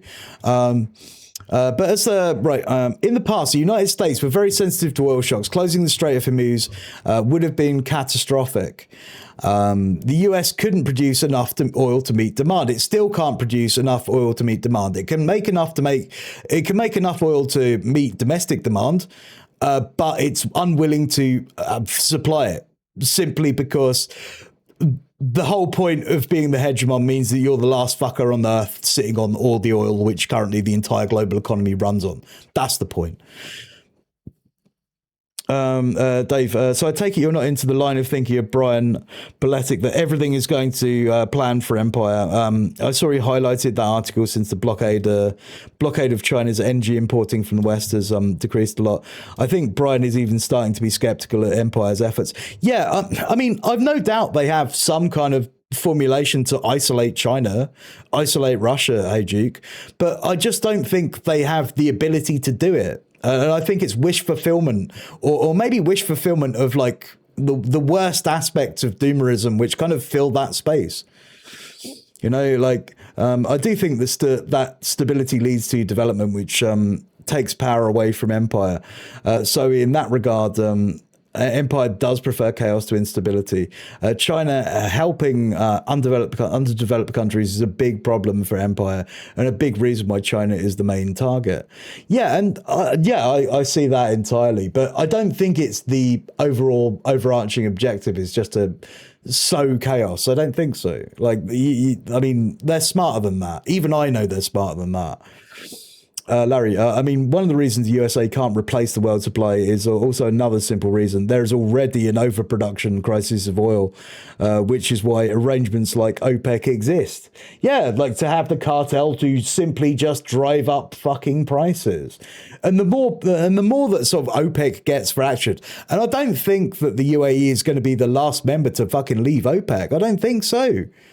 The more that sort of structure fractures, the more opportunities open up for like other more equal trading relationships, whether they're through BRICS or whether they're through elsewhere. And like, obviously, UAE are in BRICS. Obviously they're a fucking apartheid state. We understand how flawed and dysfunctional sort of like UAE's sort of like sociological development is. They're a fucking bourgeois class, and they're not even a bourgeois class. I mean, Christ knows it's a monarchy, but they have their own elites. They have their own system of apartheid against shears. So yeah, like they're not exactly fucking friendly. They're not the best guys in the world. They're pretty bloody evil. But still, you can use that as a tool to twist the knife in the back of US imperialism. Spatra, I watched an Australian economist who's more the Keynesian type guy. He says China will be fine. He lived in China and thinks their economic model is very robust. The West just has no idea what it's doing. The West thinks thinks the same weakness exists in our models. Yeah, like there is no weakness in the Chinese fucking model. The Chinese model actually has real long-term planning, which is something that, even though we live in like neoliberalism, where I guess there is some kind of long-term planning in effect by sort of like what you would come to call the deep state, like cartels and setting markets and that kind of thing.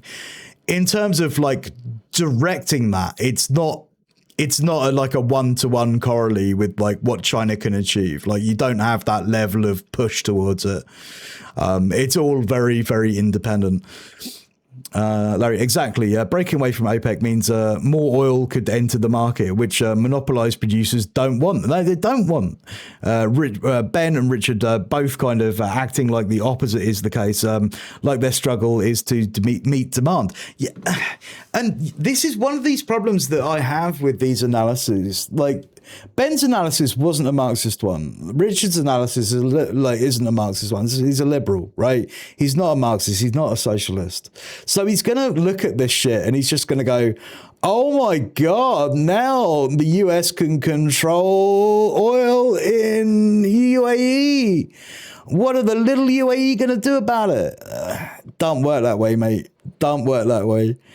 Like when you look at the game of like the great powers, or well, I suppose that's a bad term of thought, but when you look at sort of like a multipolar world where an axis of resistance really does exist, and you can get material support for shit like arms and weapons, yeah, trust me, you're going to be looking away from the US.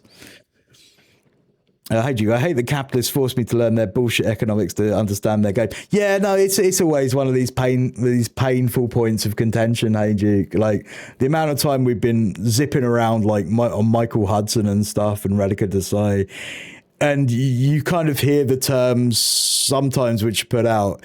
I mean, mainly they're just descriptors, but they don't mean the same to us that they might mean to a neoliberal type.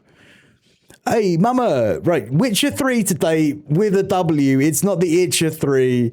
No scratching on mama's stream. I hope you go and enjoy the Wild Hunt and kill some monsters. It's a silver sword. I've played the Witcher 3. It's a very good game. I really enjoy it, actually. Have a great stream, mama. I'll see you later. And if you're not following mama, please go and follow mama. Mama's great. Love you to bits. Have a great stream. I can't type. I typed. There you go. Boom, boom, boom. Right. So I guess this is just talking about like the energy economy at the moment. Right. And then he goes on to Europe, where obviously we're going to... Right. However, the US, however, is now at full export capacity. They have gas, but can't ship it fast enough to satisfy the market. They don't. They can't produce enough gas to satisfy the market, but already the market is oversaturated. But like you have producers in cartels which are willing to kind of like taper supply to elevate prices. And this is the thing: when more oil hits the market, prices are going to go down. The cartels are going to try and obviously maintain their hold of things, and they're gonna like decrease supply even more. So you're in this damned if you do, damned if you don't situation where you have like independent suppliers like the UAE and others who aren't in OPEC, who are going to be willing to give cut rates. They're going to be willing to give cut rates, but the people they're going to give cut rates to aren't going to be the US. They're not going to be the US. Not going to be fucking Europe. It's going to be fucking China. It's going to be Russia. It's going to be the global south. Because they're the only ones who would be able to cover them in the event of a conflict with the fucking US. And let's face it, the US aren't doing too well in West Asia right now. And if you're the UAE, you want them out anyway.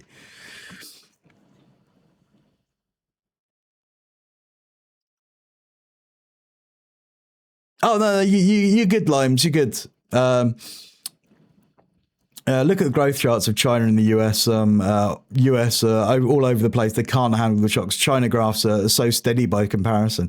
Yeah, I mean, I remember back when I was living out there, they were talking about, though, it was I guess a flawed metric, GDP, flawed metric. Obviously, as we know, purchasing power parity is the one to watch, what you can actually buy for your money. But like in terms of GDP growth, like China was experiencing up to 16% at one point, year-on-year growth. It was fucking incredible. And still they're still well ahead of like the EU. I mean, the EU is currently in a massive depression. Not that anyone fucking acknowledges that. Mag, the UAE leaving OPEC seems like a play to be the PRC's dedicated supplier. The opportunists they are. Yeah, I'm sure. And like, if we're talking about gas would be their main export, I think. Like gas would be gas over even more so than oil. Gas would be the thing that they want to supply. I mean, like in the UK, we're already sort of getting what 2/3 of our gas from the UAE. So anyway, if you want to talk to us later about that, Keir, I will do. But it was an interesting article, and I did read through it. But yeah, we'll chat about it later because I can't go now because I'm looking at time. And I'm going to overrun by about 20 minutes anyway. But I love you. By 2024, it was 25%. What am I talking about? 20 minutes? It's looking like I'm going to overrun by about an hour. We haven't even hit Keir Starmer yet. Oh, fuck. Exports of natural gas to China. Oh, fuck. More than doubled. And if anybody today does want to support the stream, there is an ad break coming up. Feel free.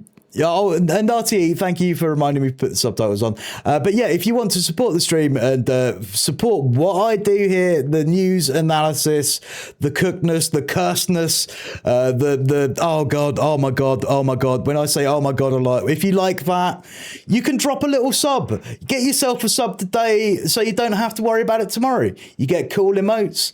Maybe if you got a friend in chat who doesn't have a sub, you can get them a sub and get them some cool emotes. And the emotes are going to be updated very, very soon. Also, changes coming to the stream soon. Not huge ones that you won't like, but I am going to be changing my lighting around because it's kind of irritating me at the moment that I'm a bit white on this side. I don't like that. But yeah, yeah. Hit Keir Starmer, finally. Yeah, finally. Keir Starmer is getting hit in the ghoulies. Third of China's pipeline imports came via power sector. Oh, also, if you want to be extra super cool, the extra super cool kids, go there and do that. You can see it on screen now. I have a throne. If you want to buy me something, and not just sort of like expensive gadgets or toys, like shit that can actually fucking help me in my life. I love that. I love that for me. Billion cubic meters. That was 2024. Like, you know, just spit shopping here and there. It's good. 38 billion cubic meters came through Power Siberia 1. I'm going down to Asda tonight because of chat, and I'm very, very thankful, chat. More than the original contracts called for. And what's more, China was the only... Yeah, groceries are always handy because, I mean, that's the thing. If I'm not spending money on groceries, it means I have more money directly in my pocket right now. These natural gas fields that used to supply Europe are a long way from China. There's a dancing Dave emote, right? But Russia's production... Okay, I'm going to put some, like, if you've got some suggestions as well, head on over to the Discord, and if you look down in the bottom section of the Discord, right at the bottom of all the channels on the Discord, you'll see a section called Stream Suggestions. In Stream Suggestions, that's not a place to post content for me, and I just want to say this right now, and I'm very thankful of all the people who have posted content there. But they're things that I could do on the stream, suggestions for the way that we do things, or like maybe emotes, that kind of stuff. Feedback about what we do here. I want to hear it all. I want to make this a place that you want to be in. So if you've got any of those feedback and suggestions, put them in the stream suggestions at the bottom of the Discord. You can find that by typing Discord in chat now. As long as China... Now. It paid them to build out the pipelines. Yeah, I know, it's my fault. I should have labelled it more clearly. I'm going to put it suggestions and feedback, I think. Next time, I'm gonna alter the channel name. China's energy demands. I'm gonna edit the channel name right now. China's electricity production continues to grow faster than the rest of the world combined, and gas, that red part of these bars, still represents a pretty small percentage of China's overall energy mix. There you go. It's now called Feedback and Suggestions. I've changed the channel name. On Russia's part to invest all that money to be much more clear. To China, when in theory Europe could change their minds at any moment and resume buying Russian gas. or China may pull back their purchases that exceeded their contract levels. But then the Middle East blew up, and all of Asia is now a hungry buyer for energy, no matter where from. And here is where things get strange again. Russia has so much natural gas, and oh my god, all these adverts, NTC, all these adverts, I hate this. I fucking hate this. If they're not adverts for joining the military, they're advertising fucking Zionist fucking companies like bloody Marks and Spencers. I hate fucking adverts. Gas plants in Qatar have been blown up. A fifth of the world's supply of LNG is off the market. Russia, nevertheless, is selling at a discount, when at first glance they could charge whatever price they want. But the objective is to expand markets and diversify their customer base in Asia. Trading companies in China and Russia will take the sanctioned energy in trade and resell it to Asian buyers at a 40% discount to the spot market price. Iran has taken Qatari LNG completely off the market until the Strait of Hormuz is open. And even if the war ended today, is that US policy right now? Billions of dollars for infrastructure. It may well be, hey? And almost 13 million tons a year of LNG are offline for 5 years at 20 billion per. Yeah, Russia's a huge bear market right now for as like net exporter of energy. It's going great guns for them. Declared force majeure on long-term contracts to Europe. So the EU said no thanks to Russian oil and natural gas. Move supply. Oh, Mushy, I just realised you said feedback. That's kind of clever. Well done.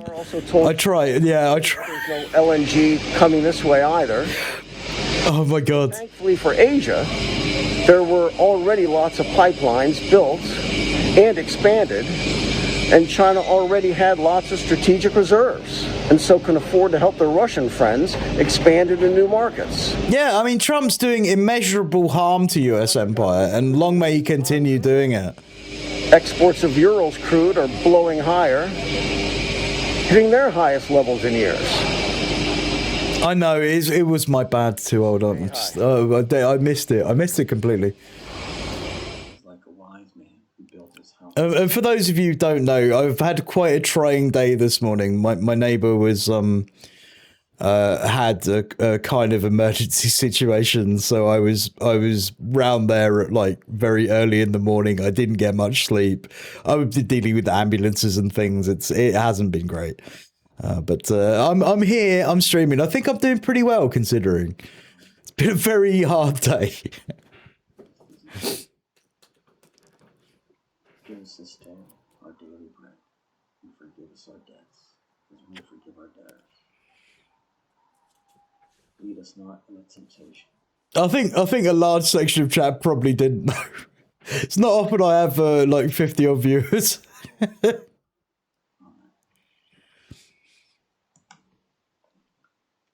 It's 1 a.m. It's not. That's a complete lie. It's not 1 a.m. in Greenwich. It's 5:15.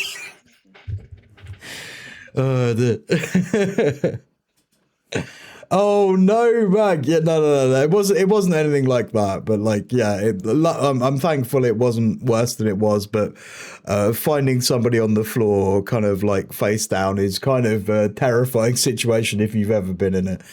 Right, Keir Starmer, we're doing Keir. Events or an impact on our country. All politicians and leaders. I'm calling this section from now on anything to do with Britain and politics. Britain sent to the knacker's yard, where they're going to take us out and they're going to manufacture glue from the remains of the imperial carcass. Every time there's a global event or an impact on our country, all politicians and leaders aspire to do is to get back to the status quo as quickly as possible. But that status quo wasn't working. I stood on a manifesto to change this country. Mag, why does UTC match with London time? Because at the moment we're going through a period of daylight savings. So we put the clocks forwards, and then we put the clocks back again. And when we put the clocks back again, it doesn't always match with UTC, I think. We need a stronger Britain at the heart I think. of Europe on defence, on security. If I'm ever posting times, I will always use Hammer Time. It's very, very good. Change, investment, technology. It's a really good program, actually. Stronger argument for being much closer to the EU. Stronger energy. We cannot continue with the situation where every... If you ever need to post anything on Discord and put a time, and maybe you're coordinating with comrades or friends and you just want to meet up at a certain time, go to Hammer Time. They're really good. They're like, and this was a recommendation I had from NTC and Creamy Asteroid, because I had some issues navigating time. This site is very, very good if you ever want to navigate it. You can just type in your local time and it will put a timestamp which you can post into Discord and have a direct time on it. It's fucking fire. It's fucking fire. Right. Family in the country looks at their bill this winter, and their bill goes up because of a war or conflict which they didn't want, they didn't vote for. We promised a fairer Britain. Fairness is what lights the hope in this country. We've got a generation of young people who've been let down in life. I profoundly believe. Oh yeah, that's a good recommendation, Dev. And that's why we've taken so many measures on child poverty. The other area where the hope is place. People are deeply attached to their place, and therefore when we talk about wealth creation, we have to make that wealth creation in every place across the country. But we also need to give people power over the decisions in their area. That's why our Pride in Place is so important. This is government money being allocated to places, but instead of the government saying where it's going to be, it is local people with skin in the game who decide where it's going to be. This is a really important... Except you don't give any of that money to local people to decide what to do so, or if you do, it will be less than what was given to them previously under successive governments under neoliberal rule, because the pot of money always goes down for working class people just trying to live their fucking lives, but increases exponentially for those bourgeois cunts who are in control. And I'm sorry for that language, but it kind of got me today. It kind of crept out there today. I apologise sincerely for that. Yeah, so Keir Starmer is back in the news again. Tomorrow is a big day for Keir. He's going to be embarking on a campaign of local elections all across the country, with hundreds of councils involved, lots of people voting for local governance and the different parties, which obviously are included, as well as like centralized structures like the Labour Party, for example. They have their Parliamentary Labour Party, which is for general elections and local elections, where you would have an MP which represents a large area and they debate in the House of Commons. But at a smaller scale, we have local councils, which are run by the same parties, which have the same kind of principles, as in Labour's case, no principles whatsoever. They'll tell you what you want to hear and then betray you every single time you vote for them. But they'll be engaging in local elections for like councils and structures like that, where that's the local level of governance here. Labour are set to lose fucking everything. They are going down very, very quickly. The last thing Keir Starmer needs right now are some pesky elections. His premiership has been rocked yet again by development. Yeah, Transfoxio, there isn't a dividing line between local elections and public sentiment. Like the public sentiment for general elections and local elections is usually fairly similar. Also, if there are what we call by-elections, which are electing MPs outside of like the normal pattern of Parliament, where you would have a general election. Say, for example, your local member of Parliament dies. By-elections are pretty huge, and therefore, if there is a problem, maybe somebody resigns from their seat in government, maybe somebody resigns from their seat as an MP, or maybe somebody leaves the party, they might trigger a local election. But yeah, they're all indicative of public opinion more widely. Show that Labour are down in third place, and there are persistent rumours that his party plans to topple him and install a soft left leader. So elections at this moment would only serve to highlight the scale of the problems facing the Prime Minister. Right, is this the time?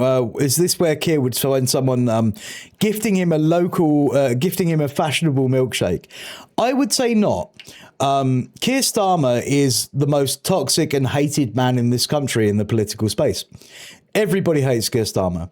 If Keir Starmer was to come to a local election event and campaign on your behalf, you're probably going to lose that fucking local election. You're not going to get anywhere near the voters out. So the best thing I think most people would do would be to stay the fuck away from engaging with Keir in any way, shape or form.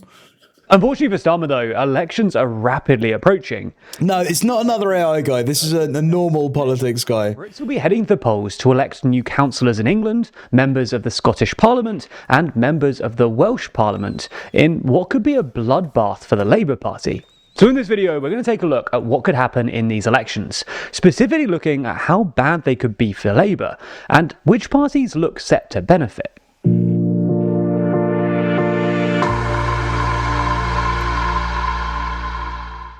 Never miss an episode and always feel in the loop by subscribing and ringing the bell. Now, we're going to split this video. Don't do that. And start by taking a look at the English local elections, then the Scottish elections, and finally the Welsh elections. So let's get straight into the English locals.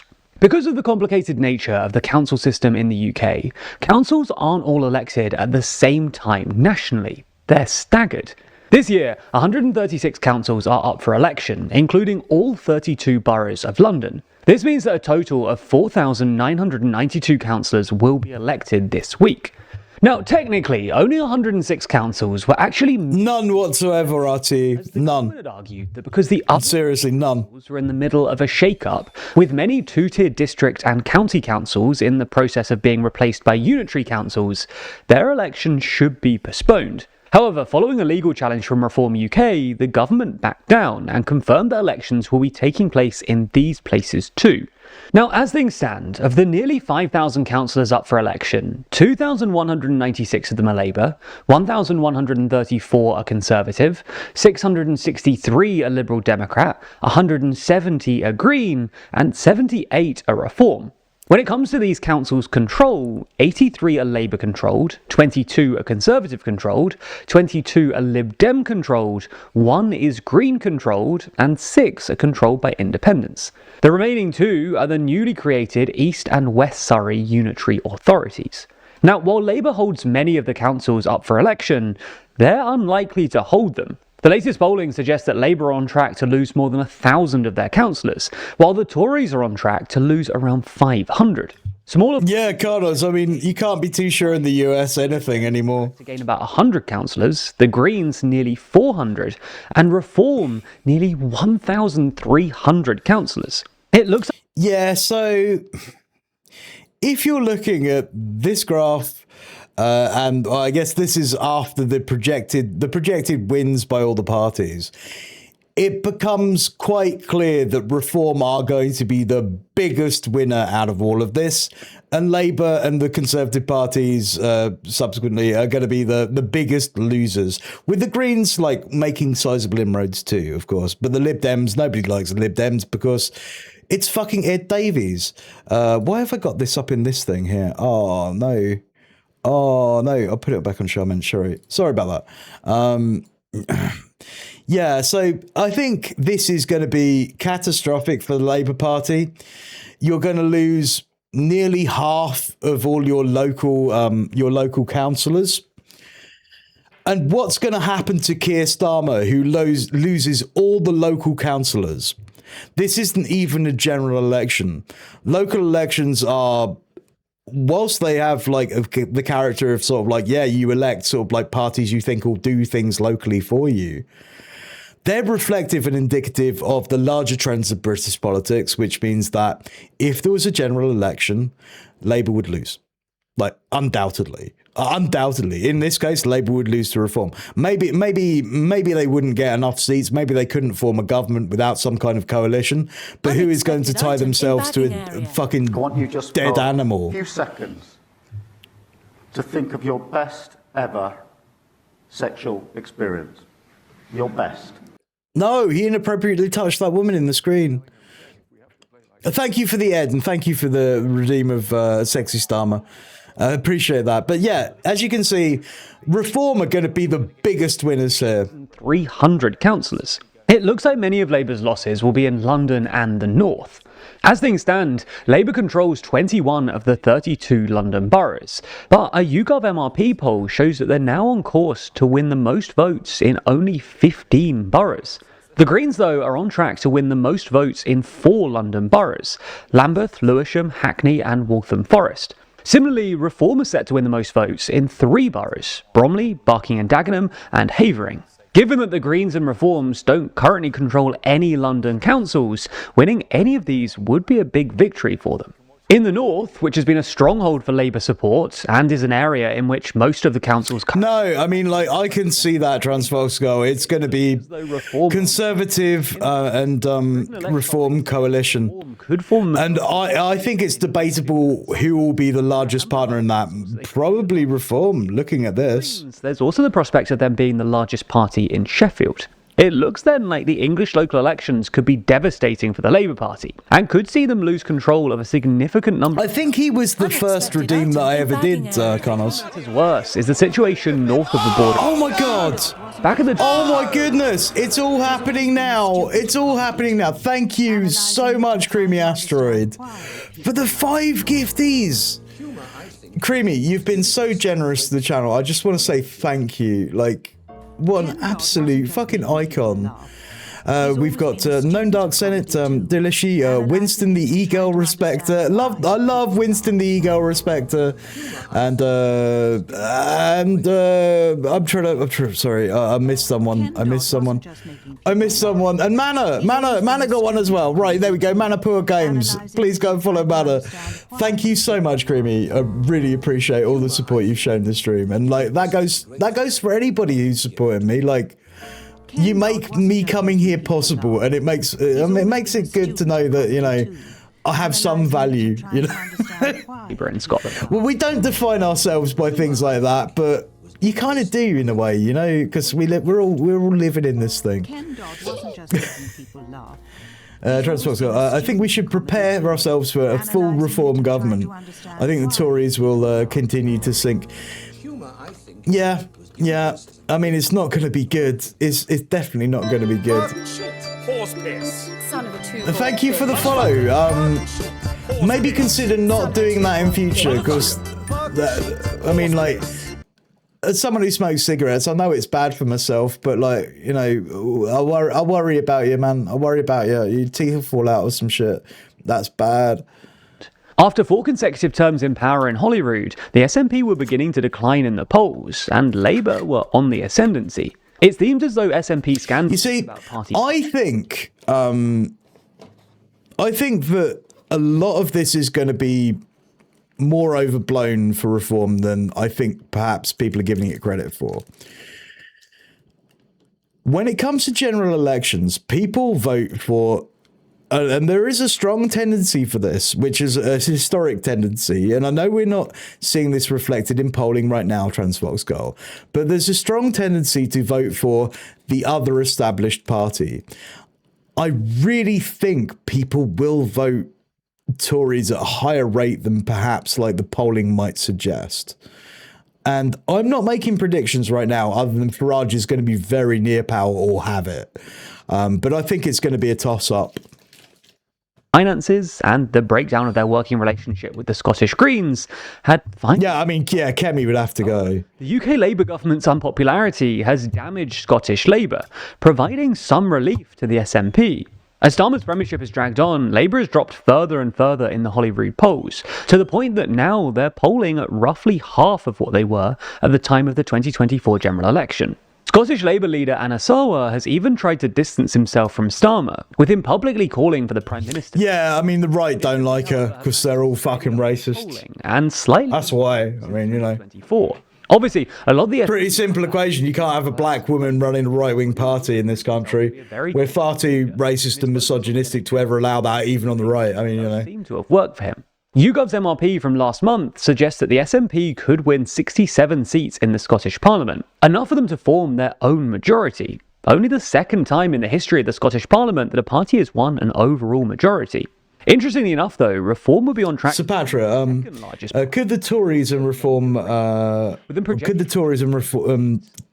reform form a coalition? Yeah, I think this is a reasonable thing to suspect. And would pile even more pressure. I'm just going to restart my little browser now. Right, give me a sec. Set to be replaced by Plaid. I can't see you for a couple of seconds. With both looking to make significant breakthroughs. Because it didn't come up on my screen. Will be tight. Oh shit, I nearly said bookie book. 7 seats and Plaid winning 36 in the 96 seats. Okay, we're back. Both short of an overall majority. With margins this small, it's hard to say with any confidence. Carlos, I just hope Nigel Lavage doesn't get a visit from Will have an easier shot. Kamadra Oshranek. Arishnek, Comrade Arishnek. Labour collapsing 12 seats. If he gets fresh with Russia, well, at number 10 Downing Street. In Wales since 1922. Oh, fuck. It took me a while to process that joke. More like Scotland, where a nationalist party displaces Labour to become the party of choice for left. Yeah, I mean, this is the other. This is the kind of the flip side of it as well, RTE, is that, yeah, if the Greens do get enough votes, like Labour aren't going to even be able to form a coalition. But even if Labour could form a coalition, who the fuck are they going to form a coalition with? Because it would be like, I would be absolutely fascinated that if the Green Party were to somehow form a coalition with Labour, it would be the end of the Green Party before it even started. Like, it would be the end of them. In the same way that, like, the Liberal Democrats, when they formed a formal coalition with the Conservative Party to prop up their votes, they fucking cooked them as a party for about 10 years. I mean, they still haven't recovered. Bring the political landscape. A result like that, along with a bad result in Scotland and the loss of swathes of council seats in England, could be the final nail in the coffin for Starmer. So you're probably wondering what's next for this story and how it's going to develop over the coming days. Yeah, I wouldn't put it past them, Mushy. Overwhelming, trying to sift through thousands of news articles, trying to find one that you can trust not to feed you a false narrative. Luckily, we have a simple solution for you. And that solution... No! Do never use Ground News. They're always giving you out fake information. This site is just fucking cooked. Don't do this. Never use Ground News to research anything serious. Because they'll just tell you that you know, the Guardian newspaper is a left-wing newspaper and not at all of the capitalist bourgeois press. Don't do it. I wasn't expecting that to pop up. Fuck you. No, never advertise that shit on my channel. Don't do that. Right. Okay. I think we've got another one. I don't know. I don't want you to skip Mr. Politics. It's Mr. Politics. Hello, everybody. Mr. Politics here. And welcome to... No, Ground News is just dog shit, Zoo. There's a mega poll came out. It's just a liberal news site, which was originally it came out of I think a foundation which was formed by the New York Times, I believe they were funding a journalistic school. I can't remember which one it was, but yeah, like Ground News is absolute fucking horseshit. Like if you want to find out actual like who's on the left, who's on the right, it will tell you that up is down and left is right. My God, it doesn't mean anything. Today, going, what a disaster next Thursday at the local elections will be for Labour. Yeah, he's right. That Labour are going to lose a lot of councils. Some say it might be 2,000 seat councils they'll lose, but I think that's something of an overestimate, Mr. Politics. You need a bit. I don't think they'll lose that many, but you never know how the way people feel at the moment about Starmer and his rotten government. But it looks like it's going to be a bad day and a bad night for Starmer and Labour, especially when the polls close next Thursday night at 10 o'clock and they start to... He's literally eating his words. ...the votes. It's going to be grim watching for Starmer as results come in to see that Labour are losing council after council. And I'm also predicting that Reform will do well, and also the lunatic party, the fruitcakes of the Green Party. I'm going to win some councils as well. More than I love Mr. Politics. Mr. Politics hates the Green Party more than anything else. He hates the Green Party more than he loves reform. I think. So I figured Farage was racist. No surprise there. Did not realize he was. Did not realize he was casual N-word in the same in the pub racist. Yeah, RTE. Also, he was singing Hitler Youth songs when he was like at school racist. He had a club where the boys in the club were effectively kind of trying to mimic Nazis, and they used to go through the village late in the evening and sing Hitler Youth songs and do Nazi salutes. Even his teachers, when he was very, very young, commented that Nigel Farage was a racist, and that was written about at the time. Lord help anybody who's thinking of voting for the Green Party. Ask him about the BDP. Find out on the Friday morning that they've got Green councillors running the council. It's going to be an absolute nightmare. But and also, I'm predicting that the Conservatives will lose about 600 seats, councils. Yeah, it's going to wipe them out. Not looking. That's it's also the Greens for the Tories either. I think it's going to be a bad night for Starmer and Labour, but it's going to be even worse, I think, for Bagonot and the Conservatives. See, Transfoxco, this goes back to what you're saying. The far right hate Kemi Badenoch probably even more than they hate Keir Starmer. They really do. They really fucking do. And of course, people have. What a fucking evil piece of shit. What the Mr. Politics and your Bond girl fucking portrait frames behind you and your fake trophies which you've never won. And a good night for Reform and also for the Nutty Green Party, and also them predicting that the Liberals will win some councils, but they won't win many. The Liberal council. Hey, silly. Those are participation trophies, Delia. But don't you dare besmirch our beloved boy, Mr. Politics. With his, he won. Look, Mr. Politics right now, I just want to tell you, Mr. Politics, he won the FA Cup. He won the World Cup. They're all his trophies. They're all his. He won the UEFA Cups fair and bloody square. At by-elections and local elections. They usually do well, but they might not do so well this time because you know what Ed Davies like. We all saw his antics, didn't we, in the last general election?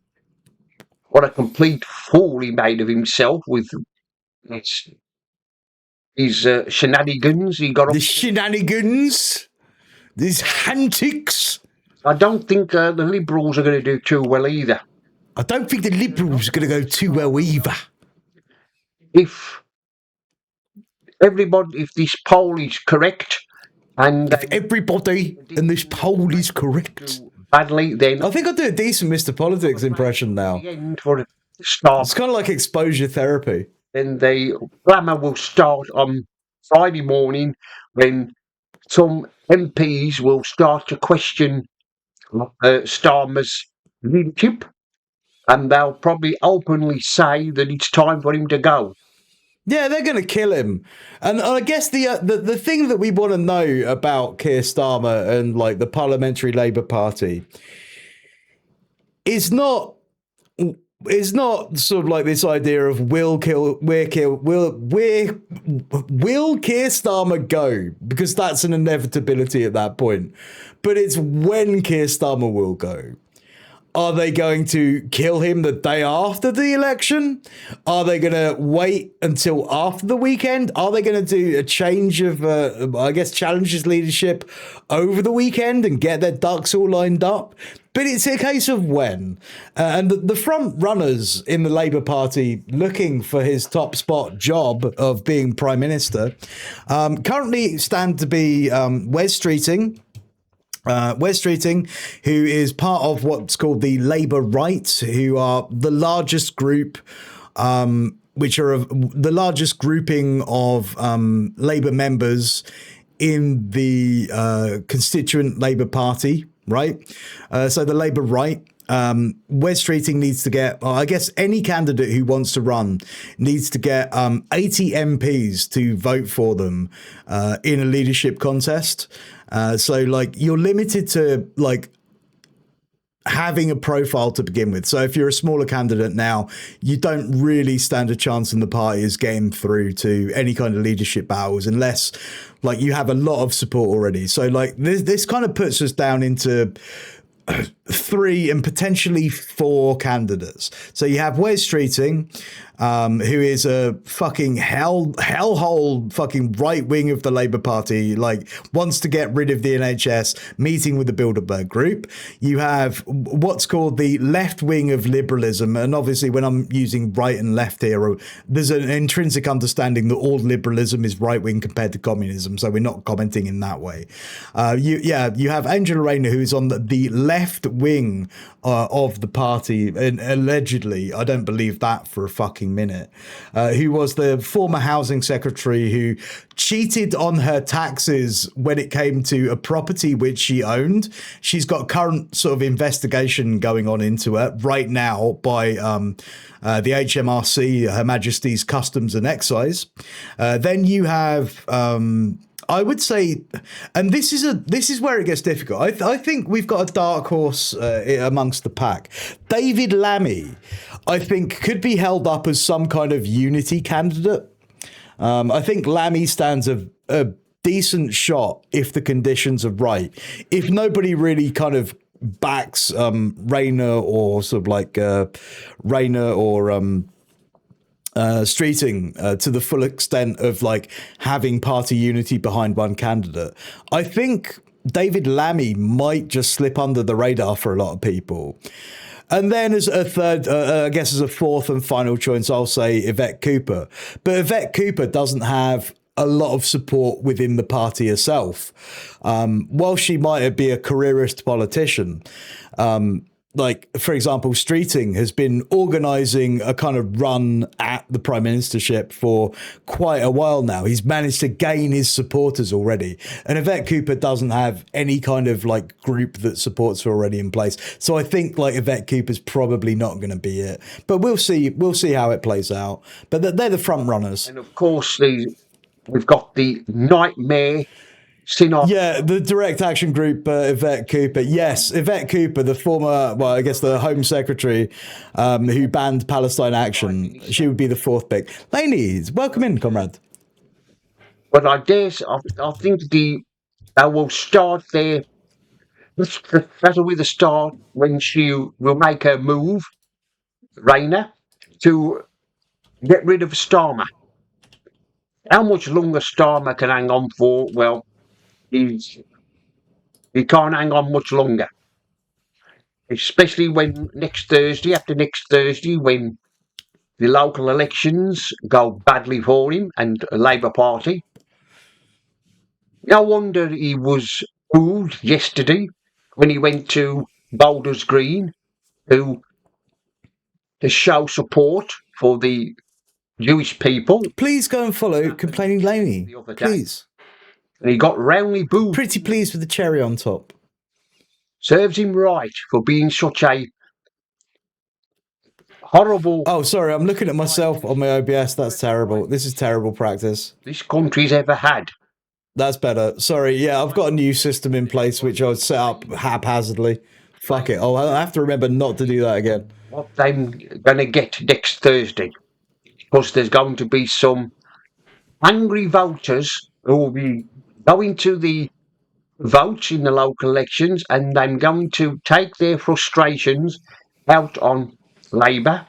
Well, yeah, of course. Everybody hates Keir Starmer. Of course, the Labour Party are going to suffer. They're going to suffer a catastrophic defeat, which hasn't ever been seen before. A nightmare for him. I dare say. Has Angela distanced herself from Keir Starmer? No, surprisingly not, Carnos. In fact, Keir Starmer was backing her implicitly over like the last few months. It's going to be a nightmare. Like back earlier in the year when she was like up on investigation for financial crimes relating to a property as the housing minister. Keir Starmer was like, I stand by her tremendously, and like there was a great solidarity between the two of them. To hold on to keep hold of some councils, but I shouldn't think them going to be many. They might keep hold of the odd one or two, but it's still Joe 110 nightmare for Starmer. Good to see you, Joe. Thank you so much for the resubby. Welcome back to the community. It's lovely to have you in. And remember, well, I mean, you never really left the community. You never leave. We're like the CIA here. Once you've been a subscriber, once you've followed the channel, you're a footer for life. I don't know. It's not a footer, is it? Not a footer. I don't know. But thank you. I do appreciate it. It's very kind. Right. So that's Mr. Politics Analysis. And now we're going to have a look at a piece by Radhika Desai and Aaron Davis, which is going to be talking about specifically like the UK in part, but expanding that out to sort of like the deeper decline and problems within like Western capitalism as expressed by our bourgeois elites and the way that they do politics. Yeah, at the very end of stream, you should play the Dave song. This is my stream suggestion. Thank you, Larry. I may play the Dave song. I'll take it under advisement. And reorient economies away from international capital. I'm sorry. I'm just gonna refresh this to give you the thumbnail of the video, which is kind of delicious, really. It's Keir Starmer holding his head in his hands like he doesn't know what the fuck to do. Somehow we've got to take on international capital and reorient economies away from international capital and the billionaire class. And these. Yeah, I just figured it like because the local elections were tomorrow, it was a really good place to put it. Other building or something else is not going to do it. The idea that somehow, in the course of making a profit, a small number of people making a profit, everything that the rest of society needs will be provided for, is a magical thinking if there ever was any. Hello and welcome to the 63rd Geopolitical Economy Hour, the conversation that illuminates the fast-changing political economy and geopolitical economy of our times from a socialist and anti-imperialist point of view, the point of view that is of the majority of the world. I'm Radhika Desai, and you're watching Radhika Desai, Geopolitical Economy. This channel is part of my work on geopolitical economy, the Marxist, socialist, and anti-imperialist approach to international affairs I've been I really want to know what the split was with Ben Norton. I mean, I have some idea of why Radhika might have set up her own channel, but to also call it the Geopolitical Economist is that's intriguing to me. Do you think there was some rupture with Ben? Because I think there might be some kind of rupture with Ben. I want the tea spilled. That's all I'm saying, chat. I want the fucking tea spilled. Yeah, I noticed one thing. She used the word Marxist explicitly a lot now. Yeah, she does. over 2 decades now. Yeah, probably. And, you know, like, fair play. Everyone should get paid for their labour, eh? Like to help me reach a wider audience. And I'm sure Ben gets a whopper. Subscribe and share a whopper. And make a contribution if you can, either here on YouTube or on my website or on my Substack or on my Patreon. I better change the title. No, I think the title is still correct, actually. No local election in the UK So it's a drama pervertery alarm. I know, right? as the one. I'm bad for it. I'm bad for it. I'm one of these people who say, I don't want drama. I don't want drama. Both major parties. I don't, but I do love it. And I love it and I hate it. As long as I'm not involved in it, it's great. And Labour among the historic parties of the Western working classes, both of which had dominated post-war politics, will receive a drubbing at the hands of newcomer parties. Oh, right, Carlos. Maybe not. Maybe we are mistaken. Placing itself to the right of the Conservatives, and the Green Party under Zach Polanski placing itself to the left of the Labour Party. It is widely rumoured that the Labour and the Conservatives may not even take second place in many of these elections. It is even possible that Prime Minister Keir Starmer could be ousted in the aftermath of these elections. And indeed, as we speak, Parliament is considering whether there should be an investigation about his handling of the appointment of Peter Mandelson, somebody who was close to Jeffrey Epstein, as the to the one of the most senior diplomatic positions anyone can. I want itchy nose. So if Keir Starmer... I'm going to turn off the camera and itch my nose properly. It itches on the side. It would look like I'm picking my nose on camera. I'm going to do this. I'll be back in a minute. Don't worry. Inability to address the problems that have piled up under the politics of austerity going back. Oh, it's good to dig a knuckle deep in your nose, isn't it? A mass of the people in the UK are concerned. The beard does get a bit itchy, I will say. A ruling class is concerned, however, I was joking about the knuckle deep. I mean, my nose isn't that big. Hands off him, precisely for not being able to continue the politics of austerity and instead making U-turns on every major public spending cut that the government has announced. And further, thanks to both... Oh, no! Oh, no, that's vile! By revelations about... No, thanks. ...approving the appointment of Lord Peter Mandelson, despite his closeness to Jeffrey Epstein. Though elected with a massive majority less than 2 years ago, the inability of the Labour government to get the growth that they had. Right, okay. Starmer was... Ultimately, I think this is a great analysis so far. This is a great breakdown. But Starmer was elected with a massive majority. Like, it was huge. It was like 284 or something. It was a lot. But at the same time, he was elected with a massive majority. He was elected with the smallest percentage, a smaller percentage of the vote than Jeremy Corbyn had by quite a long way, by large margin. Going to exact its price. If so much hangs on the outcome of one set of local elections... Yeah, I mean, she's great, so she deserves that recognition, Larry. Significant. It is because the unaddressed... I'm just baiting, you know me. ...politics ongoing since at least the 2008 North Atlantic financial crisis has been growing deeper and wider.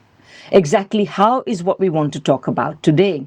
A casual observer of the last decade and a half of British politics might be forgiven for thinking that the crisis is all about Brexit, immigration, or illegal... Oh, interesting, Connors. Small boats She coined the geopolitical economy, so yeah, it's hers. So Ben stole it. And generally so. That's what the falling out was about. There's no falling out. Hearings, the Epstein files, and a host of other largely cultural issues.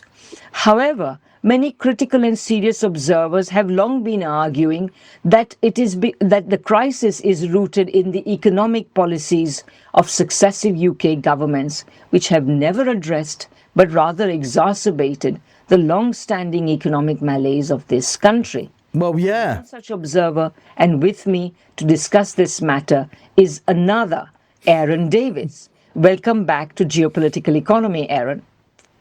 Hi, Rediger. Thanks for having me back. What have you done, Manti? What have you done now? Privilege to have you back on Geopolitical Economy. Or what are they claiming that you've done? So that our audience knows something about you. You were professor at Goldsmith College here in London, and you are now professor at Victoria University in Wellington. So we are meeting across a very big time divide, 11 hours, I think. You have researched a whole area of British institutions, the financial sector, the union movement, the professions, the corporate world, the media, and most recently, you have been working on the housing crisis. A lot of your work is based on interviews, in-depth interviews, and more than 500 and counting, I am sure, with members of the elites that run these institutions. What you've sought is to find out how power and inequality... Manti, I will say, if you are going to go down this road of criticising professors, understand, and I know this well because I've done this myself, right? You criticize your professor for some capitalist slop or some other slop. Trust me, professors are petty motherfuckers. They will penalize you. So always watch your back, Manti. You get the grades, you get the stamp on the paper, then you tell them to fuck off to their face. You can do that too. I believe in you. Quality operate in contemporary capitalism. Now, the last time you were on, we were discussing the decline of the UK, the Western ruling establishment, and the UK ruling establishment in particular, a topic on which you wrote a book entitled Reckless Opportunists, Elites... I'm not bitter about the grade. I'm not bitter about the grade on my dissertation. Momentous. I'm incredibly bitter about the grade on my presentation. I'm also bitter about the plagiarism of like the 2 plays that I wrote, which fucking one of them was spun off into a fucking sitcom by this motherfucker. No, that's for another day entirely. But yeah, trust me, they'll come for you. They'll steal your work. They'll fucking steal. If you're a fucking creative and you're at like a fucking arts college or something, trust me, your professors are going to steal your work. They're going to steal your work. They're going to steal your fucking ideas, because it's happened to me.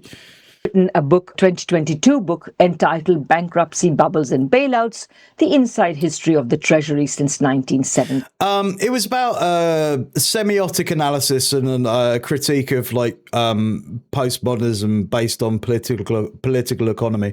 It was kind of good and based, and they didn't like it because I was a Marxist. 6, that date being important, because that was when the UK government approached the International Monetary Fund for a loan to help it tide over a severe currency and balance of payments crisis. And of course that made... Lainey, I remember doing a Marxist analysis for an art history class, and they did not like that. They're like, this is off the curriculum. You can't do socialism.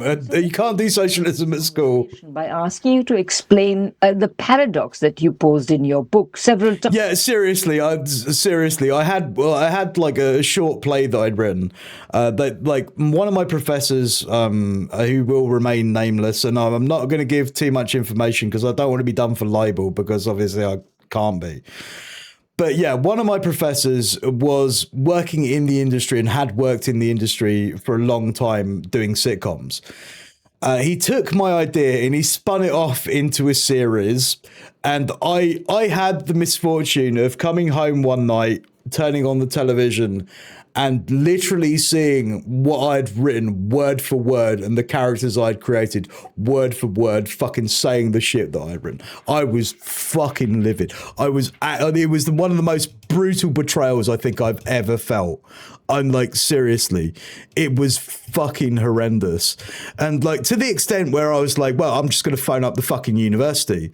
I'm going to phone up the university. I'm going to get this motherfucker, like, like, I need my Vig. I've written this. This is my concept. And it's literally been stolen off me.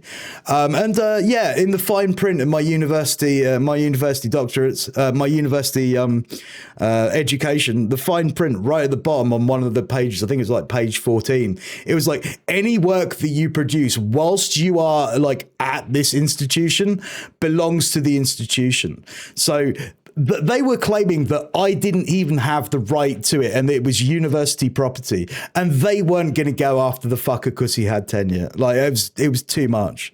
It was too much. But at one point, the way you put it was, you said that the Treasury... Yeah, you don't own crap just due to fucking standard boilerplate, and like, it really fucking hurt me. Was not in... And I think that's one of the reasons I didn't really pursue a career in the arts, and I just went, fuck it, I've had enough, I'm going off to China. It was a huge shock to my system, like having something like that done to you, because it's not just about the fact that I've left university, I'm in massive amounts of debt, I can't get a fucking job, and it's not just the recognition, like there's a financial aspect to that as well, like, because that fucker got paid. but was instrumental in causing it. What did you mean by that?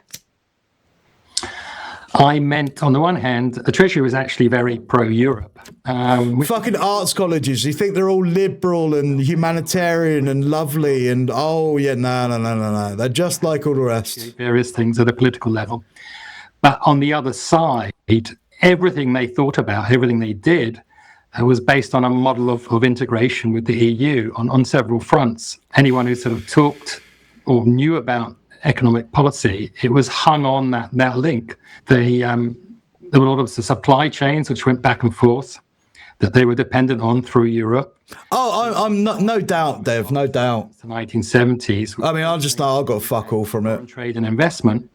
And a huge amount of companies from the US, Japan, and others went to Britain. But one of the reasons they went to Britain was a gateway into Europe, because it was part of the... Manti, his entire problem was today was how easy it is to be a millionaire. And he literally did the meme of don't get a coffee every day and you'll have enough to invest and make $1 million in 45 years. Like, yeah, I mean, this on the surface, like, also kind of like assumes that if you have £1 million, then somehow like that's just a thing which is like an infinite amount of good. Like, you get problems with that as well. But like the basic assumptions of like, oh yeah, for just the price of a cup of coffee a day, you can invest it in, I don't know, Tether or one of these stable coins and make a fortune overnight, or put it in you'll get your derivatives back. You'll get your 1 penny back for every like 5 coffees. Nah. Don't work that way. Markets go up and down. And when the markets go down and you've got money in them and you're seeing that fucking dwindling pretty quick, trust me, you're going to sell. And some other shithead with like fucking £1 billion is going to buy up those fucking stocks and shares. Thought. And of course, we're already starting to pull that. Yeah, also $1 million isn't even enough for a home in some states. Yeah, and I guess that was one of the things I was going to get at, Manti. Like, I know there are properties around here which are like £500,000, and like trust me, £1 million don't go as anywhere near as far as it did like fucking 10, 15 years ago. Investments and withdraw from that, and then there was also the financial sector, and the London Stock Exchange was the biggest financial part. It's almost like if you have a bunch of capital, you're better positioned to make more capital. Yeah, I mean that's the underlying truth. That's why you have intergenerational wealth. All these good point, Joe. Elements of the UK economy were highly dependent on the EU, and the Treasury knew that. So why did they cause it? They never would have said they caused it. And that, to me, was the long run of what had been happening for 40 years, the model, or various aspects of the model.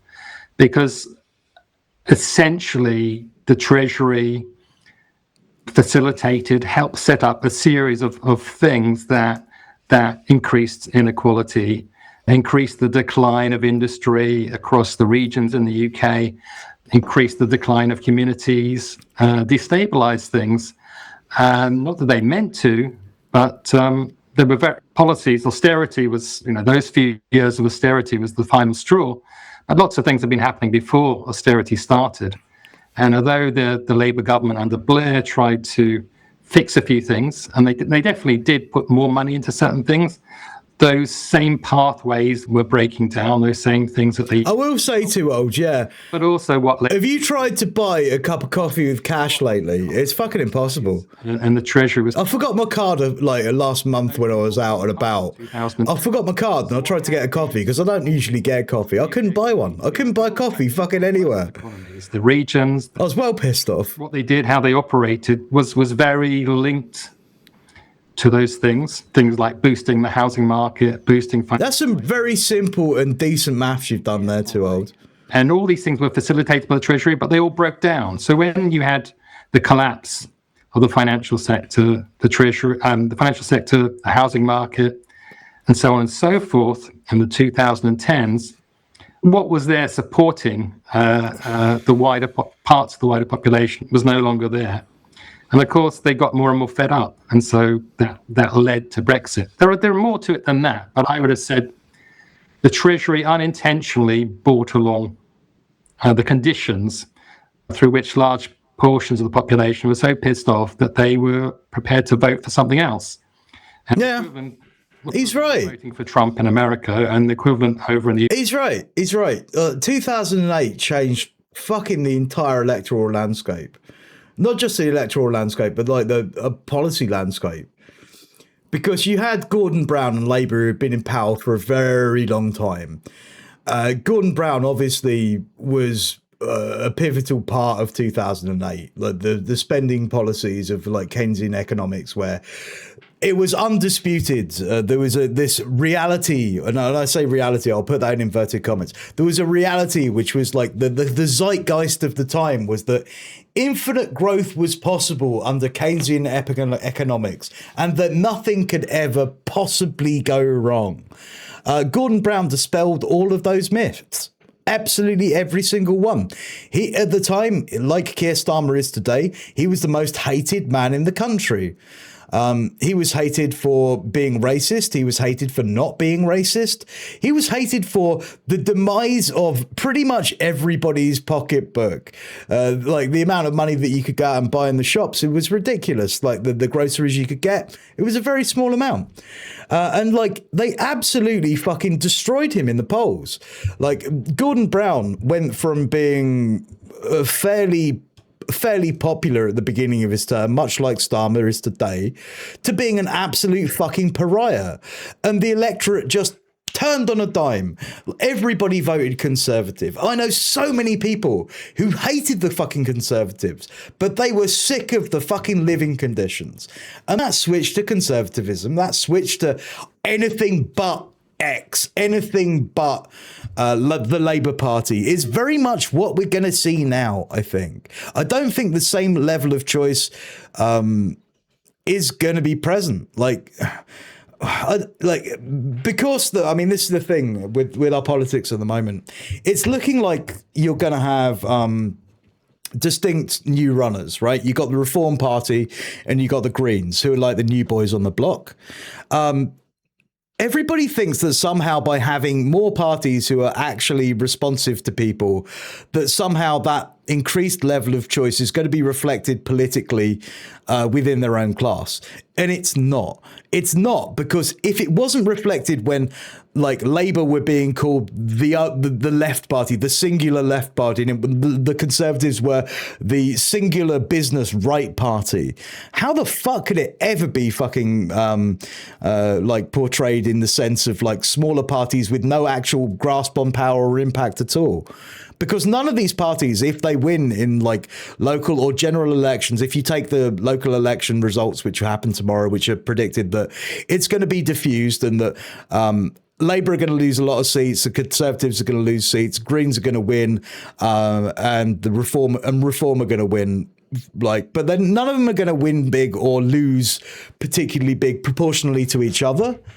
How is that ever going to be reflected in the political landscape of what is a two-party system, where you need a majority to actually enforce any kind of policy?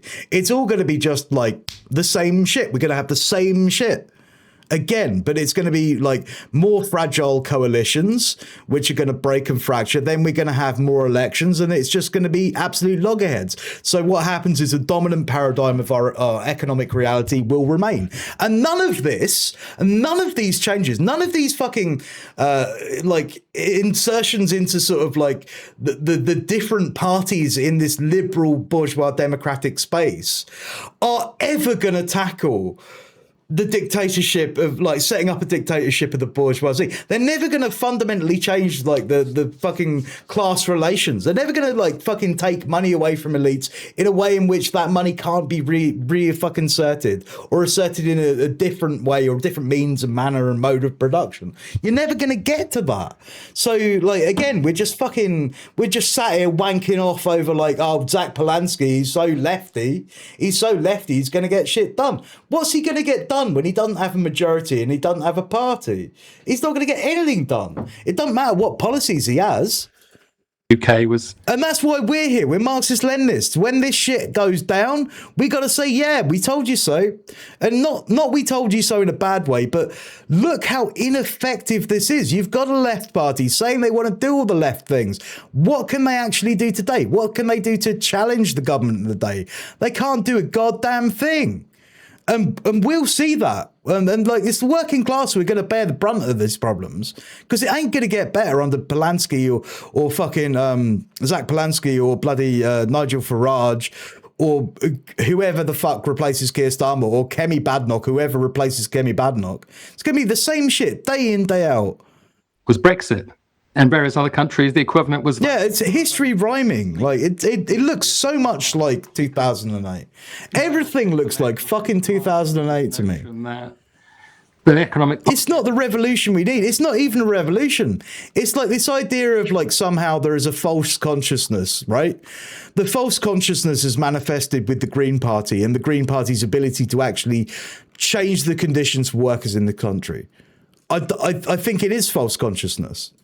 Certain elements of the economy did well. Because it's a liberal consciousness. But certain other parts of the population never seemed to do better. It had stagnating incomes. House prices were... Thank you for bearing with me on that rant. Occasionally I do them. They couldn't afford their housing. Various day-to-day things were breaking down. And that... Yeah, Groundhog Day, Sir Patrick, more the same. I think a lot of people still in government here and governments abroad around centrist mainstream parties, centrist civil services, don't quite get that. They don't get that picture. And you can hear Well, I mean, again, like Manti, we see this reflected in like our educational environments as much as anywhere else. Bourgeois cultures inhabit our universities, and that's not to say that education is something we shouldn't be supporting or lauding. Like, I mean, you know, there are some good professors out there, and I've met some of them. But my God, you know, these are bourgeois institutions, which are their funding sources and revenue sources are effectively like you. They're sucking the money out of you directly to profit, like the chancellor of the day in your institution, you know? Like, fucking hell, like the place that I went to, right? The place that I went to had a chancellor. The chancellor, he had several different sort of irons in the fire. The first was a massive redevelopment project for a student campus, which was away from the university. It was in the local town where I used to live, and it was all put up to a blind bid tender. Do you know who got that blind bid tender? It was his brother-in-law. His brother-in-law got this multi-million fucking pound contract to build student housing, residential halls, all these kind of other things in sort of like an area in the local little town that I was in. And that was his brother-in-law, right? The guy who ran the buses, right? Because my college was fairly isolated. It was an isolated location. It was about sort of like 8 to 10 miles outside the local town in a very, very remote region. Because I went to a weird fucking arts college, right? Which was like this Georgian mansion in the middle of nowhere. Right? The bus routes, they were all his brother. His brother bid on the bus routes. His brother owned a fucking... bus company, and like he was the only buses that he ran were the ones to and from the college, and he was given massive subsidies and got a lot of profit from that. And it turns out, you know, the chancellor of my university, he was embezzling hundreds of millions of fucking pounds at one point. Like, trust me, the place got actually shut down for it. All of these institutions are the same. Maybe they're not on the same level that they have that sort of endemic corruption, because maybe it was a more sort of like public-private partnership where the private element was allowed to kind of go unchecked. But like all of these institutions have these same principles at play in them. So yeah, like yeah. I'm just riffing. I'm just riffing now. Certain things need to be done, but those certain things, whether they succeed or not, they're not going to help the general populace. No, exactly. And, you know, in fact, what you are... Subhatra, yeah, gas and mining companies fund our unis. There's so much of that shit. On Brexit, you know, a few weeks after the... These are bourgeois institutions, and, like, you know, the revolutionary change is going to have to come to university structures too. And, like, academia is going to be, like, academia in theory needs to really fucking look at ways in which we can not just reform these structures, but build them from the ground up from a socialist perspective. Because without education, there is nothing. Everybody was talking about Brexit in terms of, whether it's good for the UK to be in the EU or out of it, or about taking back control. I mean, the whole discourse had been completely deflected from what really mattered. And it seems that the very campaign for Brexit, and that, as you know, was ultimately rooted in the fact that Nigel... Yeah, ML education groups. And I think this is a very important topic, Larry. It's absolutely fundamentally important that the idea of class itself is manifested within these institutions. I mean, I know a lot of very, very talented theorists, people who understand an awful lot more than I do and could ever even imagine of doing. And I've done a fair bit of reading myself. I'm no slouch, you know that. But I've known working class people who are far more engaged in theoretical conversations at a higher level than so many people I knew who went to university. Really. But these institutions themselves are there are bars to working class people getting in and getting an education. Fuck this. I'm so sick of these fucking ads on this fucking video. It really pisses me off that sort of working class people deserve an education. It's not that they need or they want one. They deserve it. My God, it should be their fucking absolute right. Keys of the Conservative Party and taking support away from the Conservative Party from the right. And so partly in reaction to that, Cameron, who went into the 2015 election with a desire... Yeah, I mean, that's a step in the right direction for sure, Sir Patra. Between 2010 and 2015, thought one of the ways to get it would be to promise a referendum on Brexit. So No, it's just that I've got another browser which I don't usually use for this, and I kind of set it up. I never use it to watch anything or anything. I only ever use it for monitoring my stream. The fact is that this was a bit of an ad hoc thing, the whole walking through China thing. It's driving me nuts, if I'm honest. Is the pursuit of the policies of the Treasury. Yeah, I mean, the reason why I'm doing it like this, lady, is because the bit of software that I wrote only kind of shows live videos. I think it was a big error on my part. It was all me, structural problems. Political system has been geared to deflect from the failures of economic policy.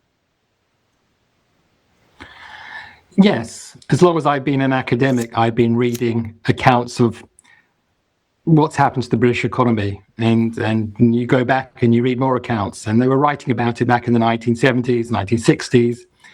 The peak of the British economy was obviously coinciding with empire and before the Second World War, and it was already declining by then, and other powers like the US. Oh yeah, and universities, trust me, they've got all their fingers in the pies. They're in all of the institutions which are doing colonialism. They don't give a fuck. I don't think the British really got to grip. One Lana, thank you for the resubby. 4 fucking months. Let's fucking go, One Lana. Which had. Thank you so much. By the 1970s, it was break. Appreciate you. But they hadn't tackled some of the fundamental things, because already there was a loss of industry. If you go back in Britain to the 1930s or 40s, they produced a yeah. I think I might switch it up actually. Minor in the world, I suppose, the big industrial nation, the workshop of the world. Yes, indeed, exactly. And huge outputs. And where is that? Right, I'm gonna try and make this disappear for a second. Don't worry, chat. Industry and what happened in the 90s. The live will come back. Moving away from that sort of industrial position, and they moved away much faster than many other countries. Because I know it happened in many countries. Many countries didn't turn off. Their industry wound down as they became more service economies, and industry sort of moved to developing economies, cheaper labour. There we go. Common, but it went much faster and harder in the UK than in most countries. Because if you go back again to the 70s, even the 70s, their industrial output was not far off from say Germany. They were both had quite big industrial sectors, and by the 1990s, Germany was still going, but Britain's industrial base had been really cut away. Much of and what's happening? And what's happened now in Germany? Well, Germany's industrial base has been completely cut away. You know, like the big boy Germany and Europe who says, "Oh, we can manufacture things, we can make things, we can do engineering." Nah, that's all gone away. And that continued through same trends. The Conservatives, the 1980s, and then under New Labour. They didn't arrest that. They just looked to alternatives like the financial sector.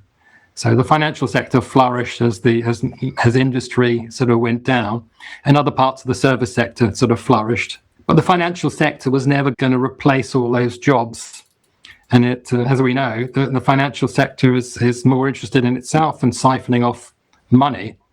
And more money goes to circulate in the financial sector in the international markets, and less goes into actual real businesses. And so lots of businesses in the UK were they collapsed. They were bought up on the stock market and broken up and sold off in bits. The British economic policy. Oh no, I didn't refresh. Give me a sec. Was to no longer help or aid British industry. Because that was thought was bad. It went against anti-market, went against market thinking, went against sort of free international flows, free trade. But they were happy to encourage the big companies to come in. So there were all sorts of sweeteners given to Nissan or. Oh, thank you as well, Steph. I'll have a look at that and see if we can use that one tomorrow. They wanted to. I don't know what it is yet. It'll be a nice surprise for me. To come into Britain, and they gave them more actual financial encouragement. Ooh, yeah, that'd be a fun one. Homegrown industries, and such was the case with the stock market. It was so sort of deregulated and cutthroat that Britain it was easier to come in, buy up a company, break it up, and sell it off for parts, or do what you wanted with it, than virtually any other country, any advanced economy in the world. They had certain protections. But Britain sort of released all those protections because there was this whole 1980s thing of we've been too protective, we've coddled our British industry, we've let it grow fat and useless. And yeah, well, you completely deregulated and privatized everything under fucking Thatcher. That was the point of it. Flourish. But, in the meantime, let's have these big companies, these big financiers, they'll invest, they'll do things better for us. And so it was all about encouraging. Yeah, and sort of globalization, Donatella, and like outsourcing. Exactly that. Big industry. But again, as we know, from a global political economy point of view, big industry, big companies, big financial companies, they have no loyalty to any country. So yeah, Carnos, interesting thing about Warwick Powell, if you don't already know, is that he once participated in a squat in London where it was like an entire sort of like street where they set up their own sort of like autonomous community back during the 70s. They had like their own culture going, and it lasted for about 10 years. It was kind of an incredible thing. I'll find out about that for you. They'll take their capital out, their industry out. And Brexit is an example of that. As Brexit... I said Davies, didn't I? It's a Powell, sorry. After the Brexit vote moved closer.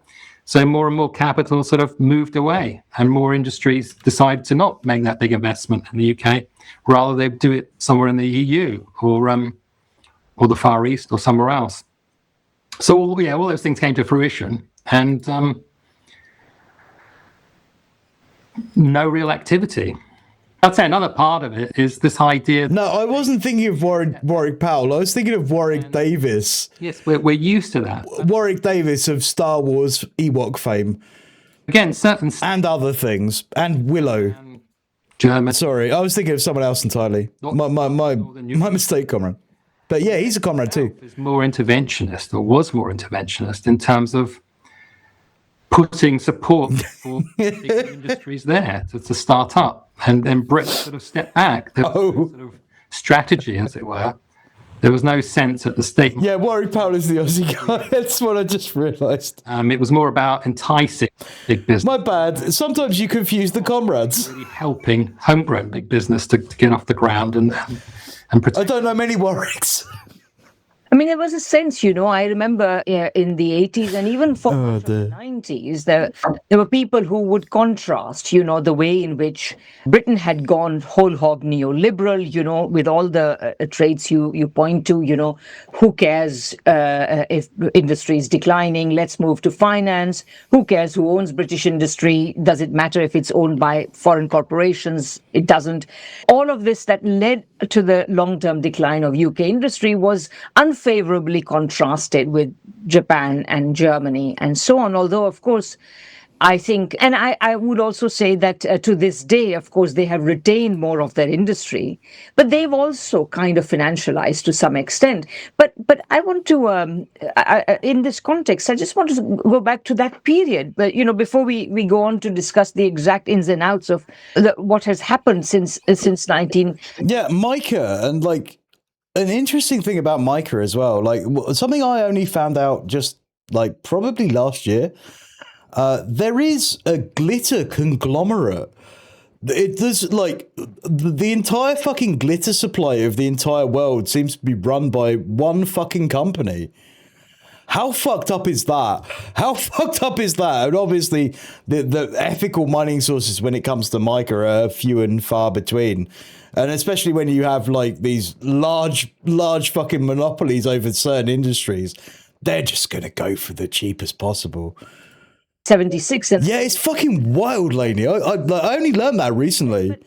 But let me first just pause a little bit on this Keynesian period, because, I agree with you that, of course, in the literature that you and welcome in, Renegade. It's lovely to have you in the community. I hope you enjoy your stay. That is to say, to lose its relative preeminence in the world market, basically since the late 19th century, since other countries. Oh, I missed that. Industrialized, particularly the United States. Whoops, sorry. A little late. Maybe you won't be enjoying your stay much longer if you continue to be rude to our moderators and people we actually give a fuck about. Yeah, so, yeah, that's no.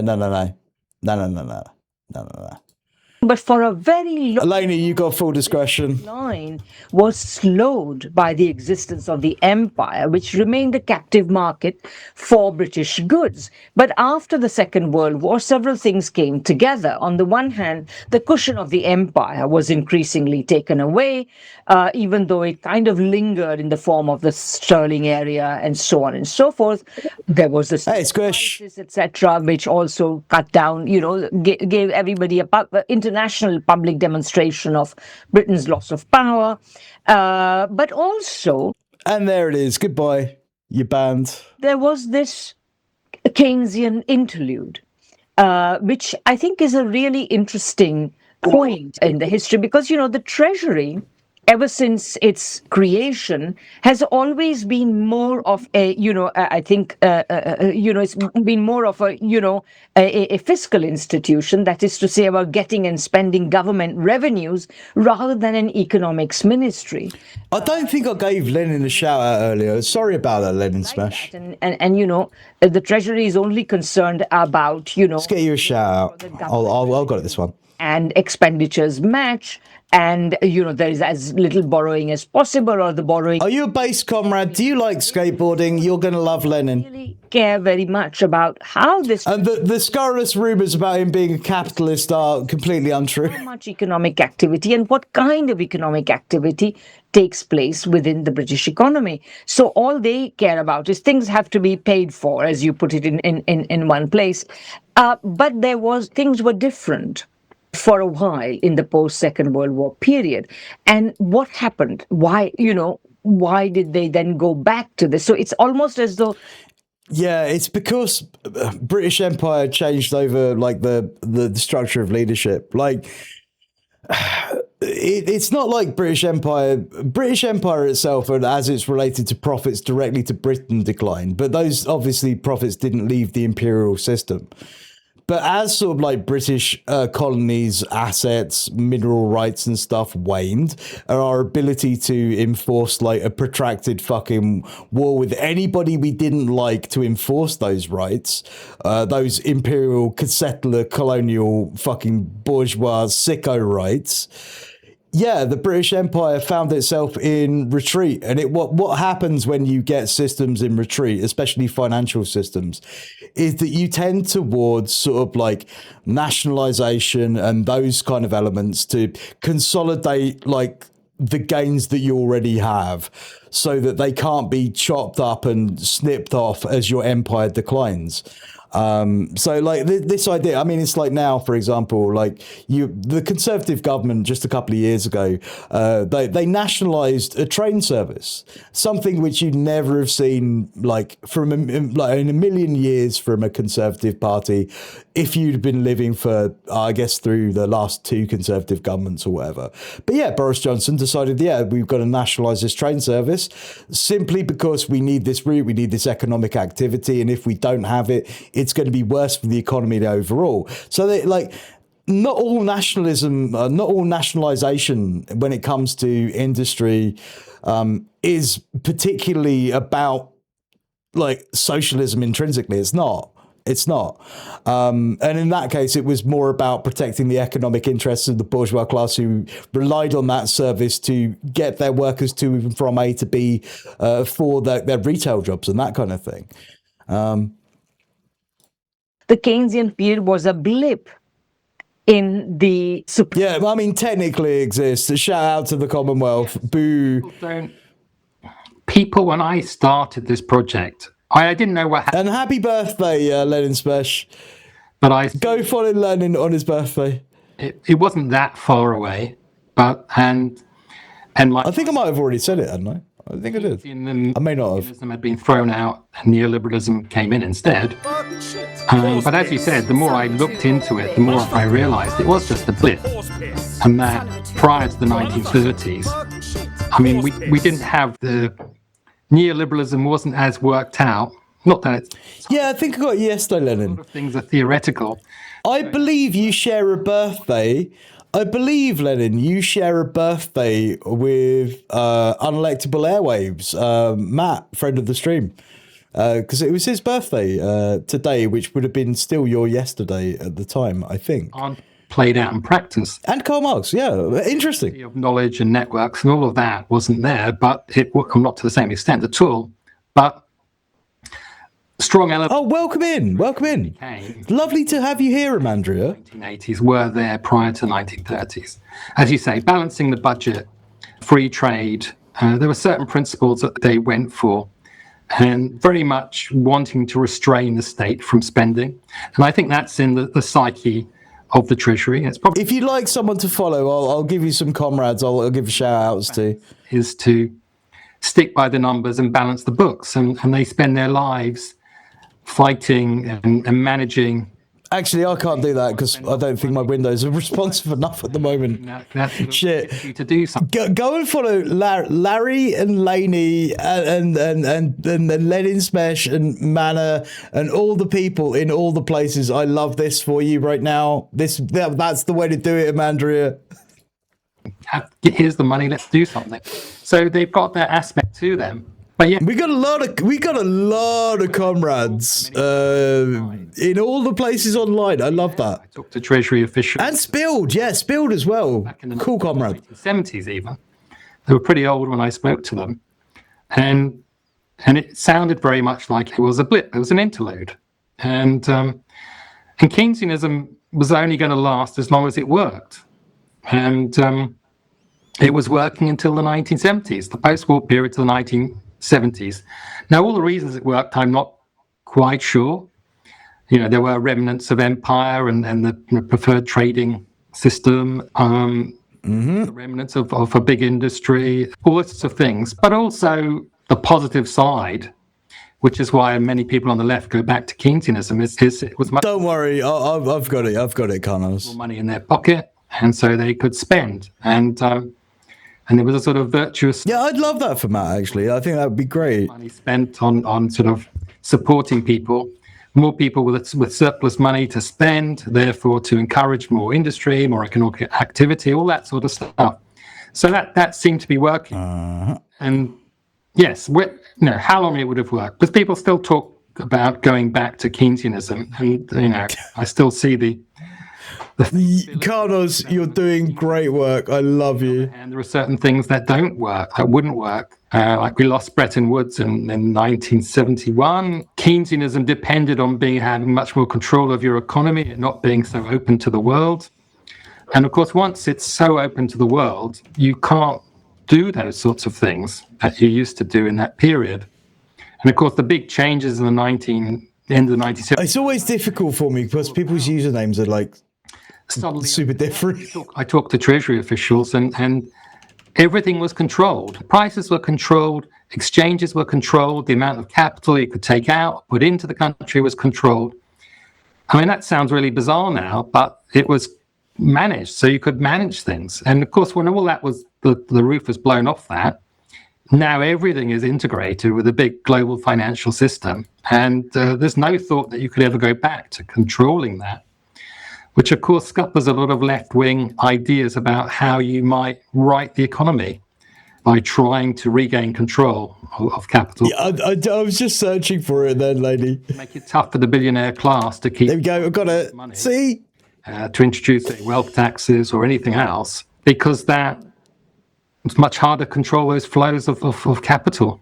But yeah, sorry, I've gone off point a bit, but it was very much an interim point, and then they went back to business as usual, but a much more dense political and economic movement around neoliberalism. You know, I still think a lot of it was very confused, but there was a lot of power and then influence and networks of control that emerged through the 80s, which are still here. Yes. I mean, I think that several quick points before I come to my major point. So, number one, I would say that, I mean, it's an interesting question, you know, whether Keynesianism has become defunct. I mean, I think one could make a very strong argument that it has not. It still remains relevant. And that in the 1970s, like a lot of other Western countries, Britain faced a choice. Was it going to address the crisis that had undoubtedly arrived by deepening the reforms of capitalism that had been undertaken in the post-war period? Hobsbawm calls them socialistic reforms. Should it do that? Or should it roll them back by saying that they were the problem? And I think that the former option was still very real. A lot of people were arguing for it. This is a period I covered in my own book, Intellectuals and Socialism, a long time ago. But the point I'm trying to make now... Yeah, there's loads of us. Matt led the charge, I think. Would be a way, but it wasn't really prepared to make that case. It wasn't intellectually prepared. It wasn't politically prepared. Secondly, I would say that, yes, of course, the world economy has become considerably more open, although less so than most people imagine. It's become considerably more open than it was in the 1970s. But I think China is a very good example of a country that shows that you can manage the openness. You can manage everything. You know, you can actually create a sort of cocoon within which a considerable amount of private activity, yeah, literally. I mean, there's so many of us now, can take place. But the overall direction and the specific linkages, trade, investment, capital flows, whatever, linkages with the rest of the world economy can be managed in a very tactile fashion, that is to say, in a very specific fashion. And I think that's a second thing. So I think that there is a very good argument against those who say, well, you know, global... I'm just going to Google what time Asda closes tonight. I hope it's not going to be early. Oh, no. The actual amount of, maybe Britain will be an exception, but on a worldwide scale, foreign direct investment constitutes somewhere between 10 and 15% of gross fixed capital investment. I'm talking about productive investment. So that only leaves us... No, I'm okay.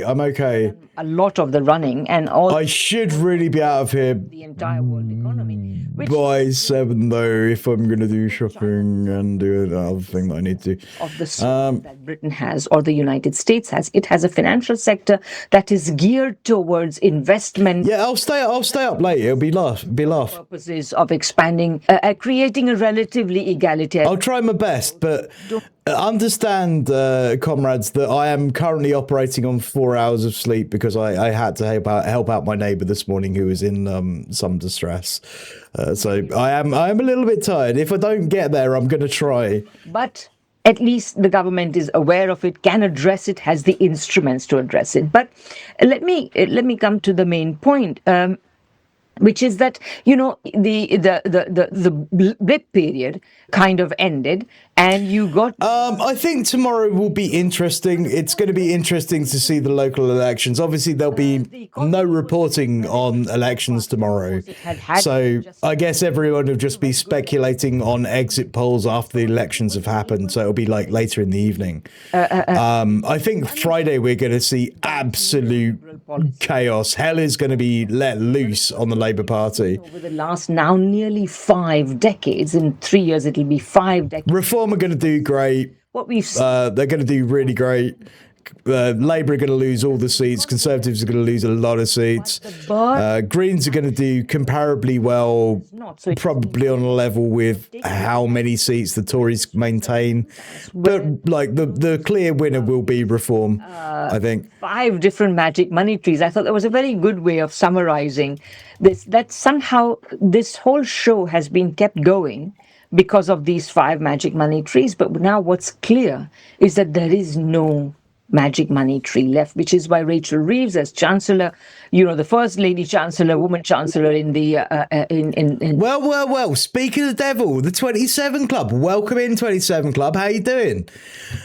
Well, we were just talking earlier about one of your remotes. I can't remember which one it was now because I have the memory of a goldfish after not sleeping all night. But I hope you're doing well.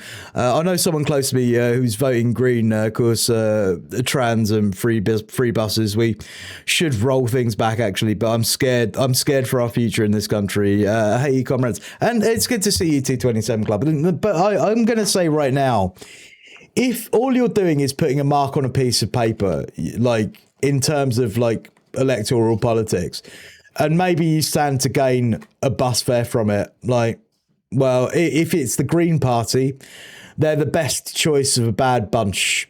I think you're gonna, you know, I'm never gonna knock anyone for voting. If you want to do that, fine, but understand it's not the seat of struggle. It's not the way of fucking revolutionary change, which we fucking need. Britain. But I love you, 27 Club. Handed a poison chalice. It's not that I think she's a. I mean, she has accepted the poison chalice as well. She's an ambitious person, and so S&P are looking to hold on, though. I think say something about these, because I think that's a fascinating story. All right. Well, everything you touched on lots of things. I wanted to talk about all of them. Please. Keynesianism. Yes, I mean, I still believe in elements of Keynesianism, and of course, at every recent crisis, governments, that's basically what they've done. They've poured money into, you know, they found money which didn't supposedly exist to sustain their countries in times of major crisis. Yeah, we need to build dual power, but for that we need people, and for that we need some kind of recognition that, like, we are ape together strong or some shit. It's more Joe Rogan would say that crap. I'm not going to say that crap. But we need some form of working class solidarity to be realised in our organisations. CEOs a few years ago. And you could see, this is British CEOs at the top of FTSE 100 companies and things, and they would joke, some of them, or regard China as more capitalist than the West, and the West is more socialist than China. But what they really liked was the engine room that was going on there. Funny enough, though, when you said egalitarian, China's more unequal than many countries now in terms of its spread of wealth and assets. Here we fucking go. Here we fucking go. Oh, please don't go down this course. You're going to make me fucking angry if you go down this course. Because you can say, oh, its spread of wealth and assets is more different than ever before in any place in the world. But at the same time, you understand that those assets, that capital is like, of course, the very nature of capital is that capital doesn't sit still in a bank account, right? It's never just the money in your bank account. It's never just the assets which are sitting there. Capital is always working and always growing for you. And in terms of like Chinese capital development, China uses capital, like the capitalists, and there are capitalists in China. Let's get this straight. There are there, but they're not allowed to coalesce into class power. They're not allowed to do that because if not, you get invited for tea by Chairman Xi. Well, I guess before he was Chairman Xi, he was like head of the Shanghai authority. But like, if you don't know this about Xi, the one thing that he did more than anything else on his rise to the top job, which he's very good at, was like he was known for his anti-corruption campaigns, where he was directly taking people to task for this kind of shit. But like, and this is what China does. It uses like capital from those that have it, and then it puts it into projects which don't make any fucking money. Congratulations. It's how capital works. They just manipulate capital in a damn sight better way.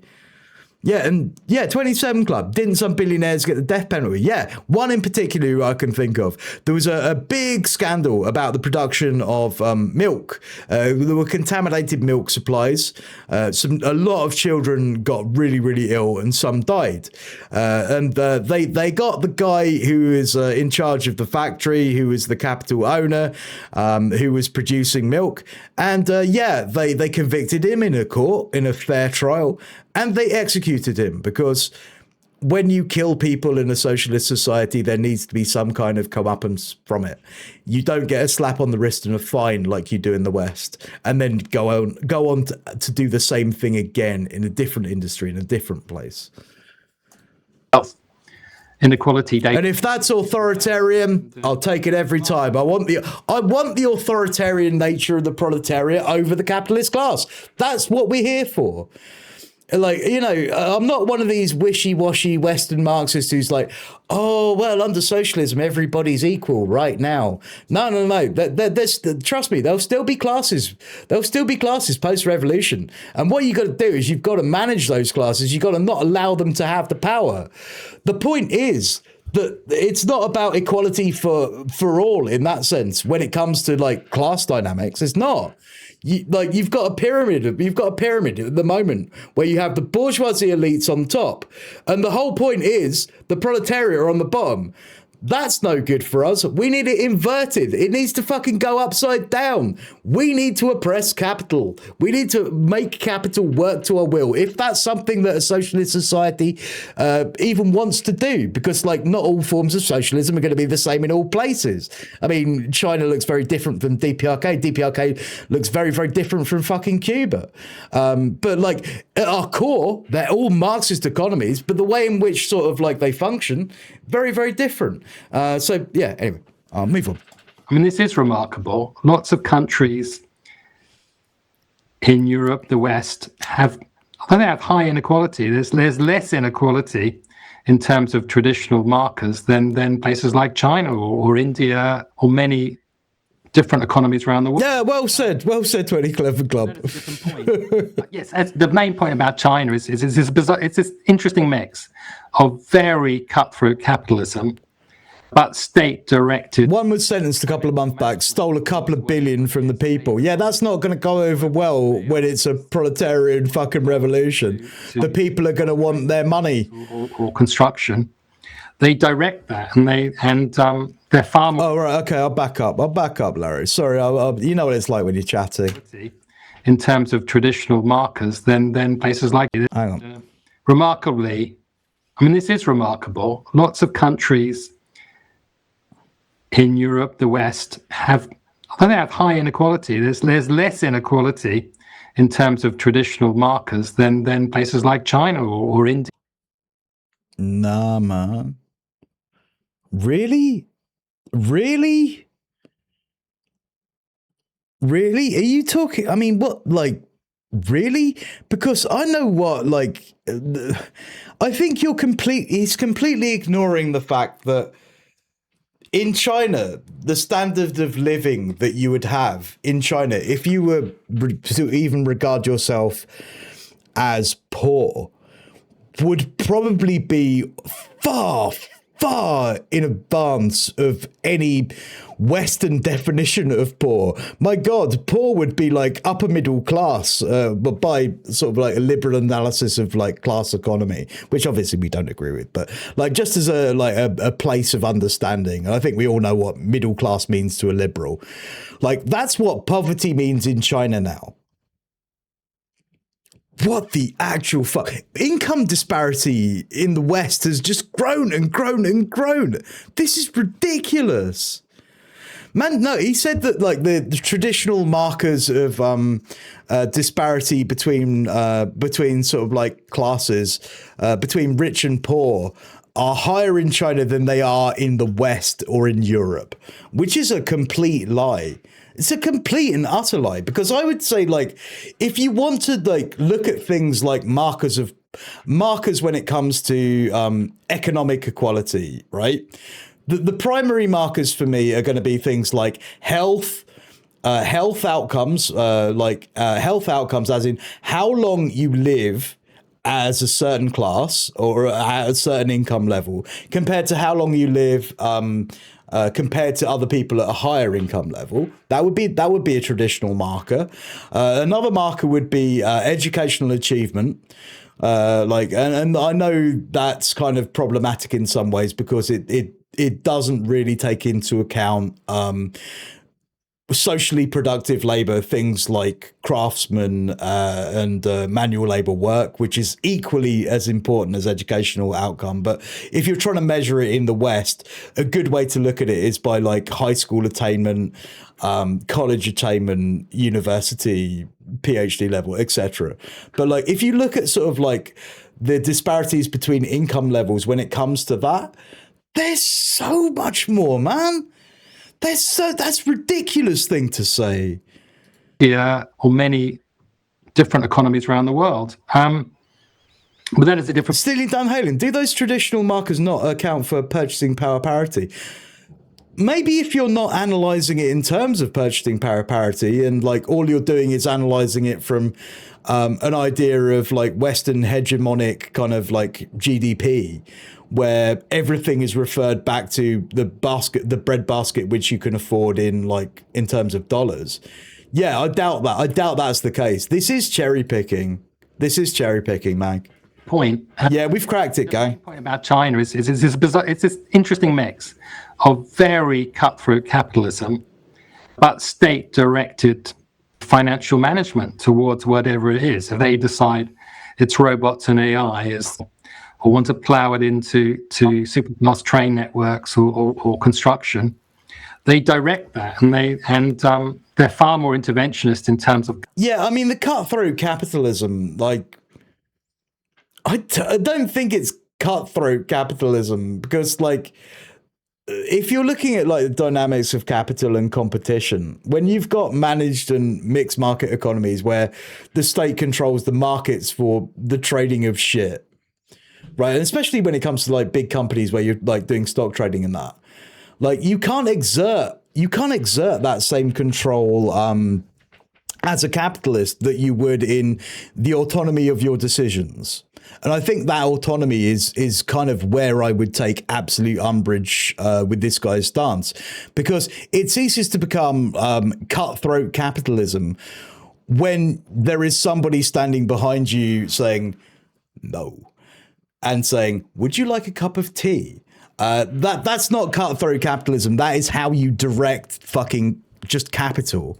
Guiding the economy. And as you say, because that introduces the idea that somehow there's sort of like a capitalist class which has I guess like a rivalry between them and the ability to, I guess, push fucking capital at other capital owners to take advantage of them, etc., etc. And I don't think that is the case. I think if anyone is doing that, the state would have input into exactly why and where and how that capital is put into the market.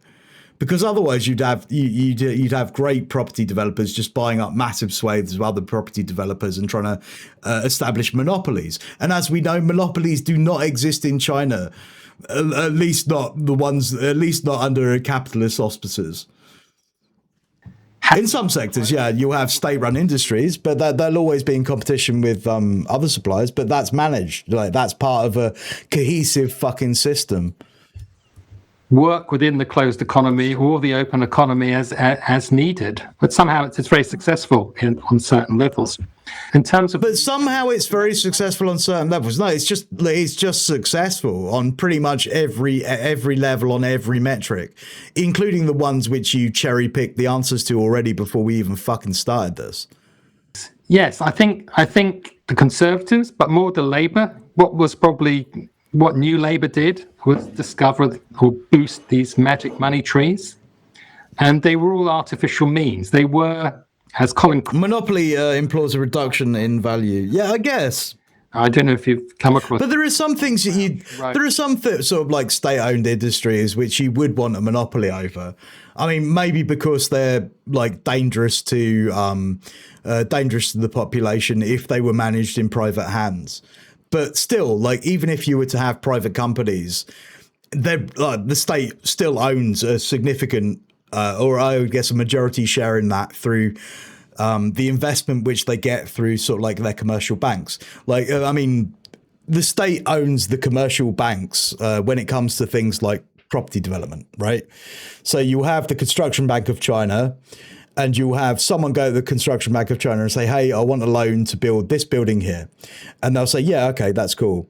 But they will own the debt of that building, which means the state effectively owns that building until that debt is paid down. But also the state has input into the control of that building, what happens to that building, the asset value of the company who is doing the investing. So like the state effectively has control at every level. It's not like they can just be allowed to run with the ball. You know, they can't develop monopolies in that way. Keynesian didn't go... They can expand, but like that's merely... They can expand, but that's within the bounds of sort of like obviously acceptable realms, or whether it's like a state industry which wants to expand through that, or whether the state wants that capital to expand. The state facilitated privatized. A good way I heard it described was like the idea of a caged bird. You know, you can have this beautiful bird, but there are limits to how far it can fly in the cage. You know, it can't be allowed to fly free and sort of exert its influence and fuck other birds, make lots of other capital everywhere else, shit out on pavements, etc. Keynesianism, which was I forgot the name of that theorist. He was pre Deng Xiaoping. Someone in chat will know. We were reading about him a couple of weeks ago. Yeah, he's trying to say that China follows Keynesianism. It doesn't. I mean, it doesn't. To say it didn't want to be seen to be spending money, but China is a Marxist socialist economy, like the housing market, like financialization. And the big thing about PFI is they could pretend that they weren't taxing and spending, because it was all private finance and it wasn't on the books. So they could present this image of we're not a tax and spend government. But really what you're doing is you're building up huge debts, often to state institutions, hospitals and health authorities and councils and whatever, by borrowing large amounts of money that you have to pay back at very high interest rates over a number of years, to construct something that the state would have constructed before, but is now being done by private industry. But it looked good on the books. No, because the capital from that private industry isn't as private as you'd like to think it would be. And so many things that were done over that period. Is he thinking of Evergrande? Well, I mean, like, yeah, if we're talking about like the massive property developments with Evergrande, right? And the fact that everybody was saying, fuck, the housing markets in China are overheating. It's a massive bubble. And you look at what China actually did to that company. They gutted it. They gutted rates. They absolutely gutted that company. They let it slide, but they provided support and didn't let it fail, because there are people in those properties that, you know, it's an ongoing concern. But they actually sucked the fire out of that market in a way in which the West could only fucking dream of. by the Conservatives in the 2010s was all about magic money trees, as I said, finding ways to... Yeah, they made them use their own private wealth. That would keep things going. It's fucking wild. But of course, you're building up long-term problems. You can only boost your housing market so much. Manticore, I don't know why you're getting auto-modded. Buy houses anymore, and you have a housing crisis. You realise you can only borrow so much and be so much in debt to the PFI firms. You can only borrow so much from the bond markets, and your interest rates go up. All these things. So they were not really investing. I mean, what Labour did is they took the proceeds of these things and they tried to put them back into the NHS and schools and things, and they didn't get enough credit for that because that's what they were trying to do. He's a soft Western Marxist, isn't he? They didn't say it out loud. Understand that he's British as well. Understand that he's British and the left in Britain is cooked. Because they wanted to keep appealing to the... Fucking, I wish Radical would come on in and just fucking give him a slap around the side of the head. And it was kind of magic money. It wasn't going to last forever. And it wasn't going to keep sustaining the economy. Because this is a direct relationship that he's having between, like, he's trying to pinpoint a direct relationship between Labour's development in the UK of like infrastructure, things like hospitals, roads, that kind of shit, and private industry, and say, well, they're doing it in China, but somehow it works in China, but it doesn't work here. But they're the same thing and they're kind of bad, actually. Is that what he's saying? Like, correct me if I'm wrong, chat. Like, I don't know. I couldn't sort of... So that it's hard to pinpoint the argument because it's kind of... It's really round the houses. Terrible spot. In New Zealand, where I am, we have a much lower debt to GDP ratio in the 30-something%. And they're very low to spend. But they've got the same problems because their economy has been built on an increased banking sector, but a housing market. A well-known journalist here says New Zealand doesn't have an economy; it has a housing market with bits stacked on. And a part because it's done the same kind of thing. It's encouraged a sort of Ponzi scheme of magic money through the housing market. And it does have. Yeah, I thought it was. It seemed really similar. I utterly disagree with this. I just want to make it quite clear. I utterly disagree with that point. And doing these other means, housing markets, trying to increase GDP or growth by big immigration, because it looks good on the books, but they're not actually creating GDP. Where is measures in GDP? Industries or jobs very much. And you sort of see that happening in Britain. You see that happening in... I know he's referring to Western economies here, so maybe that's the reason he's using GDP, but it's an actually shit measure. Other countries around the world where there's not... They've tried to use these other means. Yeah. And one of the reasons I'm interested in housing... Oh, God, she's looking like she's trying to formulate a response, which is just going to be a massive rebuttal with her by trying to be kind at the same time. Many countries have used housing as a flush for the economy to try and boost it. Which has directly created the housing crisis. Yeah. I think this comes from that whole kind of... I'm going to say this now. I'm going to say it, chat. I think this comes from the Trotskyist tradition of saying that China is not actually socialist, actually. This is where that comes from. And it's not like you, and trust me, you don't, like, if you're in the UK and you're any part of the left, especially in academia, you don't have to be a Trotsky to have, you don't have to, like, be a Trotskyist to follow Trotskyist ideals. Because it's very much the water of, like, this new left or Western Marxism more generally. So that's ended up in housing crises all over the world because they've done that. And various things like that. Let me just, while you give it, the five magic money trees are worth recounting exactly what they were in roughly chronological order. I mean, Mrs. Thatcher, I mean, in the context of a weakening economy and declining government revenues, of course, Mrs. Thatcher had the sale of... especially when you're trying to compare... The sale of council... Because you're not comparing like with like in that case, are you? You're not comparing like with like.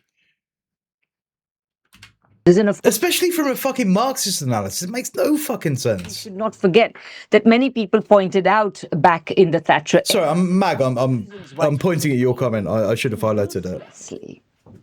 Prosecute at least... I'm doing the Zizek thing. I've got an itchy nose today. My skin's fucking terrible. The unions is because of North Sea oil. North Sea oil helped her to pay the heavy unemployment bill because, you know, she did... Yeah, exactly. That's it, Meg. ...of unemployment and cut an unemployment benefits that would have been electorally disastrous for her.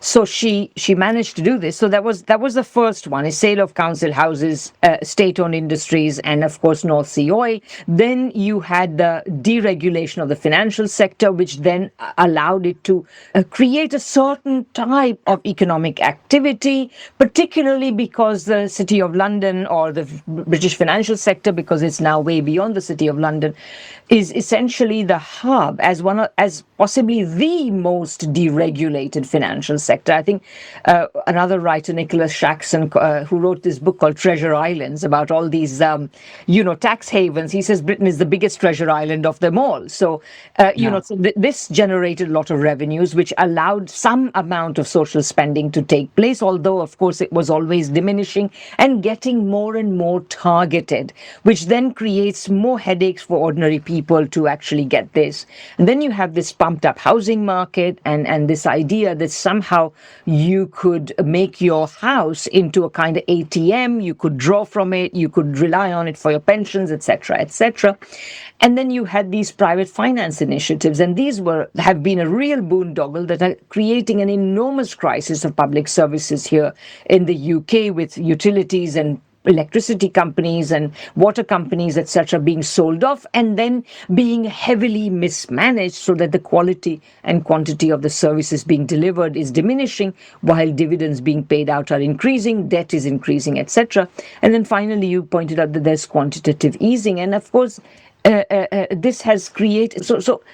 I mean, we're sort of coming close to the end of our time and we have so much more to talk about. But I would say that, let me just say that throughout all this, any engine that is really propelling the economy forward, the engines are all failing.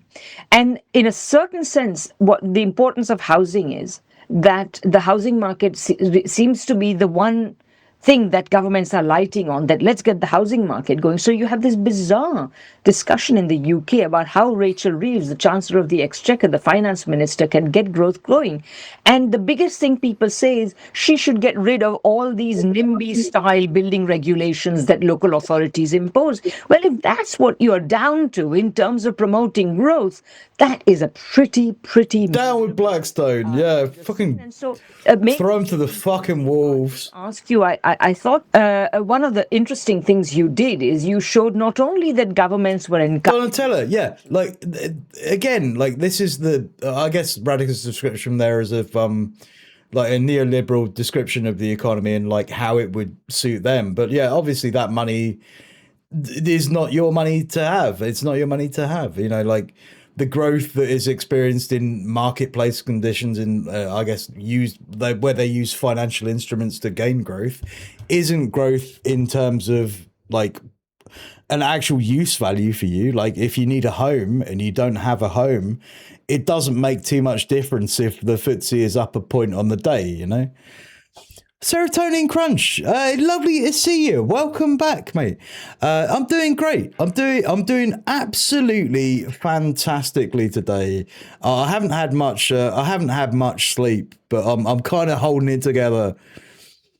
I went for a walk to grab lunch and now have a new musical obsession. Lounge music. Joe Jackson. Let's fucking go.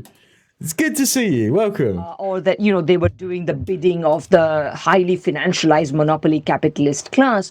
But you also showed that in their own desperation, for revenues, for some minimum of revenues, so that they can keep the voting public happy enough to read. I'm not Mr. Politics, I'm chewing my own face. For revenues, the governments were actually reliant in many ways on nice one financializations or these magic money trees and so on. So maybe you can comment on that a bit. Yeah. Yeah, I mean, you look around the world now and you sort of see this big problem. And I've now sort of read about it or followed it in America and New Zealand, where I am, and the UK.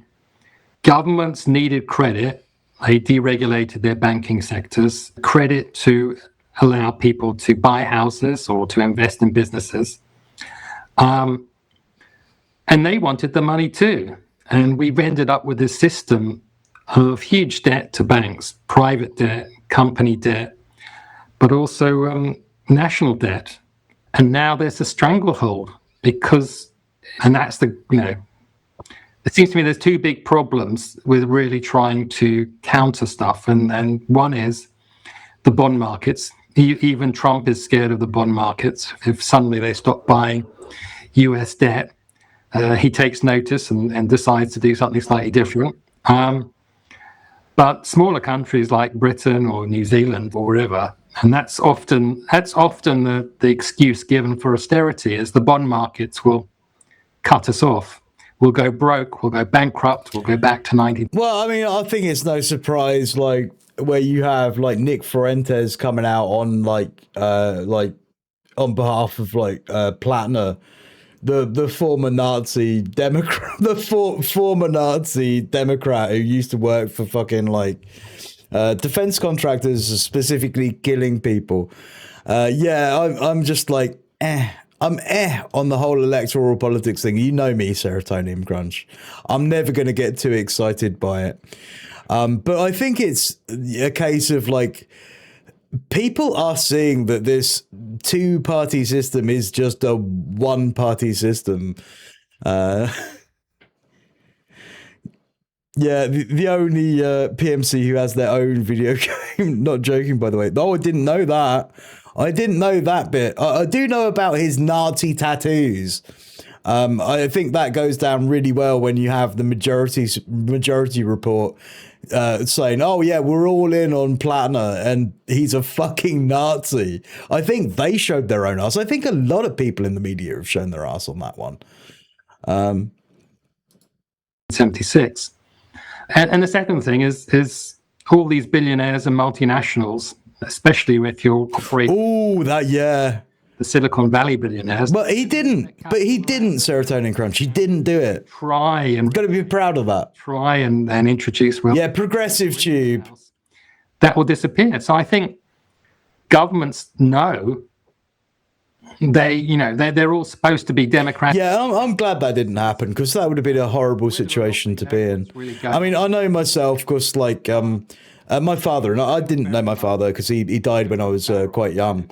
He was a defense contractor. He was going around the world selling fucking bombs and armaments to people. The billionaire class. So, like, I feel that, and I have a limited connection to my dad, but I feel that, and I think, but if I was any closer, that would have been pretty bad. Neoliberals know that they can only go so far with international finance, let alone the left that wants to tackle that. I didn't know that. They made an Xbox 360 game. Themselves into that very difficult position. Oh, Jesus Christ, Transfox Go. I think that there's maybe just 2 points in closing that I will make, and invite you to make any other points you want to make. I mean, you said that China is very capitalist in many ways, and I'd agree. There's a lot of capital in China, a lot of big capital in China.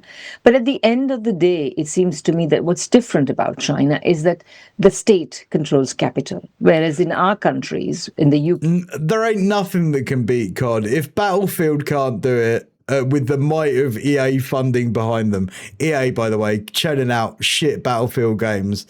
I was really disappointed with the last one. If EA can't do it, nothing's going to beat COD. The US and most... And COD's shit as well. I don't actually... In terms of gameplay, I hate that game. The hit scan on it is weird. It's really weird. Nothing feels like it has any solidarity. It doesn't have like a solidity to it where you can kind of like go, oh, right, there's feedback mechanisms here I can feel. It's weird. COD is crap. I don't like COD. So I've just probably alienated all my COD viewers. State. And I think that if you like COD, that's okay. Don't let me yuck your yum. I'll never do that. Two things that come out of it. If you want to have an economy whose direction you can control, which you can reorient from making money for a tiny armor players in for the vast majority, in fact, everybody in the society. You need to control capital, and that's the first thing. And the only way you're going to be able maybe in sort of another couple of years, Mag, I might look at it again. Is capable of doing that understands that is what needs to be done, and also be prepared for the immense cost that big capital will try to impose on your economy when you do that. Because quite frankly... We are talking Codgate, silly Dan. This decline... Actually, no, we're not talking about Codgate. Because Codgate is the fact that British fish and chips are no longer going to be cod. If you go into a fish and chip shop and you ask for cod, you might not get cod. You might get a cheaper, shitter bit of fish. Already reached some pretty unbearable proportions. I mean, when I read that the average per capita income of the... Thank you for the link. Britain, and that includes counting the income of the vast majority of the super wealthy, is like £40,000 a year. You wonder how people make... Yeah, it's horrendous. I believe it was a Russian airport scene. So, yeah, I just wanted to say that, awful. Really, those are the choices. No, not the catfish. The cornerstone of Southern American cooking. Yeah, don't eat catfish. It's terrible fish. And most... I know, though, if I do go into fish and chip shop, and I don't go into fish and chips much, I think I've had one portion of fish and chips all year, and it was really disappointing, and I'm always really disappointed whenever I go back and go, oh, you know what, I could really fancy a nice fish and chips, and it's always crap. But yeah, if I do go in, I'll usually get myself a cod and chips, right? I don't want a catfish and chips. I know what I'm getting with cod. It's nice and it's flaky and it's really good. And I don't want the other one. If I wanted the other one, I'd ask for it. But don't try and sell me catfish like it's goddamn cod. Caused a big decline in living standards and incomes for a while, and huge unemployment. All those things were reactions to that change. And maybe we have to try and say, well, it's going to be tough, but it's either a long, slow death, or we've got to try something more radical, something that doesn't require populist right-wing leaders who only want to shovel more money into the billionaire class as an answer. We really have to try something else. I just thought of Iceland, because after the great financial crisis and Iceland went bankrupt, and they were supposed to owe billions to Britain and Holland and wherever else. And yeah, I think we're going to be raiding out afterwards, Transfox. And everyone said, oh, it's all going to collapse, it's all going to go wrong. But they went for it, and they did it.